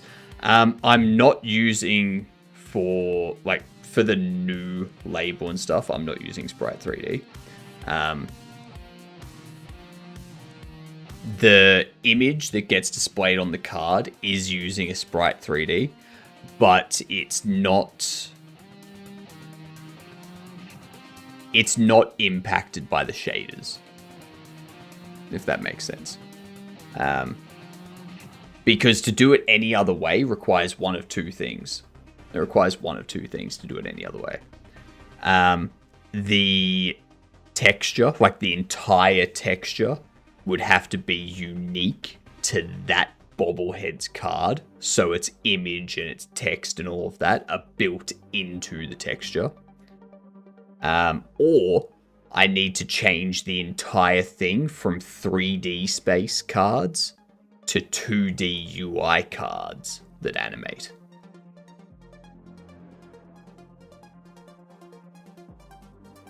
Neither of which I really want to do.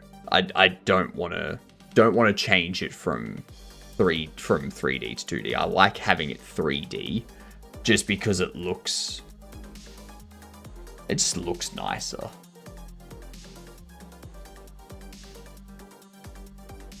I prefer it as a 3D in-game card. I wish we could have instant sample 2Ds. I mean, I could draw it on using a shader to like draw on the image in the correct location. But that's a whole other piece of work.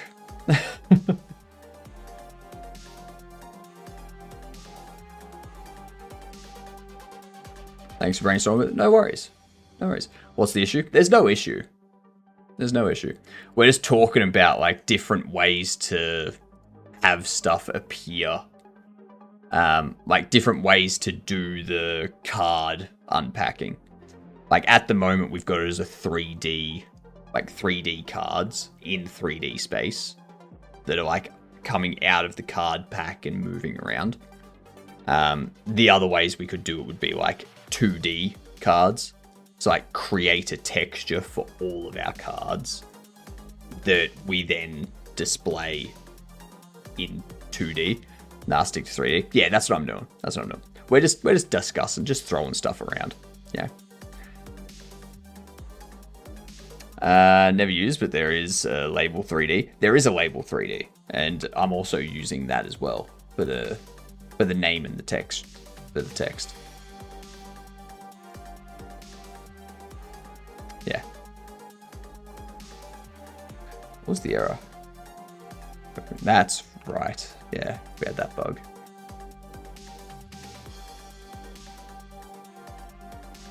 I use label 3D a lot for debug text above tunes. Very smart.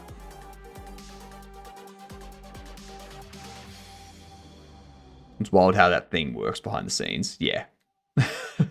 I do not envy anyone that has to write code for displaying text in a 3D space. Creates a font atlas specific to that label. Yeah.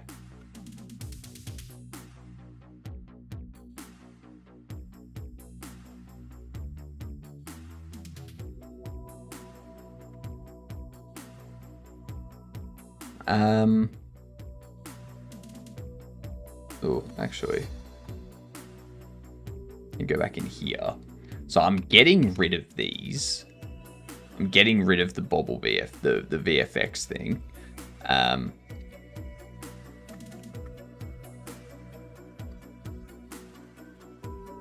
gonna change this to be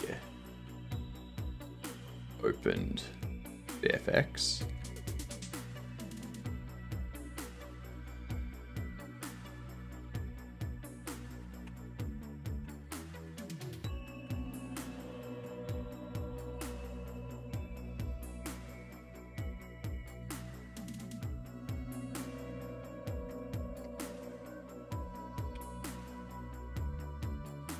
Yes. Fucking hell. My God. There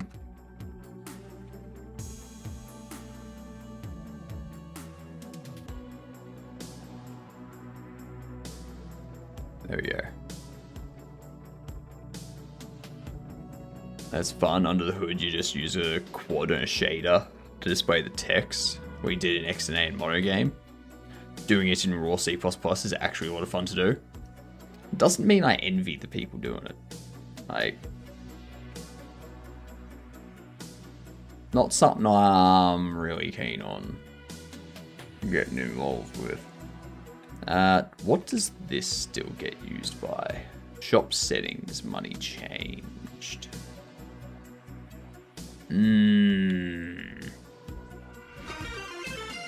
Coco! G'day, you good dunce. How are yous?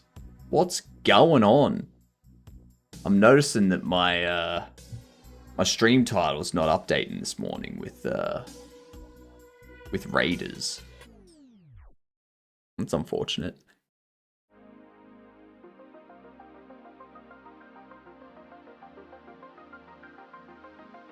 Get steamed. I'm always steamed.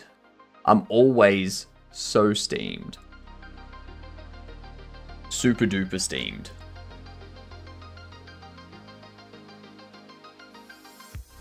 Is this used anywhere? It's not used anywhere. I'm going to get rid of that. No, I don't want my shop settings to be tied to this thing. Is this related to steamed hams? No, steamed cocos. Yeah. What were you doing, Coco? Tell us all about it. What was the entertainment today?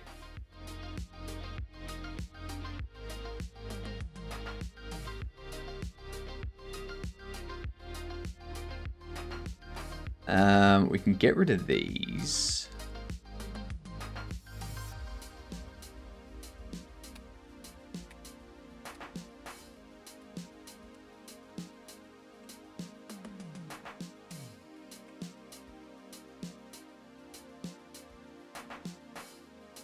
So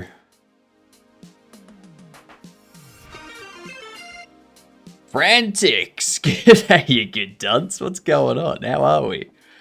What were you doing today? We've, let me check this here.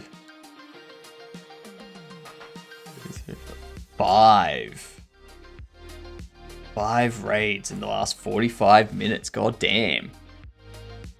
Alright, you hologram bobblehead, you know it.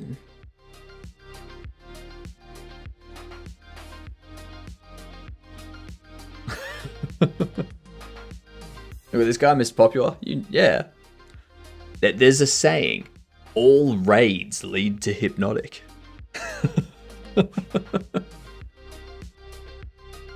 Sooner or later, you gonna raid.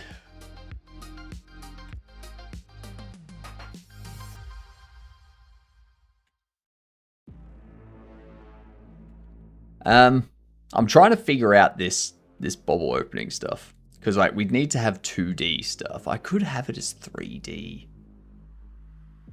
And, like, get rid of this.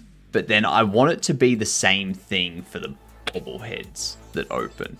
And I can't do that if it's... You know what I mean?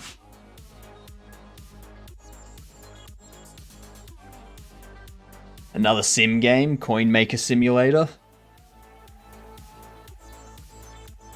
You're just like pressing coins.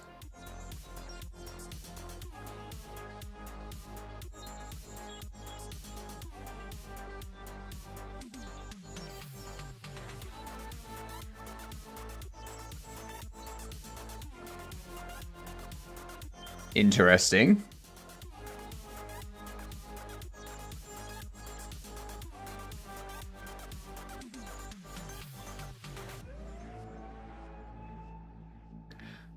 So you fill orders and you give the orders to people.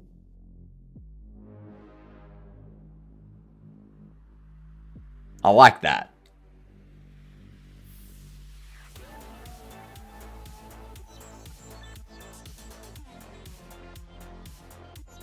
So people send you an order with the coins they want. Is that the idea? It's very stylized, that's for sure. People wake up at 3 a.m. forgetting to turn their phone comp off, and it's always hypnotic. You know it. A lot of people wake up to me. Can you show the bobblehead unbox? Sure. The dev on that does a lot of Unity. His course are on Udemy, are high up there. That's fair.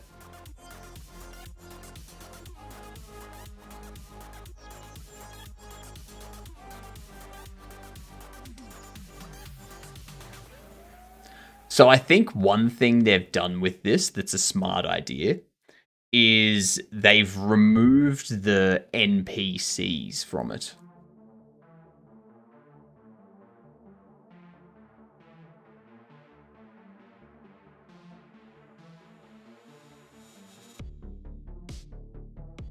So they've removed the NPCs and it's basically you just get a knock on the door and you get an order. And you fill the order. Could be good to convert to VR as well. I could see this being converted to VR. Yeah. It's not bad. Not bad. The Bobble Box unboxing.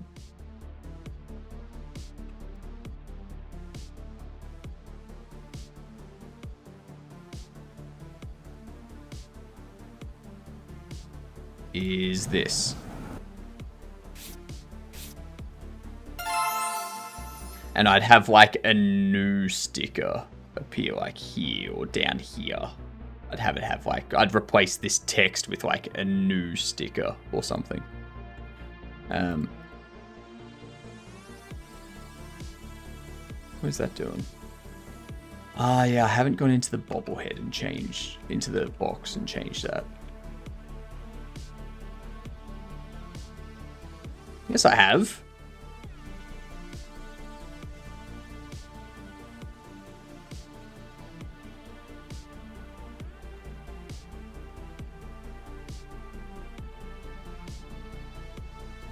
That's 29. Whoops.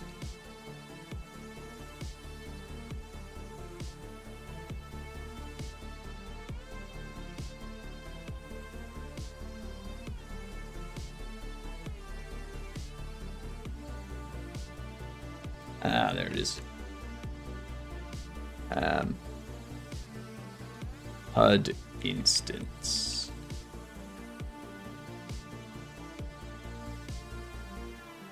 I'll fix that.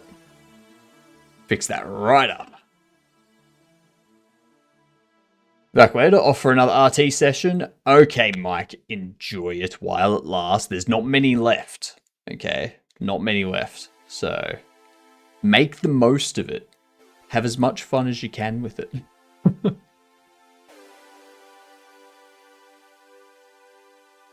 Cards lose their package, so it's going to be a bit different. Oh, it's going to be very different. Yeah. I don't know if you can share systems. I can. I can share systems.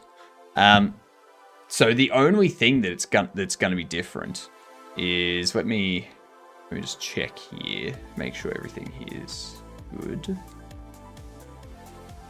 Right, everything seems good. So the only thing that's going to be different, let's get this up.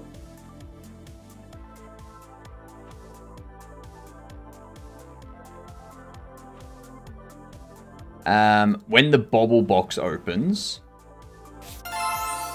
damn it, I'll go through the entire thing.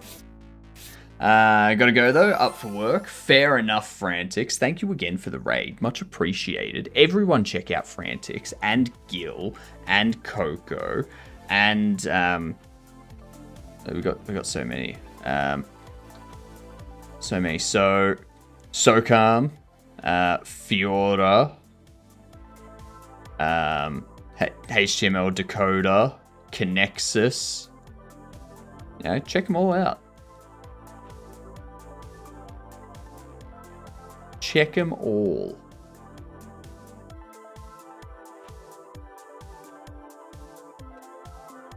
Anyway, so where the new text is, so that new text at the bottom there, I'd change that to be a sticker. Yeah.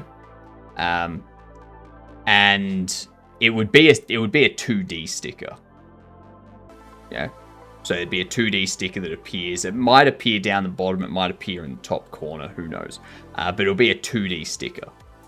Okay. And then for this, when we open this, we would have a 2D sticker appear in the top right corner. So it's the same system. You're still instancing a 2D sticker, a 2D image. It's just a different position. And then the other difference with the cards is when we click, the sticker would, depending on which card index it is, would tween its position and size to remain in the same spot on the card. Yeah. It's like that's all that would happen. Yeah.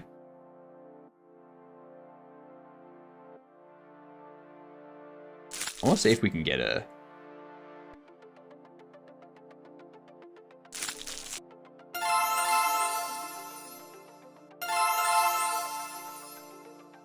interesting.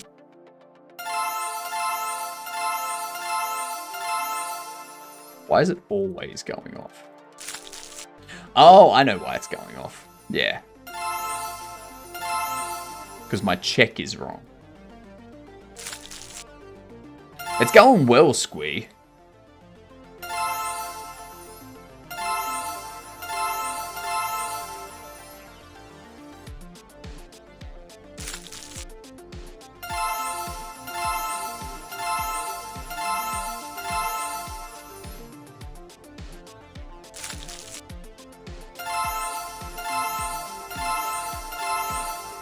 So that's a shiny discount Dora right there. That's a shiny, which is why it looks slightly different. But it doesn't look super different. Okay. I'm gonna fix that.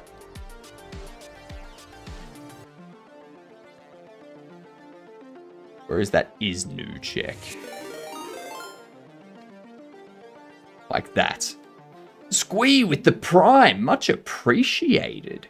You legend. Look at you go. Oh, actually. Hang on. I need to check something here.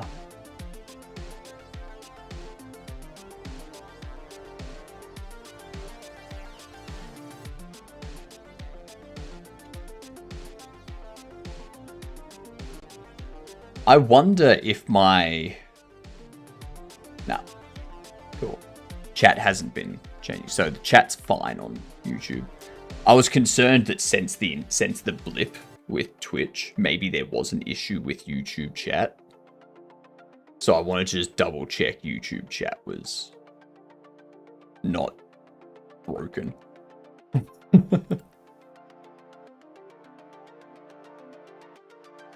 Any hollows? So shinies, kind of. Gold. Gold will make the card look like gold. Like, it'll have like gold stars all over it. But I want to change that too. Make it something a bit different. And then there's the enchanted cards, which will have like a blue purple hue that's like moving across it over time, sort of thing. Yeah, but we don't have those yet.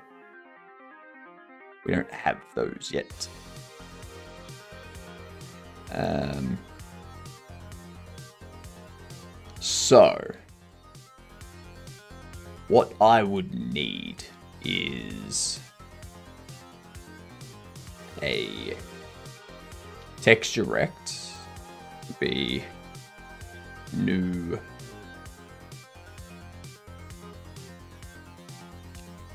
collectible. I don't need to do that here. What am I doing?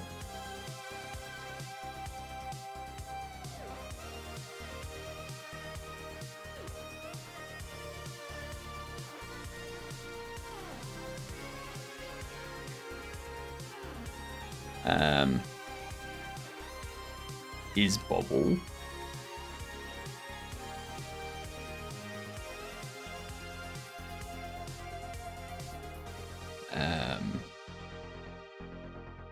Move new card sticker. Go IDX int.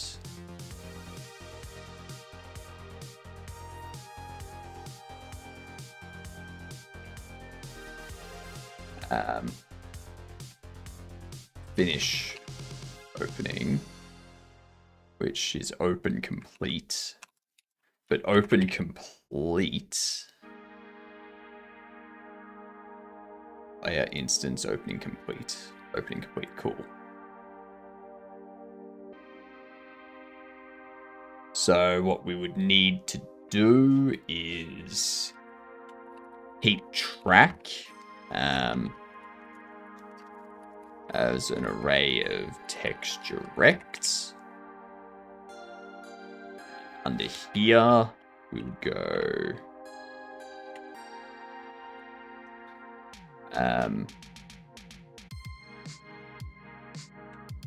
For sticker text direct in new stickers, sticker Q3. There we go.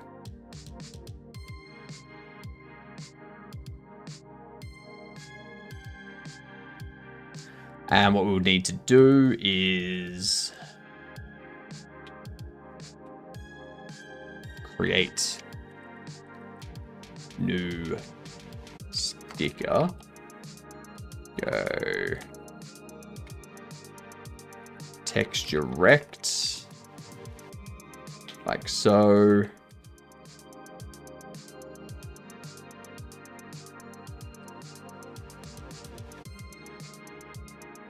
Is Bobble cool?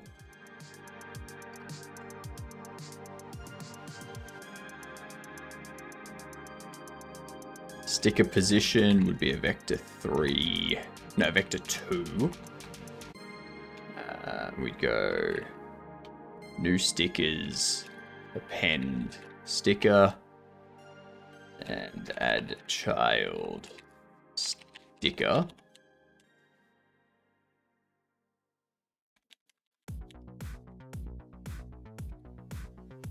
Create new sticker.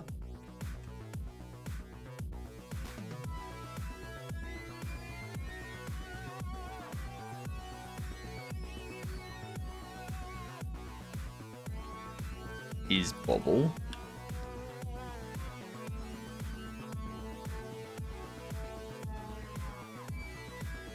Go text direct equals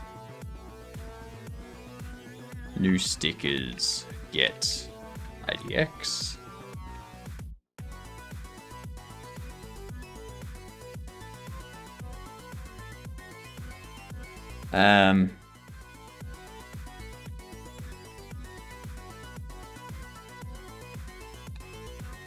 Would make this something like 9. No, it would have to be center, which would be 540. But if the image is an 80 by 80 image, we'd have that as 500. Then we'd have you as like 900. If is Bobble. This is just temporary. Else vector 2, it would be up in the top right of the card, so it would be offset a little bit. You'd be looking at around about 560 on the X, and for the Y, you'd be looking at about negative. No, because we're going down. It's not 560. What am I talking about? It's 1920, which is 960, 920. This would be 960, about 1,000, so it's a bit over on the X. And the Y would be... Need to test these values and tinker with them and tweak them. So the Y would be what you'd have 540 in the middle, 500 to take into account the half of the image, and then if we have that up, you're saying about 460. Say something like that. Something like that. And then we would set up a constant.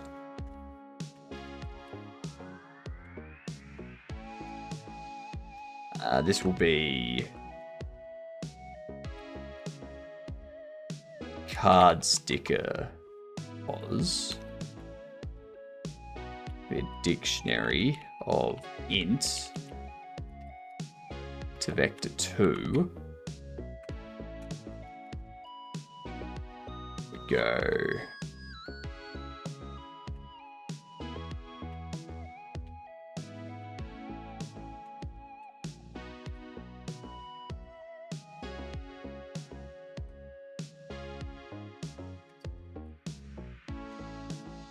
and 4. So they're all going to be same on the Y. So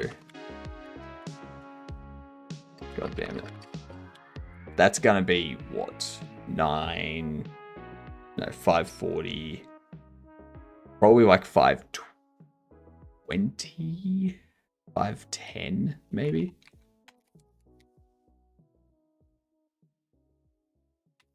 Actually, we'll say that about 500.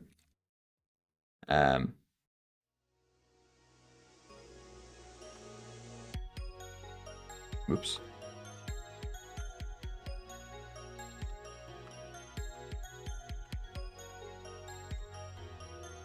And the X, we could say, I got 1920, about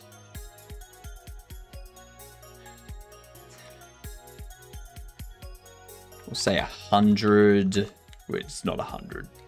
It's not 100 now. I can tell you that. It'd be more like 180 or even 240. Then this would be 1920 minus.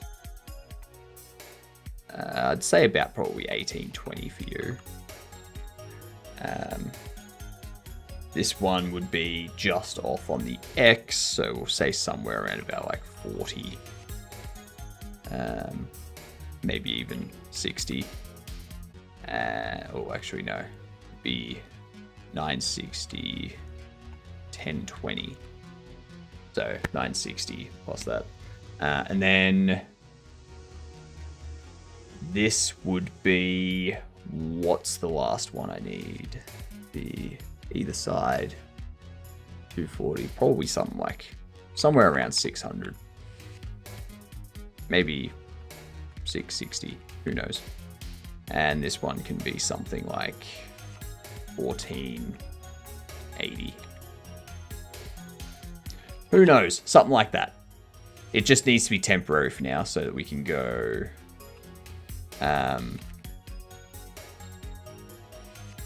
target pos vector 2 be card sticker pos get IDX and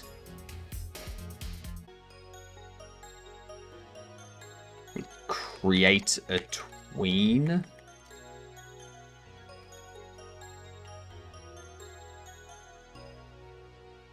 Tween property, and it'd be parallel.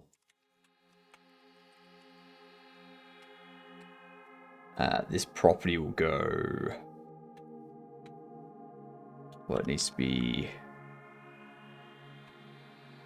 sticker position target pos 0.4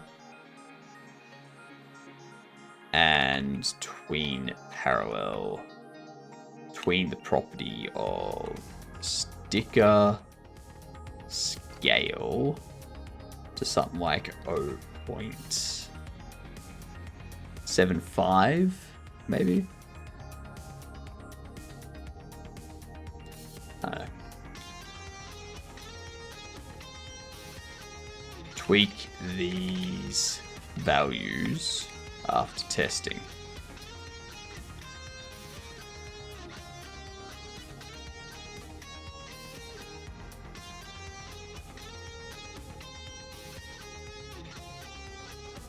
And what we can use at the moment, what texture can we use at the moment? Something that we already have.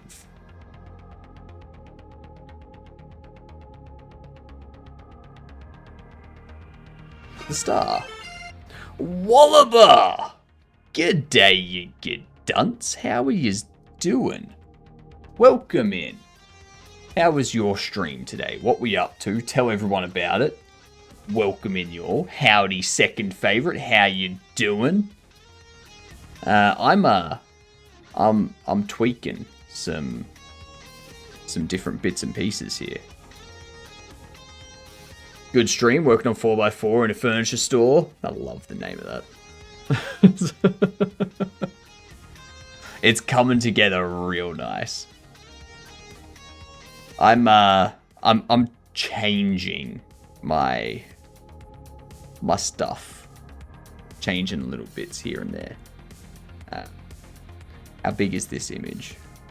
512 by 512. Oof, that's too big. That's too big.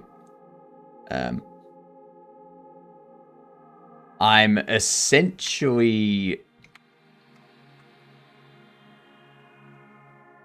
I'm changing our unboxing process at the moment. I still need to fix up that meshes vertice stuff.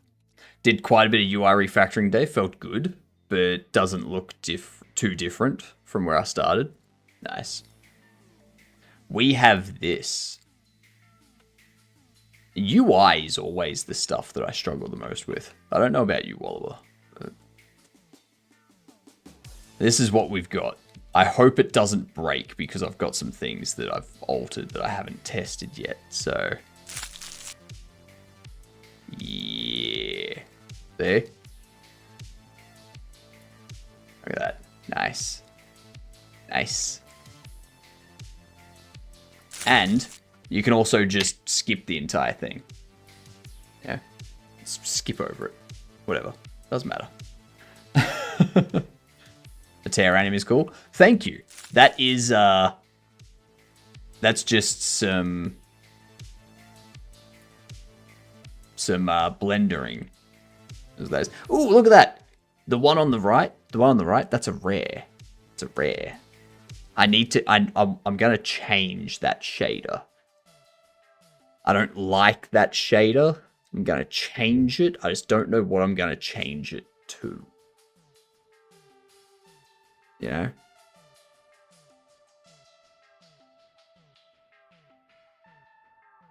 So...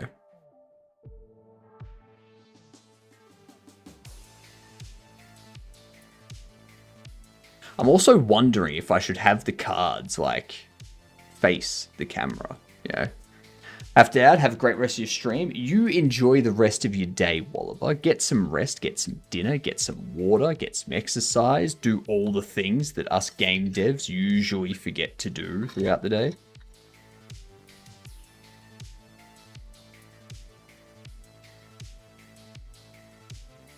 Speaking of which, I'm going to water as well.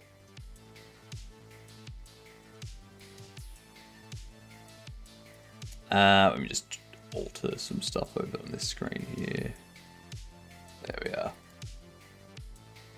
All right. Bunch of issues. Error calling OpenVFX. Break the 3 arguments called. Yes. Yes. Yes.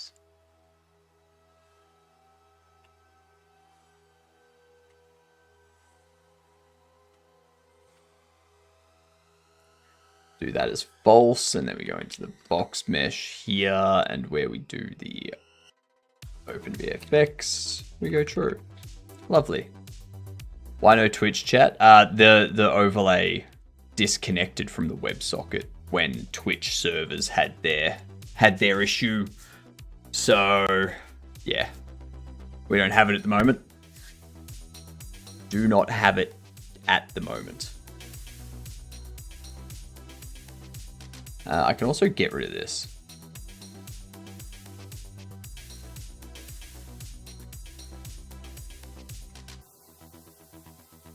Just do that.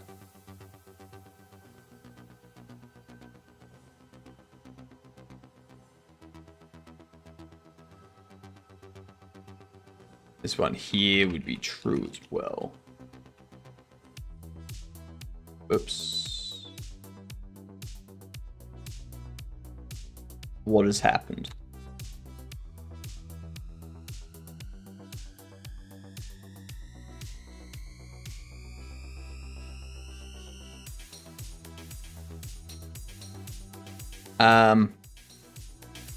What happened to the edges? Hello?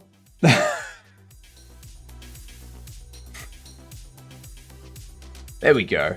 There we go.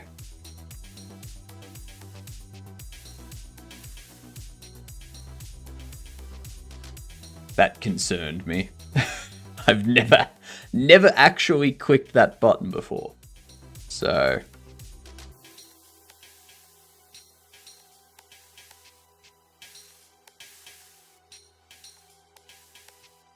base order screen.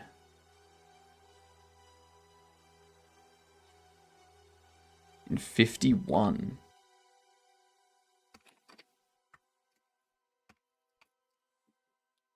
Base order screen, line 51.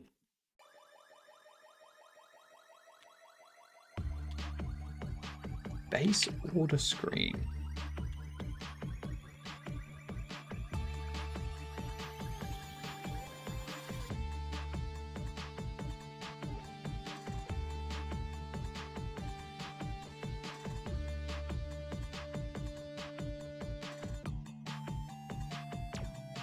That's definitely what I should be doing.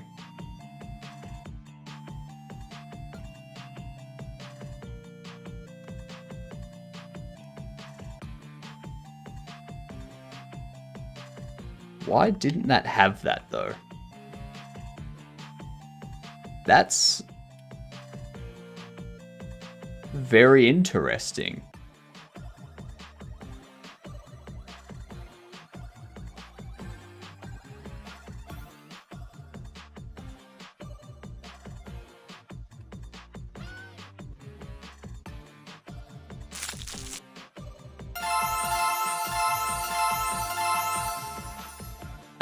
Casey Womp shouldn't have played twice. Should have played once.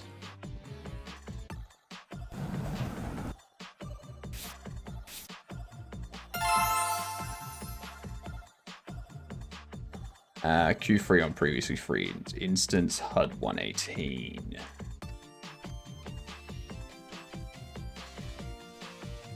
HUD 118. What do we got there?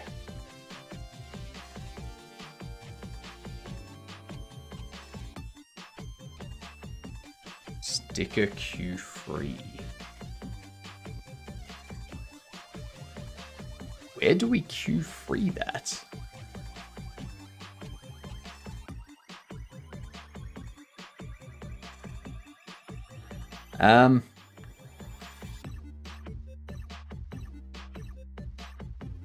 We append it and we add.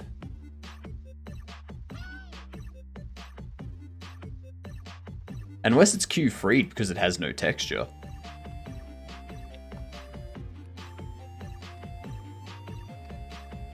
Let's test this just with assets, UI, star. Let's do that for now. It's gonna be bad. It's a 512 pixel image, so it's gonna take up like a big chunk of the screen.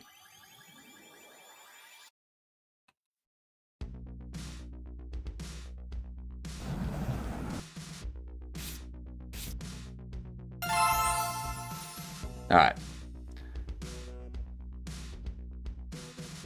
Oh!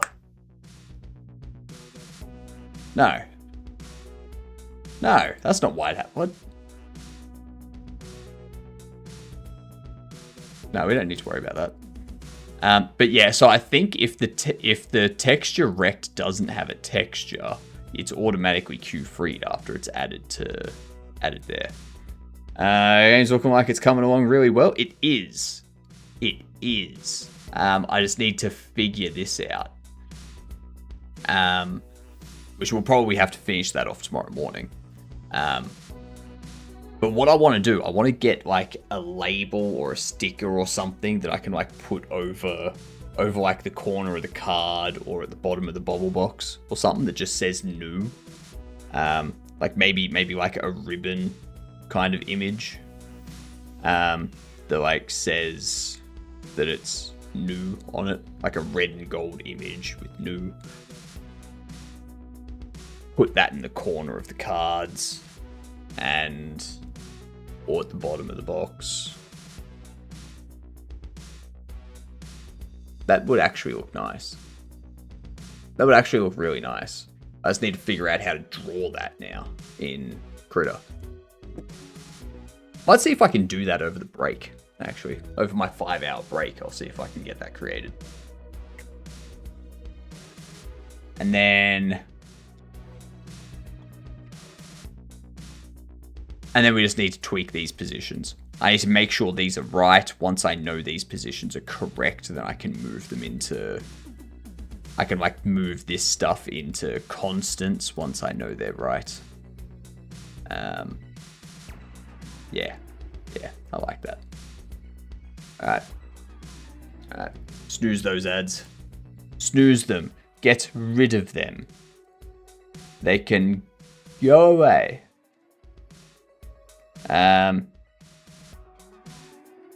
Let's see. I haven't been there for a while. Ads be like, yep, we knocked the ads out for a little bit. I'm ready to play for playtesting to become available. I'm on 2-week break from school. I do have some emails. None of them appear to be from Twitch though. So it doesn't seem like we have approval from Twitch yet. It'll be sometime this week I'm expecting to hear back from them. And hopefully they give us the answer that we want. Hopefully. If they don't, that's rude. It's very, very rude. I do need to call it there. I've got some things I need to do. We take a 5-hour break in the middle of the day. Okay. So I am back in 5 hours. Okay. This here is my schedule. It's midday, as you can read right there. It's midday. In 5 hours time, we're going to start learning Blender's texture painting via Game Dev TV. And then tomorrow, we can keep going with this. Get that finished off, get these icons created and whatnot, maybe start working on some textures and fine-tuning the bobblehead animation and all this stuff. Maybe we want to do this as well. But yeah, I think a lot of this stuff we can like move down there, sort of thing.